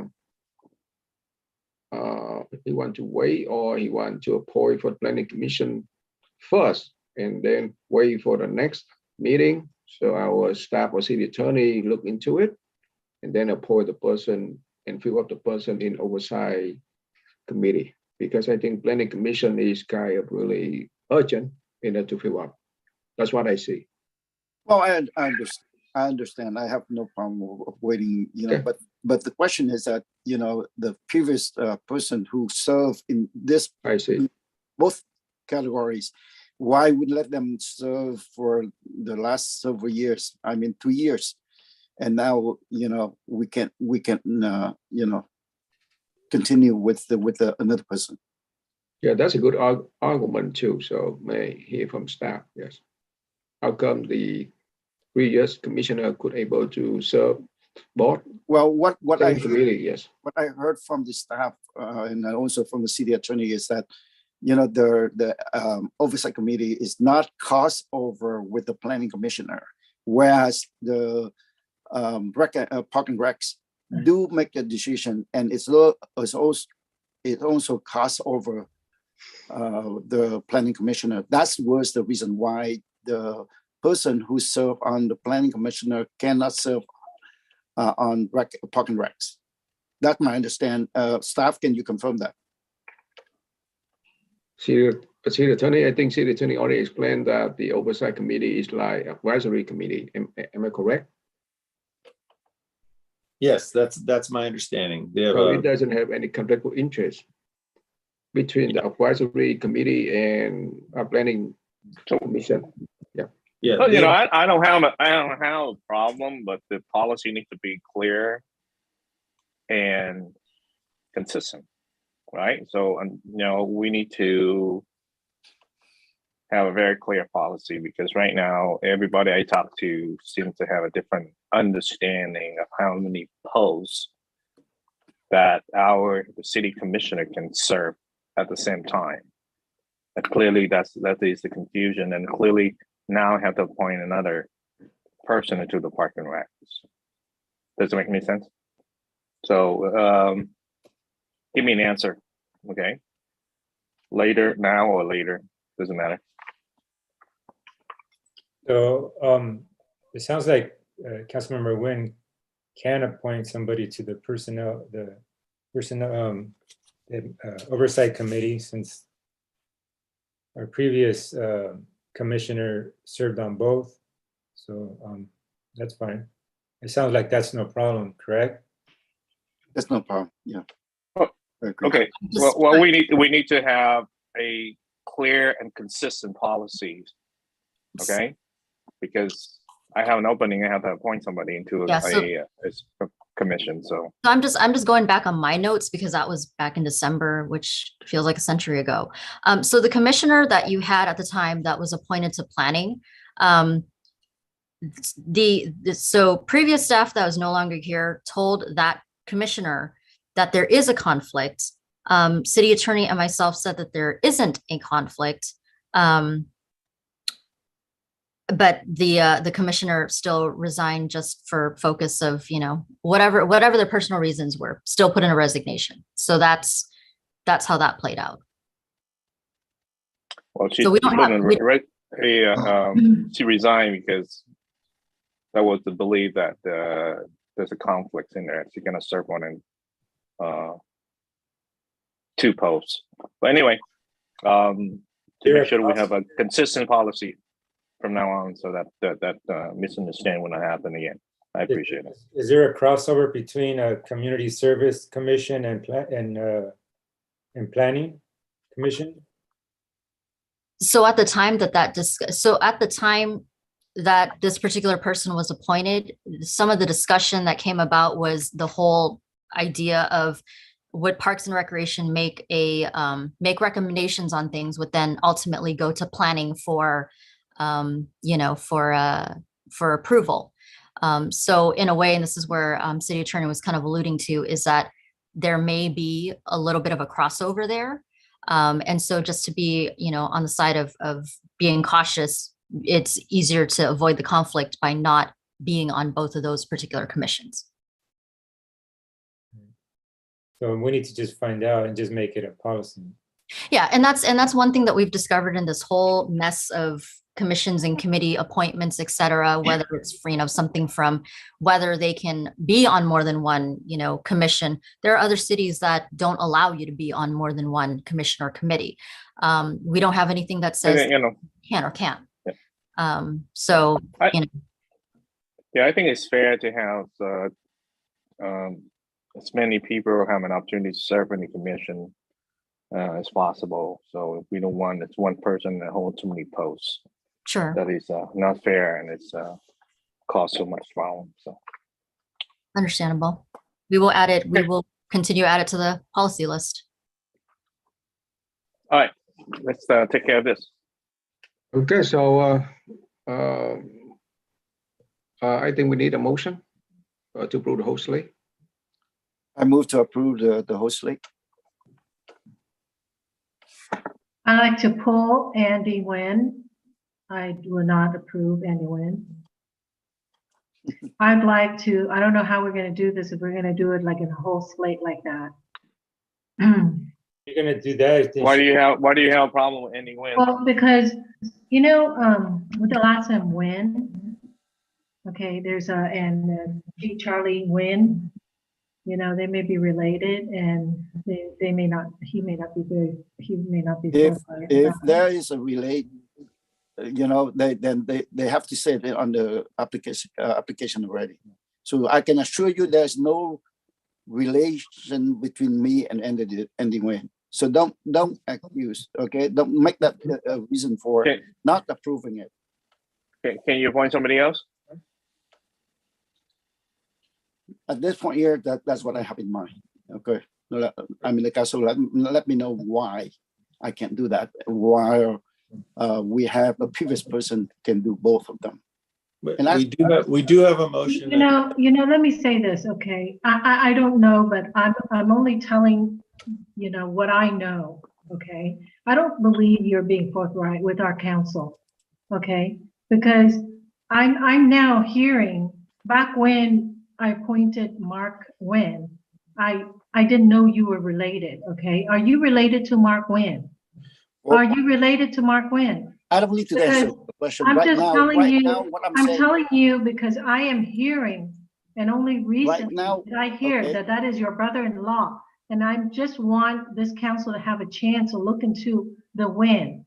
Why is it that? I mean, I'm just saying. I don't know, and I could be totally wrong, but I'm just saying that I would like this council just to look into that. Yeah. And I like, because for the last week or two, I heard that Mark Nguyen is your brother-in-law. Is that true? Councilman Charlie? You should be forthright. And that's why I don't trust you. And that's why I want to look, I want to have time. You have the right to go ahead and find out. I don't. But no, I think you should just come out and tell us. With your son to hold the two posts, then this is okay, but not anybody else. Okay. Okay, I'll move to approve everybody except A and F, and then we'll talk about that later. Right now we need to move on. Okay, first of all, that would have to be a substitute motion because we have substitute motion. Yeah. Yeah, I move to have a substitute motion to approve everyone except A and F. Then we can talk about this later. Do we have a second on that? If I may, for clarification. Are these applicants, have they been vetted? Have they, their application? I believe that in the application, there is the question asked whether or not the candidate have any relation with member of the city council. And I think we all aware that Nguyen is a really popular last name in the Vietnamese American community. Yes. Yeah, I understand that. The applicant can put on their yes or no. I understand that, but I'm asking staff if the applicants were vetted. You just check the address and. I'll jump in.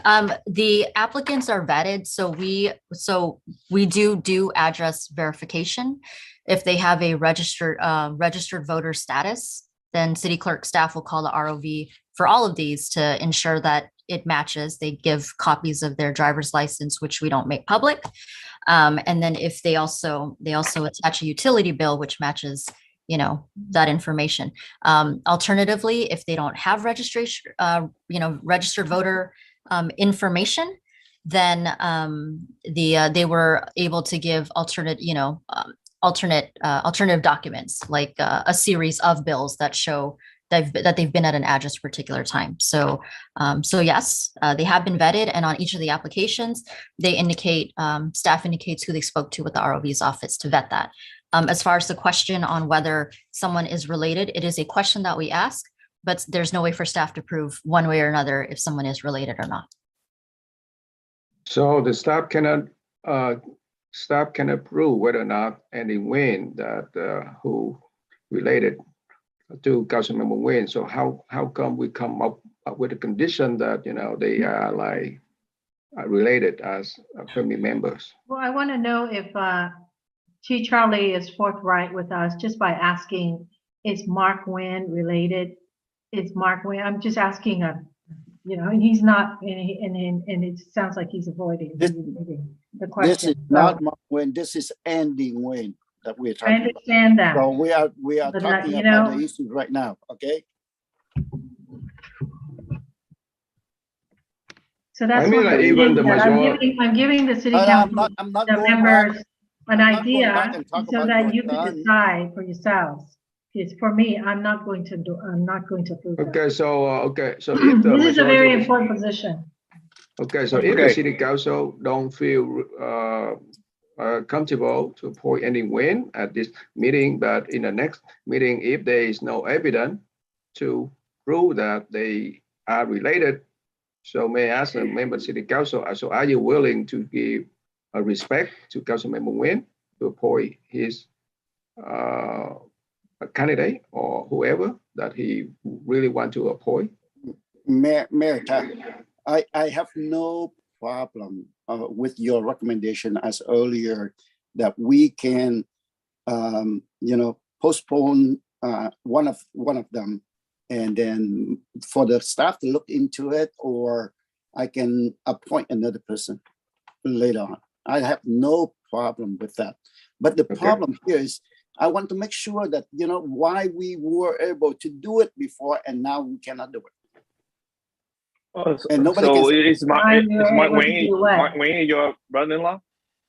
Can you answer the question, Councilman Nguyen? Mark Nguyen, your brother-in-law? I only heard that only the last. That's yes or no. Yes or no. That's it. This is not what we are talking about right now. We are talking about Nguyen right now. I want to solve this problem. And Mark Nguyen is now on the Midway Sanitary District. I hope you guys know that. So they're bringing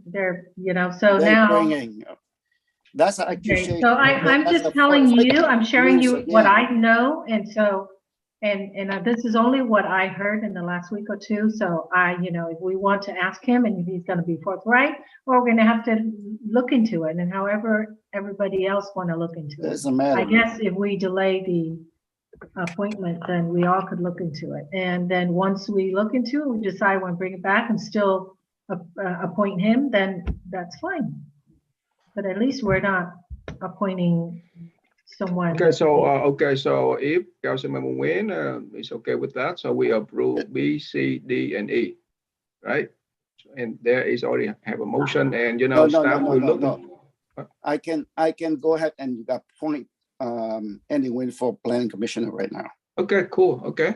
And then we can table for item A, which is the oversight committee, until next time. Okay. So I need a motion. Well, oh no, Councilman Nguyen, so who will be? I make the substitute motion that we approve B, C, D, E.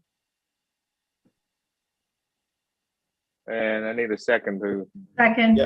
Yeah. Okay, Thank yeah, you. we had that motion on the table already. So there was a request to modify that motion to also allow F, but it doesn't sound like the second or the substitute motion wants to do that. No. So we should right vote. now, B, C, D. Should we vote on the substitute motion first? And you after the substitute motion, you can make a separate motion. Right, okay, Respect F only. okay. Or, yeah. So Well, we we still go have- with a Yeah. go with a substitute motion first, B, C, D, and E, and then after that, if any council member would like to have another motion on any A or F, so you're more than welcome to do so. Okay, so right now, the substitute motion is on the floor.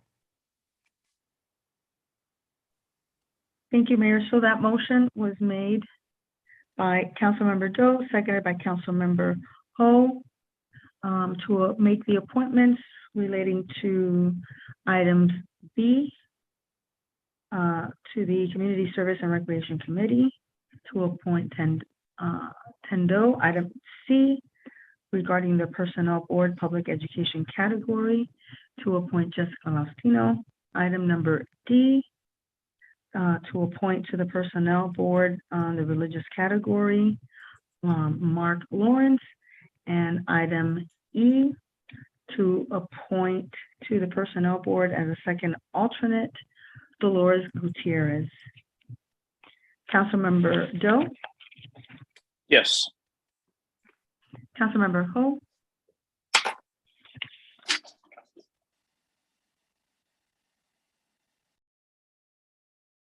Councilmember Ho. So sorry, yes. Thank you. Councilmember Nguyen, Yes. Vice Mayor Manzo, Yes. Mayor Tom. Yes. Thank you. And Motion carries 5-0. and if Councilmember Nguyen, if he would like to appoint other person on the list, I think he more than welcome to do so. Well, I respect your appointments. And I hope that the council also respect my appointment too. The thing is that, you are afraid that there are, you complain about the one person holding two commission.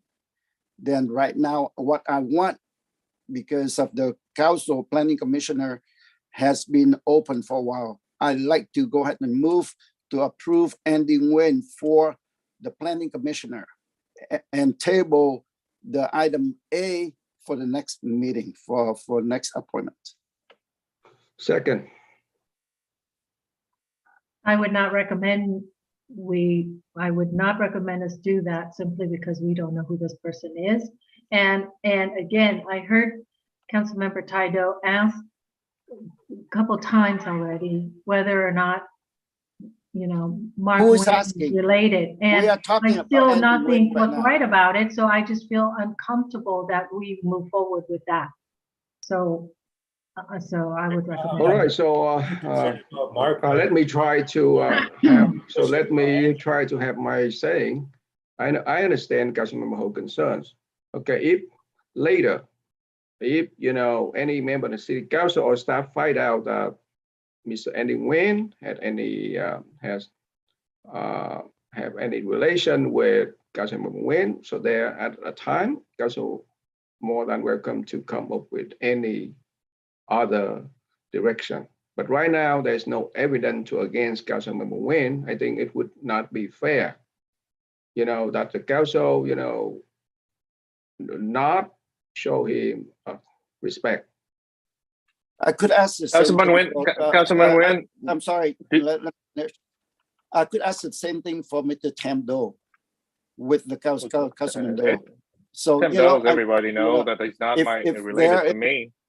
Well, the same everybody thing know that I'm that. saying, the same thing that I'm saying right now, to everyone here, that Andy Nguyen have no relationship with me. And that Have you? Do you know him? Do you know him personally? I know him. But I don't know. I have no relationship with him. Of course, I know him. He's a good person. That's why I appoint him for the post that he can do a good deed for for the city. So is Mark Nguyen your brother-in-law? I'm not talking about that right. I'm talking yes about or no, just say we are talking about right now, okay? Andy Nguyen. Okay. So you don't want Right, to you're answer talking the about question? Tendo. Okay, what about Tendo? Ask me. Well, I'm not questioning it. if them don't have any relationship with you, that you are responsible for it. If Andy Nguyen have any relationship with me, I will be responsible for it. I mean, like, I believe that like appointment for commission and committee, like we all show respect to other members of the city council, even that we disagree on many different issues. But I think we never had issue like this in the past. Well, you know, I did give, like I said, that was the way I thought. Nguyen is a very common last name. Okay, so I did not think that they're related, but I think that, you know, with all the talks about, you know, my son and all that, and, you know, and then all of a sudden, a couple of weeks ago, I heard that was, you know, that's Council Chief Charlie's brother-in-law, and now we're asking him, and he's not answering. So I'm like, what are we to think? Let me ask you this, Councilwoman Kimberly Ho. So did Mark Nguyen get elected into Midway, or he got appointed into the Midway? He got appointed by Charlie.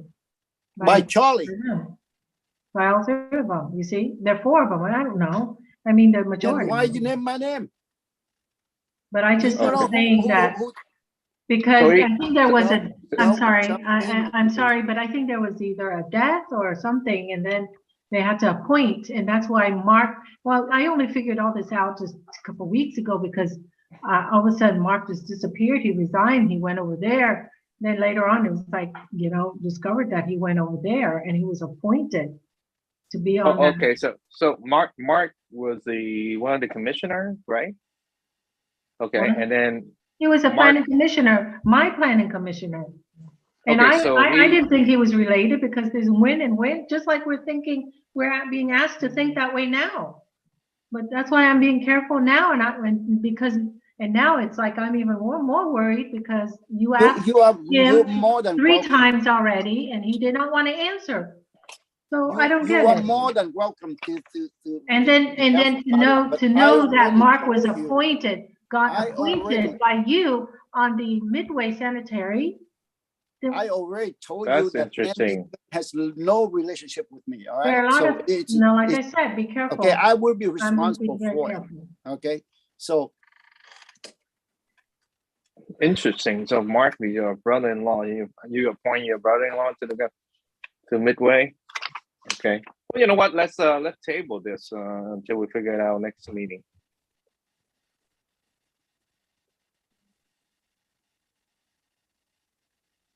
So do we have a motion, or so you want to withdraw the motion, Councilman Nguyen? No. We have a motion and second on the floor to appoint Mr. Andy Nguyen. Yes. Roll call vote. Before you call for the vote, I already stated that Andy Nguyen has no relationship with me, and I make it very clear, and I make it, if there is any relationship, then I will be responsible for it, just like any one of the council appointing the family members will be responsible for it.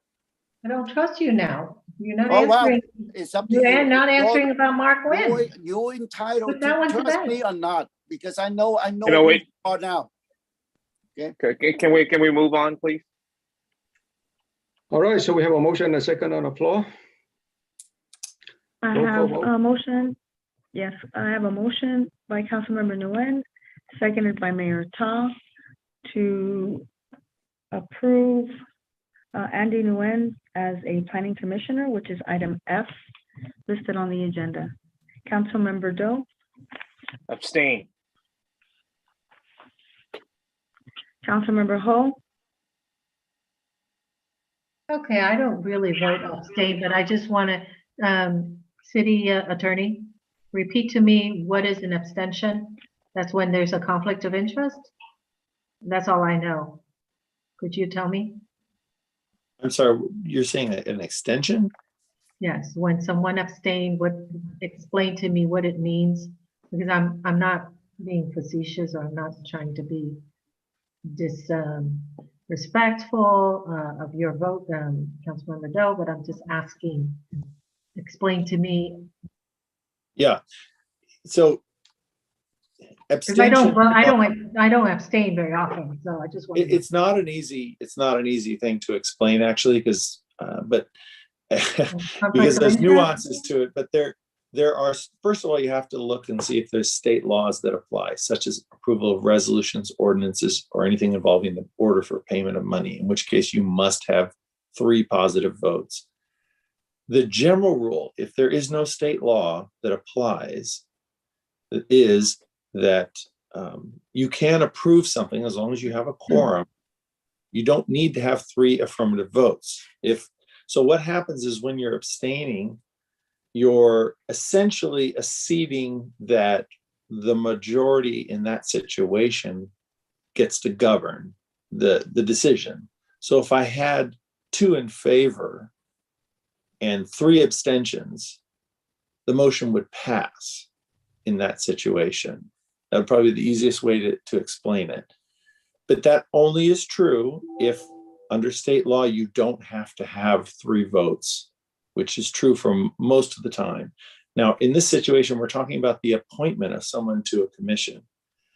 And I don't believe our code or state law requires 3 votes for that. So arguably, you could take 2 votes in favor and 3 abstentions, and you would appoint someone in that situation, because appointments typically are not done by a resolution or ordinance. So, and there are certain other actions, and there's no payment of money involved in that.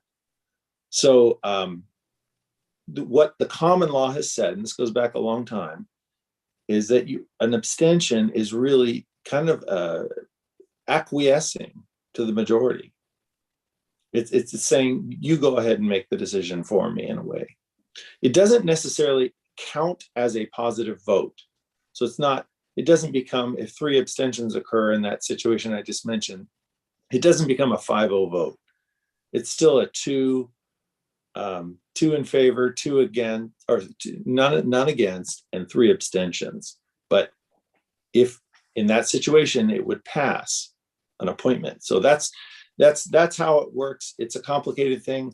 In some charter cities, they pass special rules that say, if you abstain, then your vote will count as an affirmative vote, or it will be counted with the majority. We don't have that. We're not a charter city. So again, okay, I'm ready. Thank you. Yes. And let me add one thing.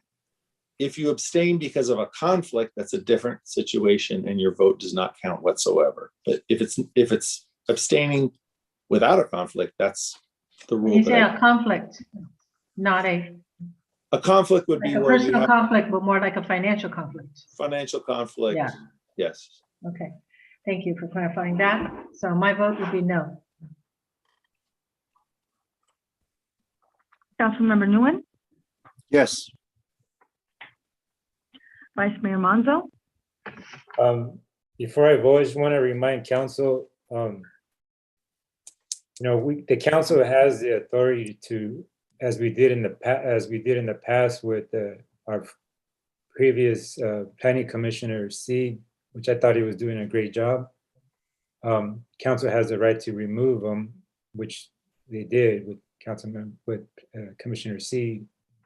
So if somebody wants to take the time to find out if there is a relationship between Andy Nguyen and Councilmember Nguyen, then bring that information back and the council can remove them. So my vote is yes. Mayor Ta. Yes. Thank you. Motion carries. All right, we have a few items. Right now it's like 15 minutes to midnight. And I mean, like if we go to all the rest of the item, it's going to take a couple of hours, I believe. So is that like hurry? Is that if a I may must? speak, Mayor, Please. we could move my 5.1 to the next meeting. That's fine. But I'd like to move, I'd like to speak on 7.2, please. So I think that if the council only discuss one item, you know, But I think, let's move to finish this. We're gonna be quick. so the council want to discuss all like the rest of the item, right? Yeah, I'll be quick. Is it? Except 5.1. Except 5.1. So 5.1 going to defer to the next meeting, so may I have the motion? If you like, you could set a time limit. You could say we will go until such time. So let me just, I guess, just make a recommendation because I think we're all a little over the place. So there's a request to move 5.1. There's a request to go ahead and consider 7.2 and 5.2. We have that resolution about needing to extend. If we're going to go past midnight, we're definitely going to extend past midnight. So I would say if you're going to want to consider any of those three items to, make a motion to extend to midnight, defining what items you want to discuss. But then I also recommend we go on a break because we need to change the tapes as well. So, And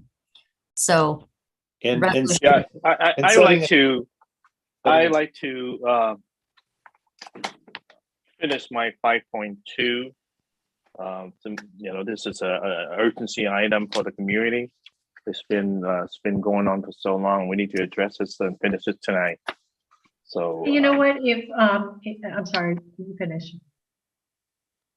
Yeah, if it's okay with everybody, then I'll just do my 5.1 tonight as well. It shouldn't take longer than 10 minutes. I think we could just finish it. Well, You've got 7.2 and 7.1. well, okay, then you want to make a motion to finish it? Just finish, You yes. wanna make- Like to make a motion to. Make a motion just to go to 1 a.m. and that's it. It's already going to be 12. Max, yeah. Whatever. Okay, second it. 1 p.m. Second it. 1 a.m. Yes. 1 a.m. Thank you. Motion to continue to 1 a.m. Okay. 5-minute reset. All right. We got to vote. Got to vote. I think we have to vote first. Yes. I motioned it, and I think Councilmember Doe second. Okay. Roll call vote, please. Thank you. And that was a motion by Vice Mayor Monzo, seconded by Councilmember Doe, to continue until 1 a.m. with an immediate recess. Councilmember Doe? Yes. Councilmember Ho? Yes. Councilmember Nguyen? Yes. Vice Mayor Monzo? Yes. Mayor Tom? Yes. Motion carries 5-0. I'll see you all back at 11:55.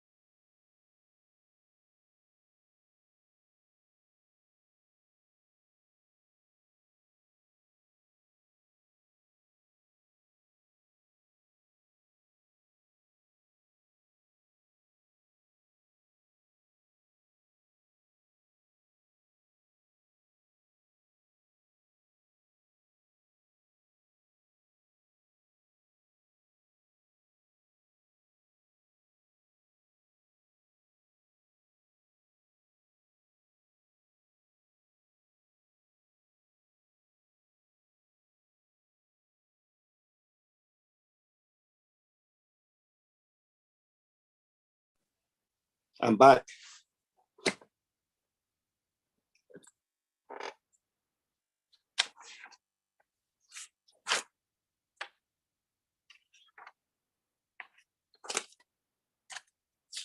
Is everybody back?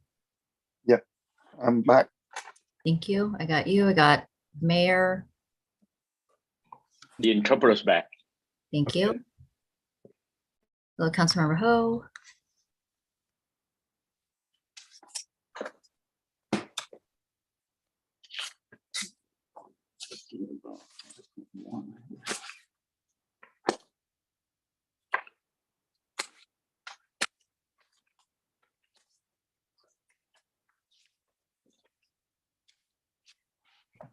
I think everyone is back.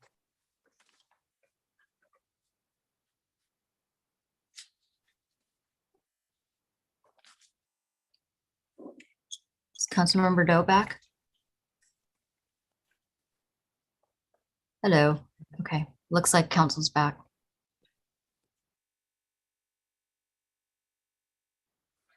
So are we still in recording? Yes, we're recording, so I guess. Okay. Mayor, we're live.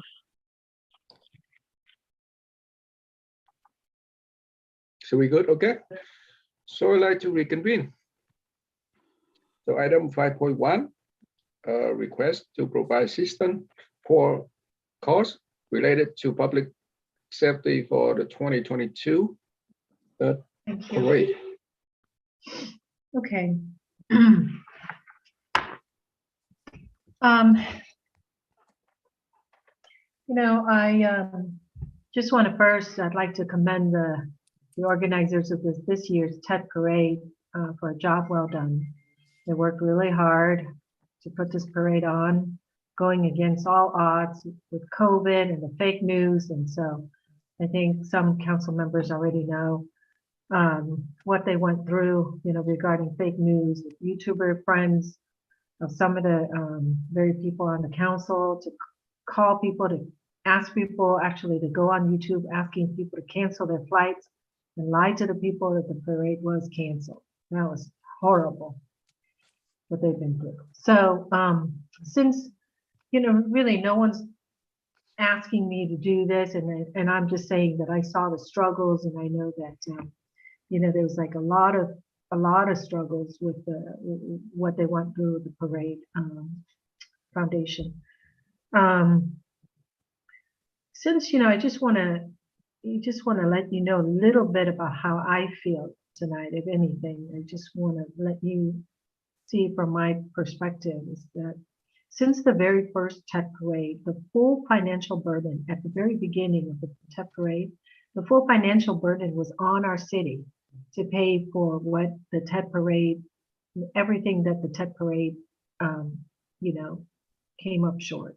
So basically it was at the time of the parade committee, the council member was a chairman, and they, had our city staff as part of their people on the committee to put on the parade. And so in 2012, our city abandoned the TED Parade due to financial problems that the city was going through. So, everybody knew from, the city council on the inside knew that, and the council knew that this parade was a good thing for our city, in terms of, what it could do, with tourism and the businesses. And so our city wanted the community to take over and organize the parade.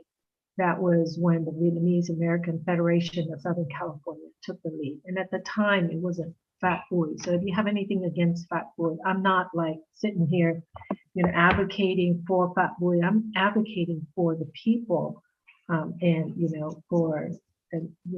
I saw, the foundation worked really hard. The Federation worked really hard. And originally, it wasn't Fat Boy. What I meant was that the chair, but I know Fat Boy was involved as the I think he was the finance director of it, and the maybe the he was not the chair, that was for sure. So it's not all about Fat Boy. So how do I know so much about the Tet Parade in its early days? Well, because my company, every year, my company was asked to contribute financially. So we were the $20,000 title sponsor. If you remember the 40th anniversary, and and so I didn't want, anyway, so the title, we were the title sponsor, and there were times when there were years when we contributed 5,000, 10,000 some year, and this year I contributed $10,000 personally because I saw, they were really struggled trying to hire people, and I took some notes to talk about some of the expenses that they incurred. So I've been on the other side as the donor, and I have helped the organizers, not just not this one, but another organizer, and I don't want to mention their name, a few years ago. And I can tell you that with just 2 months or less than 2 months to organize, I didn't have the confidence in the other organizer, and that's why I voted for this one. And they really did a great job, and they really pulled through. I don't care if you're against them, or you like Fat Boy, you don't like Fat Boy, whatever. I'm telling you that there was a lot of effort made by the people of the Vietnamese American Federation of Southern California. And Fat Boy, I can tell you, he made a lot of sacrifices. I know his wife told me that he had to go pick up trash, and he didn't sleep the night before, and so he got into a car accident on the way home. I don't know if you guys know that, but hey, you know what? This is all about humanity. I think we're doing this for people. We're doing it for our community, and I'm sharing with you today what I think. Okay. And I've been on the other side as a donor, like I said. And so now, this is a huge event. It's a mega event, as we call it. And it really takes a village. We are council members, that we are a subset of that village. And we should give some financial support to this parade just because we want to show the support. The Tet Parade this year was very significant in so many ways because it rejuvenated our city. It increased the spirits, the parade goers, and the city are not just our own city community, the immediate community, but other surrounding cities. Not to mention people from everywhere. And I know someone earlier spoke about not seeing anybody. Why are we world renowned? Well, we are world renowned. I know we haven't done it. We haven't even started to do tourism, but world renowned for the Vietnamese and the Vietnamese community worldwide. So, it stimulated small businesses in our community. So there's no denying of that. And of course, with that came sales tax dollars. Okay. Earlier, we got a report from, I believe, Director of Finance, Aaron Back, saying that this year is going to be a great year. Sales taxes, if Aaron is here, you mentioned that this year's, it's actually turning out better than you thought, and how much were you speculating that, or projecting is a better word, that this year we're going to bring in? I know you mentioned 14.5 million before, and I was in awe of that number, but I think today you mentioned something like, what, 18, or is it 16? Please share. Let me find it just a second. Okay. So, like I said, I'm sharing with you how I feel, and that I take it upon me to do, first of all, I wanted to make sure that if you have that number, just jump right in. Yes, it's trending higher than budget by about $4 million higher than budget for the current year. But this is just partway through the year. So this isn't actually realized yet, but it's the projections that we currently have. We understand. But so on the average year, I think we've had 13 million, right? 13.5 so, right? That's for the transaction, or the Measure SS is 13 million budget. Yeah, you're right. Million. And then the regular sales tax has a 17 million budget, and it's estimated at 19 million. Okay, so today I'm thinking that giving $10,000 as stated in my agenda is that it's just a good gesture to show that we are not being guests in our own home, but we want to contribute and show support to our own economy in our own little town. So we don't need to be asked, okay? But I know, because I know some of the expenses, if I may share with you, because I heard about how they had to hire security guards. They used to have hundreds of volunteers, and I'm sure you could ask staff to attest to this. Volunteers just basically went away. With COVID, I mean, when COVID happened, and so there were like 0 volunteers, so they had to hire security guards and had to hire extra police officers from Garden Grove. So when we're saying that they prepaid $75,000 and that they went over by $3,000, and so the actual is $78,000.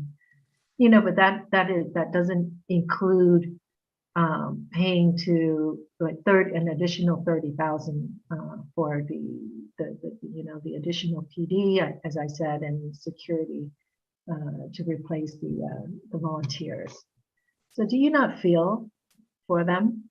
And I can tell you that I felt it, and that's why I had to dish out $10,000 out of my own pocket, and it wasn't just me, it was my mom also. I really felt it.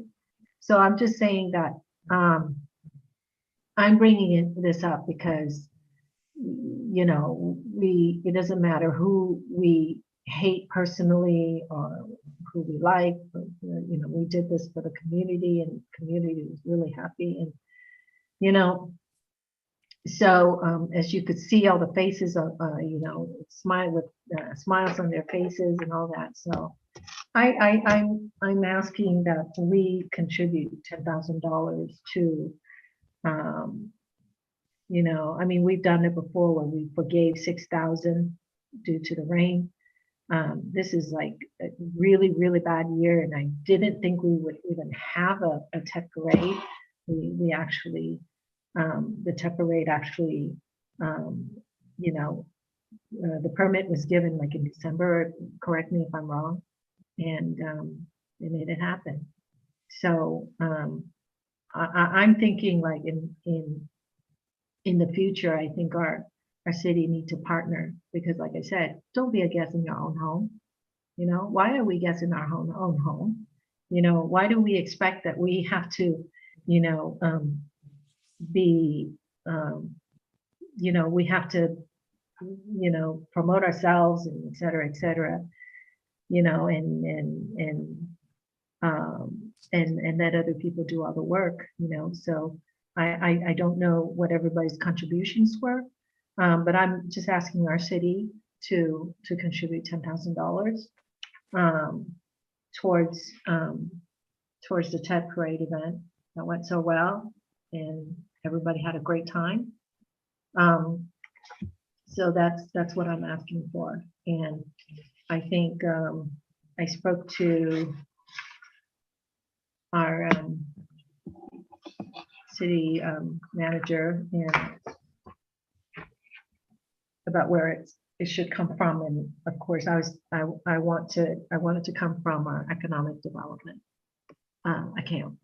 So with that, I'll leave you with that. And I'm just saying that I'm just speaking from my heart and from being on the other side, you know, having to contribute when our city was in charge, fully in charge of the Tet Parade for a long time, I believe, like for 10 years. Earlier today, I actually texted back and forth to ask some facts, you know, related to, well, just historic facts back when, you know, former council member Andy Quach was in charge. So I texted him, and so, you know, the struggles he had and how I had to bail him out, because I remember he showed up at my business like every year, and so I felt really bad for those folks who volunteered their time and their effort to make the parade happen, and then not only to make it happen, but to make sure it, you know, they raise enough funds to cover. And back then, when the city was in charge, anything that they could not cover, the city covered. So as you see, I've added just the numbers for over 9 years that the organizer of this organization, it wasn't all Fat Boy, but I you know, he was a part of it, but you know, like I said, he wasn't the one in charge at the first 3 years. You know, they were responsible for raising 1.35 million. And our city, what did we contribute? As far as I know, just the 6,000 a couple years ago when it rained. And that's it. So you see the burden that you actually have shifted, which is great. But hey, you know, this is your home. Contribute. So that would be a nice gesture. Give them $10,000 is all I'm asking. And if you don't feel like it, fine. But you know, this is what I'm asking today. Thank you. So I'd like to ask that our city council approve $10,000 coming out of economic development fund to help the Tet Parade. All right, so Councilmember Ho, so thank you for your item. I think that I experienced and witnessed all the parade for the last 16 years. I understand how hard of the organizer of annual parade. It's a lot of work. I recognize that.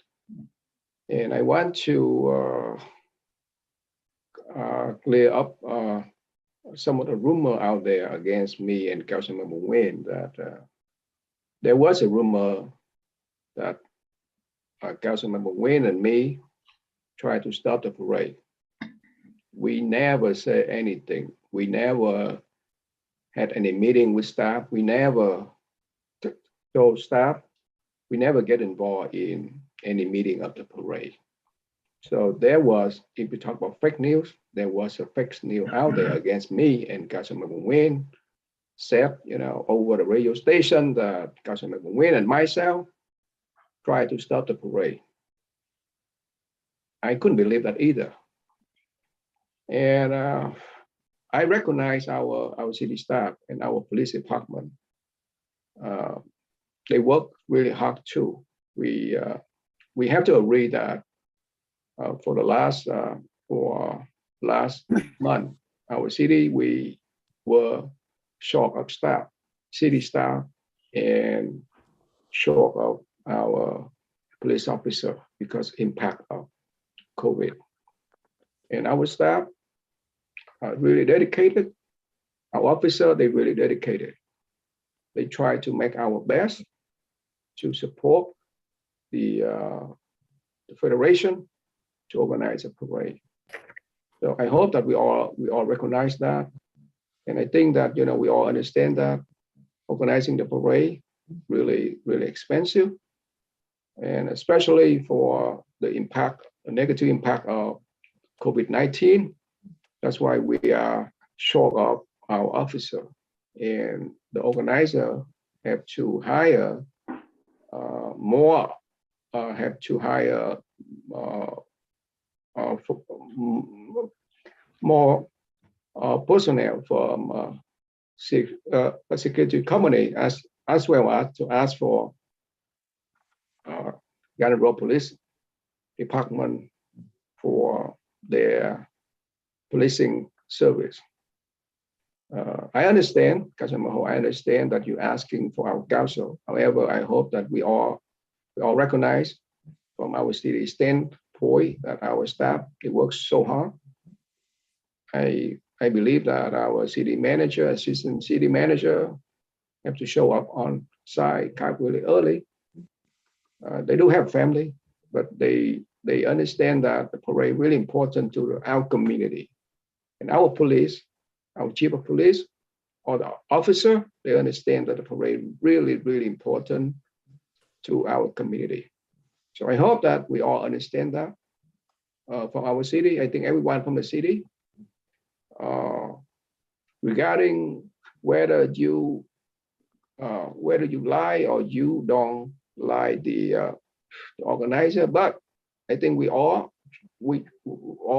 try to make our best to support the parade. So yes, so that's okay. Yeah, can I talk? Please. I speak now. Staff, I may have before I have questions for you. I'd like to any one of you, either the city interim city manager or anyone involved public works or whatever.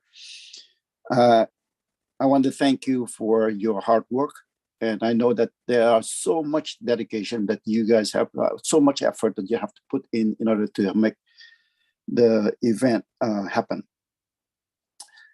Now, my question to you is: do the organizers agree or know that that the cost is 75,000? Do they agree to that from the beginning, or do they know that the risk that they are taking, because of during the pandemic? And I also learned that there were experience from the Rose Parade, that with the less number of people attended, but more costs associated with that just because of pandemic.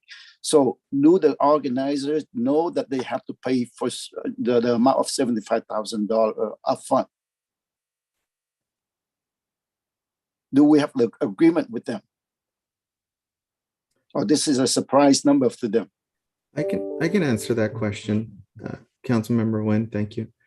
My name is Adolfo Zaida, interim assistant city manager. I was a part of the city team that has worked the parade for many years now.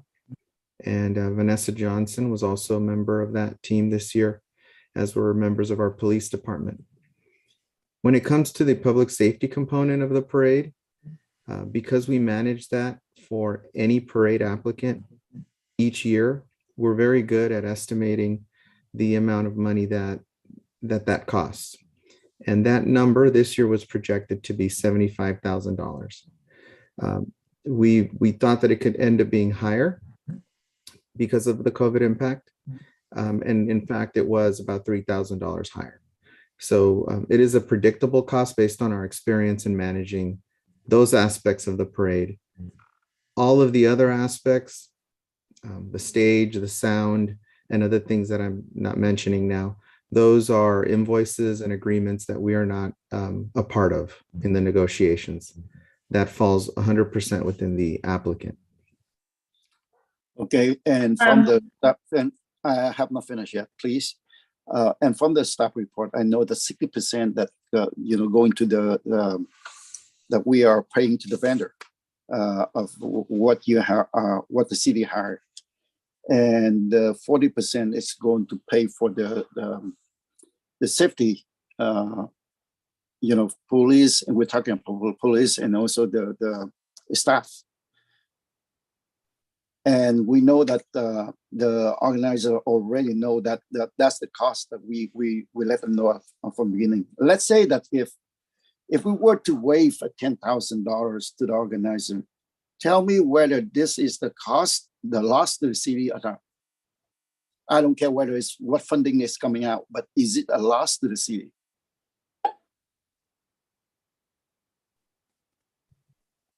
Because we are paying more and now we are taking the money and paying back to the organizer. So the way that the parade functions each year is they provide a deposit, and if the parade expenses for the safety aspect is less than that, then we return part of the deposit.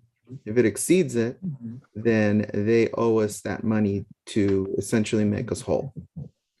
So my understanding is they still owe us, the city, 3,000 something. That's correct. Okay. And here we are they are not only paying us $3,000 that they owe, but we are trying to grant them back $7,000. Correct. And that's the money that from our city, which is the lost money for the city. It's a loss to the city. Correct. Okay. All right. You know, I want to say that our city, the city of Westminster, proudly hosts the Tate Parade annually. There's no doubt that people are happy and cheerful to join the parade to celebrate the Lunar New Year. All they want is to see the community get together and have the meaningful spirit of the Tate, the happiest moments of the year, of the new year. Though I have to say that I was very disappointed about Fat Boy and his organizing committee at this year's Tate Parade. For a couple of reasons.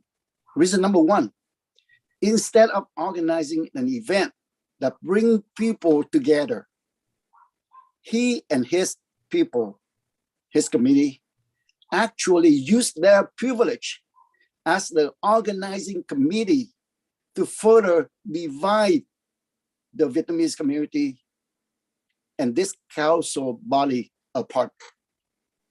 Why do I say that?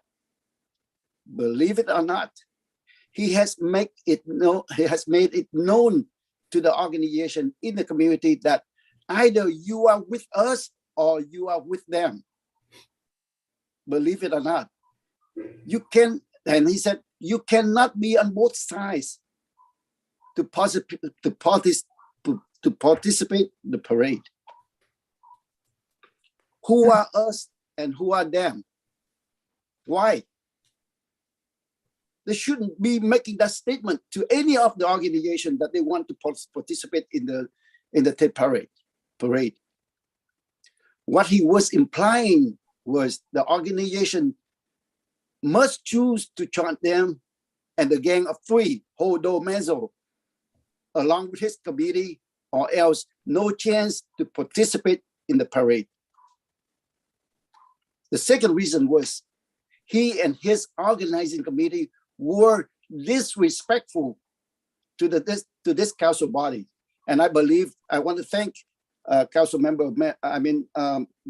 Menzo. He mentioned it at the last meeting. You know, Fat Boy opening his speech by thanking Hodo and Menzo, but totally ignore the presence of the mayor. I don't need to care. I don't care about myself, but you know, the mayor was there. Hodo and Menzo were also given the invitation to light the firecrackers while we were there at the stage.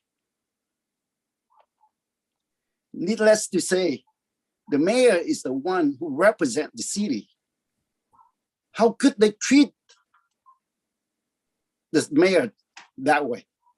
They don't even recognize, but they recognize the other three, and they also invited for firecracker. Now, talking about the fake news, days, if not weeks before the event, Fat Boy went on the media to spread the fake news about the mayor, and I voted against having the Tet parade. The meeting minutes and the video script reflect the truth of the matter. We, the mayor and I and myself, wanted both applicants to work together to show the unification within the community. You can go back and take a review the script. But you know what? Phat Bui and Kimberly Ho continue to go on their radio stations, their channel, and said that the mayor and I had made every attempt to cancel the event. You heard it from the mayor earlier. What I want to know is, please prove to me where and when the mayor and I said anything about canceling the event. I even corrected the Orange County Register when they say floating about canceling the event. In this at the council meeting, last council meeting, how could you, Kimberly Ho, you continue to go on your channel and then talk about it?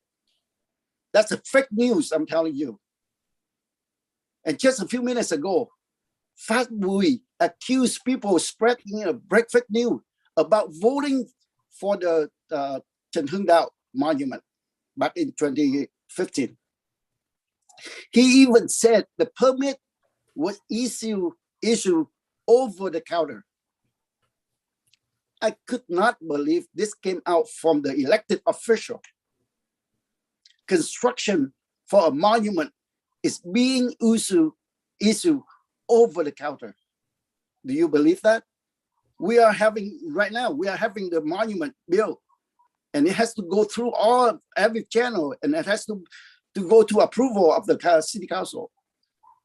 It can't be issued over the council. Counter. I believe it was.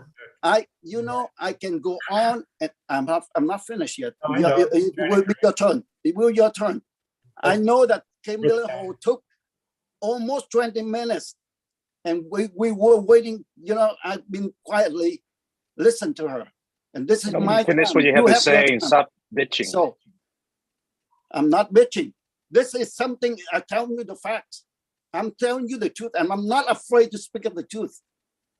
Let me finish it, and it will be your turn. I can go on and on talking about Phat Bui and his childish behavior, but why waste more time? By now, people already know who Phat Bui is. He was openly having a reception dinner with the Communist ambassador from Quang Vinh back in 2015. Everybody know about it. And because I can't show you, I can't share the screen with you, I would like to ask staff to bring up picture number 1, which I sent you earlier, please. Can I just interrupt you real quick, Councilmember Nguyen? What are we talking about here? This is not. This item was going to take only 10 minutes, and it's already been over 30. Why didn't you tell Kimberly Ho about that? I'm talking to all of you. Can you talk about whether you're gonna support the Tet organizer with 10,000? Okay, we're not talking about the monument. Okay, so we're not talking about permit here. Okay, so what are we talking about here? Why are you going to tangent? It doesn't make any sense. Talk about what the issue in the agenda. Are you supporting giving the Tet parade $10,000? Yes or no? Councilmember Nguyen, he making a statement, and his statement relating to the issue on agenda. It goes on a tangent, and you supposed to bring him back. Go on a tangent. What happened if Kimberly Ho went on the different tangent? Did you say anything? It's my agenda. What does this have to do with what does these pictures of Phat Bui in 2015 have to do with the agenda? What is up with the Tet parade? That's right.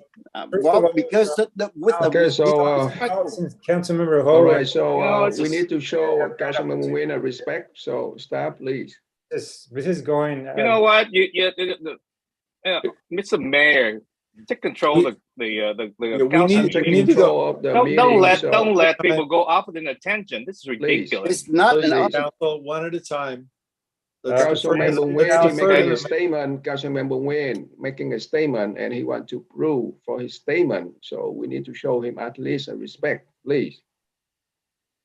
Since all of you had an opportunity to speak, except Councilman Doe, I just want to set the bring this meeting back to some sort of sense of what's going on.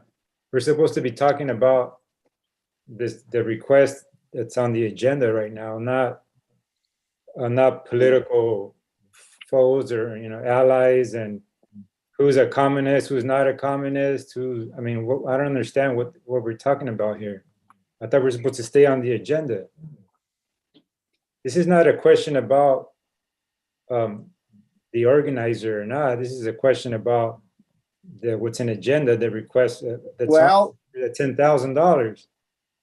Is that a yes or no? Are you supporting or not supporting it? Just say it. I don't know. First of all, I want to say on my behalf, I want to say, can I continue? On my behalf, I'm looking at first, I want to say this was a lot of you are correct when you say the emotions were really high. And going through the pandemic and not having a TED parade the previous year, the excitement was amplified. And I think that this year, I've seen more people out there than we've had in the past. So it's obvious that this was a great event for the community. If everybody, we're all excited to be out there. For me, I was able to experience it from a different point of view for the first time, walking and greeting people. I had an awesome time. And I'm sure a lot of other people did too. But before us today is not all these different political foes or allies or none of that. Let's just get to where we're supposed to be. It's only been 10 minutes, now it's over half an hour. Yeah, I understand, and I'm sensitive to I am very sensitive to the organizer and what they had to go through. To pull this off in 2 months' time, it's nothing. That's an amazing feat to do that. It's a lot of work to do that. And unfortunately, there was some extra costs associated with it because of the pandemic, COVID-19, that we didn't have in previous years. But I don't know if council is losing track of the financial situation our city's in. I think there was a financial director we really don't have extra money. We went through that meeting where we have going through our labor negotiations, and we're just gonna cut even probably. We're not gonna have extra money, but I am very sensitive to the cost. But it's unfortunate that at this time, this position we're in, we can't assist. I would like it in the future, but yeah, I would love it if our city can help out and participate like we were in the past, because it does bring a benefit to the city. It brings a benefit to the community. It's a big community service, but the bottom line is that we're not in a position to dole out money that we don't have. And to me, it's not about relationships. I like Mr. Fat Bowie. He thinks he's a great person. He's doing a great job, great service for the community. And I hope he gets the opportunity to continue that. But right now, for me, I'm looking at the bottom line is that financially, we're not in a good position. And we all know that.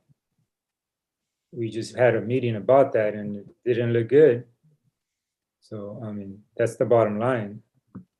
And I wish that we would just get away from these tangents that we get on about communist this and communist that and It just doesn't help anybody. It's just get back to being a professional. Thanks. Well, if I may say a few words, I heard Mayor Trita mentioned earlier, she didn't, you say you didn't meet with any city staff, but I remember receiving an email saying that the staff meet with you and Councilman Charlie Nguyen just a couple of days before the TED Parade, because you want to hear an update on the TED Parade. So, but nevertheless, there was a lot of rumors before the TED Parade that you and Councilman Nguyen tried to have it canceled and all that stuff. I don't know if it's true or not, but it's kind of disappointed to hear that. Anyway, let's get back to this issue. I listened to everybody, and I listened to Mr. Fat Boy. I was the first one to congratulate him for running a very successful TED Parade during a very difficult time. Everybody was happy. This community need that TED Parade. And I mentioned this during the last council meeting. I love to see that there's an event that put our city on the map, and in order for the TED Parade to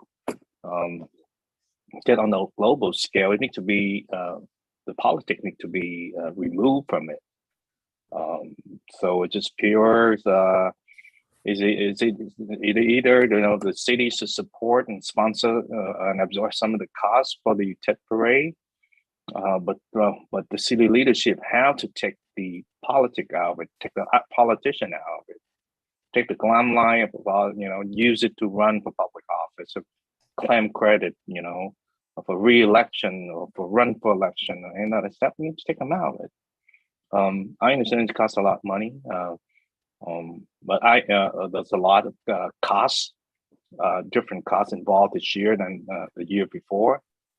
I hear a lot of complaint from everybody, but I have to have trust in our city official, the city manager as well as assistant city manager. I believe they did a good job, and they never get involved, intervene. And at the end, it turned out great. I mean, we have a very successful event, well attended. So let's talk about what kind of councilwoman Kimberly Ho asking the city to assist with $10,000. I can understand that, but to me, I mean, the pride and joy of the organizer is be able to take care of business, run a successful event on their own feet, despite all the difficulty and challenges and attack and all that stuff. But they make it. I think it's best that we, as a council, make a decision to support the TED Parade, the next TED Parade organizer. Doesn't matter who, a certain amount, $10,000, $5,000, but make it in advance, not after the event, because it's just like, yeah, I'll do it without no cost to the city, and then you know what, you need to help. I don't think it's right for our city, for the resident, as well as the taxpayer. We are in a very difficult financial situation. It might be devastating our city next year. We have the sales tax that might be sunset in November, and the voter might not be able to support it. So for right now, I think if we ask the council to approve a $10,000 to help the TED organizer, I don't think this is right and appropriate. So thank you.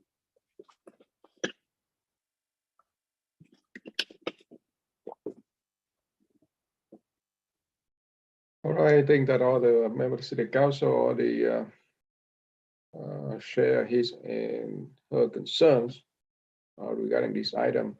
Yeah, I think we all recognize that the organizer organize yes, parade for the community. We all agree that. And at the same time, our city staff, they try our best to support the parade. So, yeah, so I think that that's the way it is. The organizer, I think that organizer understand organizing the parade really expensive. Yeah. So I have to agree with all members of the city council. Yeah. So we had a good parade. Yes, no doubt. At the same time, our city staff they work really hard. Yeah. And I'd like to respond to Councilmember Doe concerns that I called a meeting a few days before the parade start. As a mayor of the city, I think that I want to hear the update from our city staff. And the meeting, I think the city staff invite all the members of the city council to be in the meeting. Unfortunately, that we didn't have quorum. So that's why Councilmember Nguyen and myself, we still had to have the update meeting with staff. And I think we learned a lot from the update meeting with staff. We would like to know that about the development of the parade. And I really appreciate our staff, our chief of police, who provide us with all information. So our staff could able to support the organizer to have a successful parade. Because at the end of the day,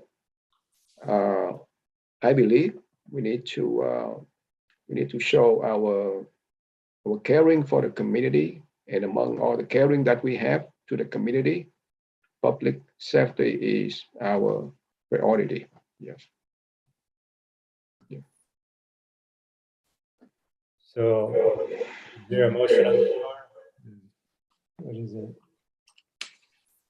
There was a motion on the floor to approve the 10,000 from the Economic Development Fund, but there was no second. I'd like to make a motion to deny the request.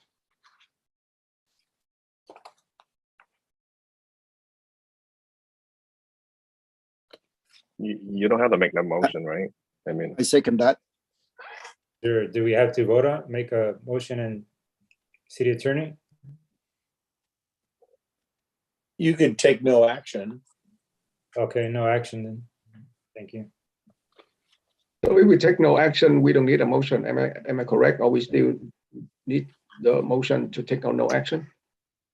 Right. If there's no action, then you would move on to the next item. Okay. If there is no action from, so we don't need to take a vote and no action for this item. All right. So next item, 5.2 resolution in support of denouncing and debunking fake news. but you know what? I thought the 5.1 going to go pretty quick. You know, we're going to stop at 1 o'clock in about 15 minutes. I understand Councilman Manzo have to go to work tomorrow. So I'd like to continue this into the next council meeting. Okay. Is that okay? I'm okay with that. So may I have a motion to continue? And we'll continue into next meeting. And at the same time, I'd like to move this item forward at the next council meeting so that we can get it out of the way. Okay, so so there's a motion to continue 5.2 and 7.2 to the next council meeting. Am I correct? Do you think I could move along 7.2 tonight? It will take some time. As far as we can get, or what do you think? We're gonna take forever. Yeah. All right. 20 minutes, and there's no way. The way that we go. So the motion made by Councilmember Doe, am I correct to move the rest of the item on agenda to the next council meeting? I'll second it. All right, we have a motion and a second to continue 5.2 and 7.2 to the next council meeting. And we have a second. Roll call vote. Thank you, Do you Mayor. think I could have That motion, do you think I could make a request? Because if it's gonna be in the 7, the next time it's gonna be last again. Is there any way we can move it up next time? So these two could be heard earlier?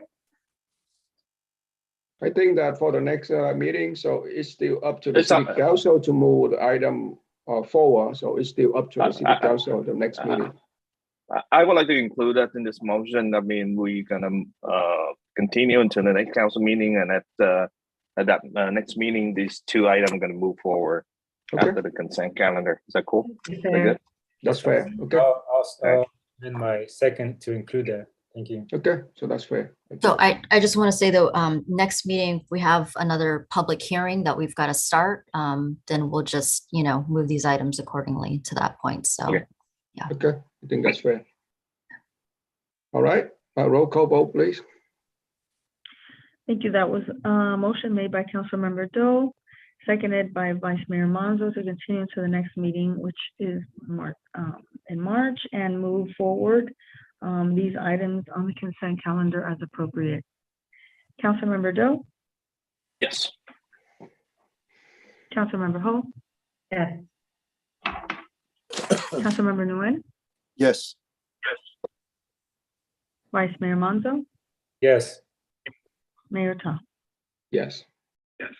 All right. So Take care. almost Bye. 1 o'clock. So next we have common city council NC members. So I hope that you don't have a lot of things to say, but I have nothing to say tonight. okay. Okay. It's time Actually- to us to go to Actually, sleep before morning tomorrow meeting.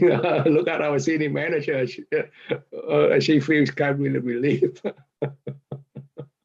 I just want to say thank you to Right. staff for your hard work. Thank you for all you do and trying to do your best with limited resources and limited help. So thank you very much for all your help. Thank you. And at this time, I'll go next. I'd like to thank staff for all your hard work towards the TED parade. I know I was reserving to thank you towards the end, and I want to make sure that we all had a great time, and we know you dedicated yourself, by being there so early and made everything go smoothly. And I thank you for that. And that's all.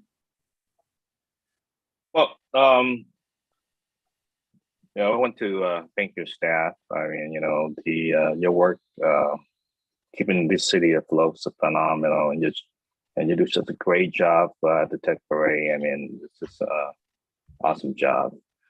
But once again, I want to take the opportunity to send my thought and prayer for my family to the officers from Huntington Beach, Officer Bayer, who passed away in a helicopter crash last Sunday. And I want to thank Chief Lanyes for your leadership to provide mutual aid and assist Huntington Beach Police Department during a very difficult time. And your effort was mentioned and recognized, and I appreciate it. So I just want to thank you for your leadership, sir. Appreciate it. Thank you, everybody. Good night. All right. So anything else before I adjourn the meeting?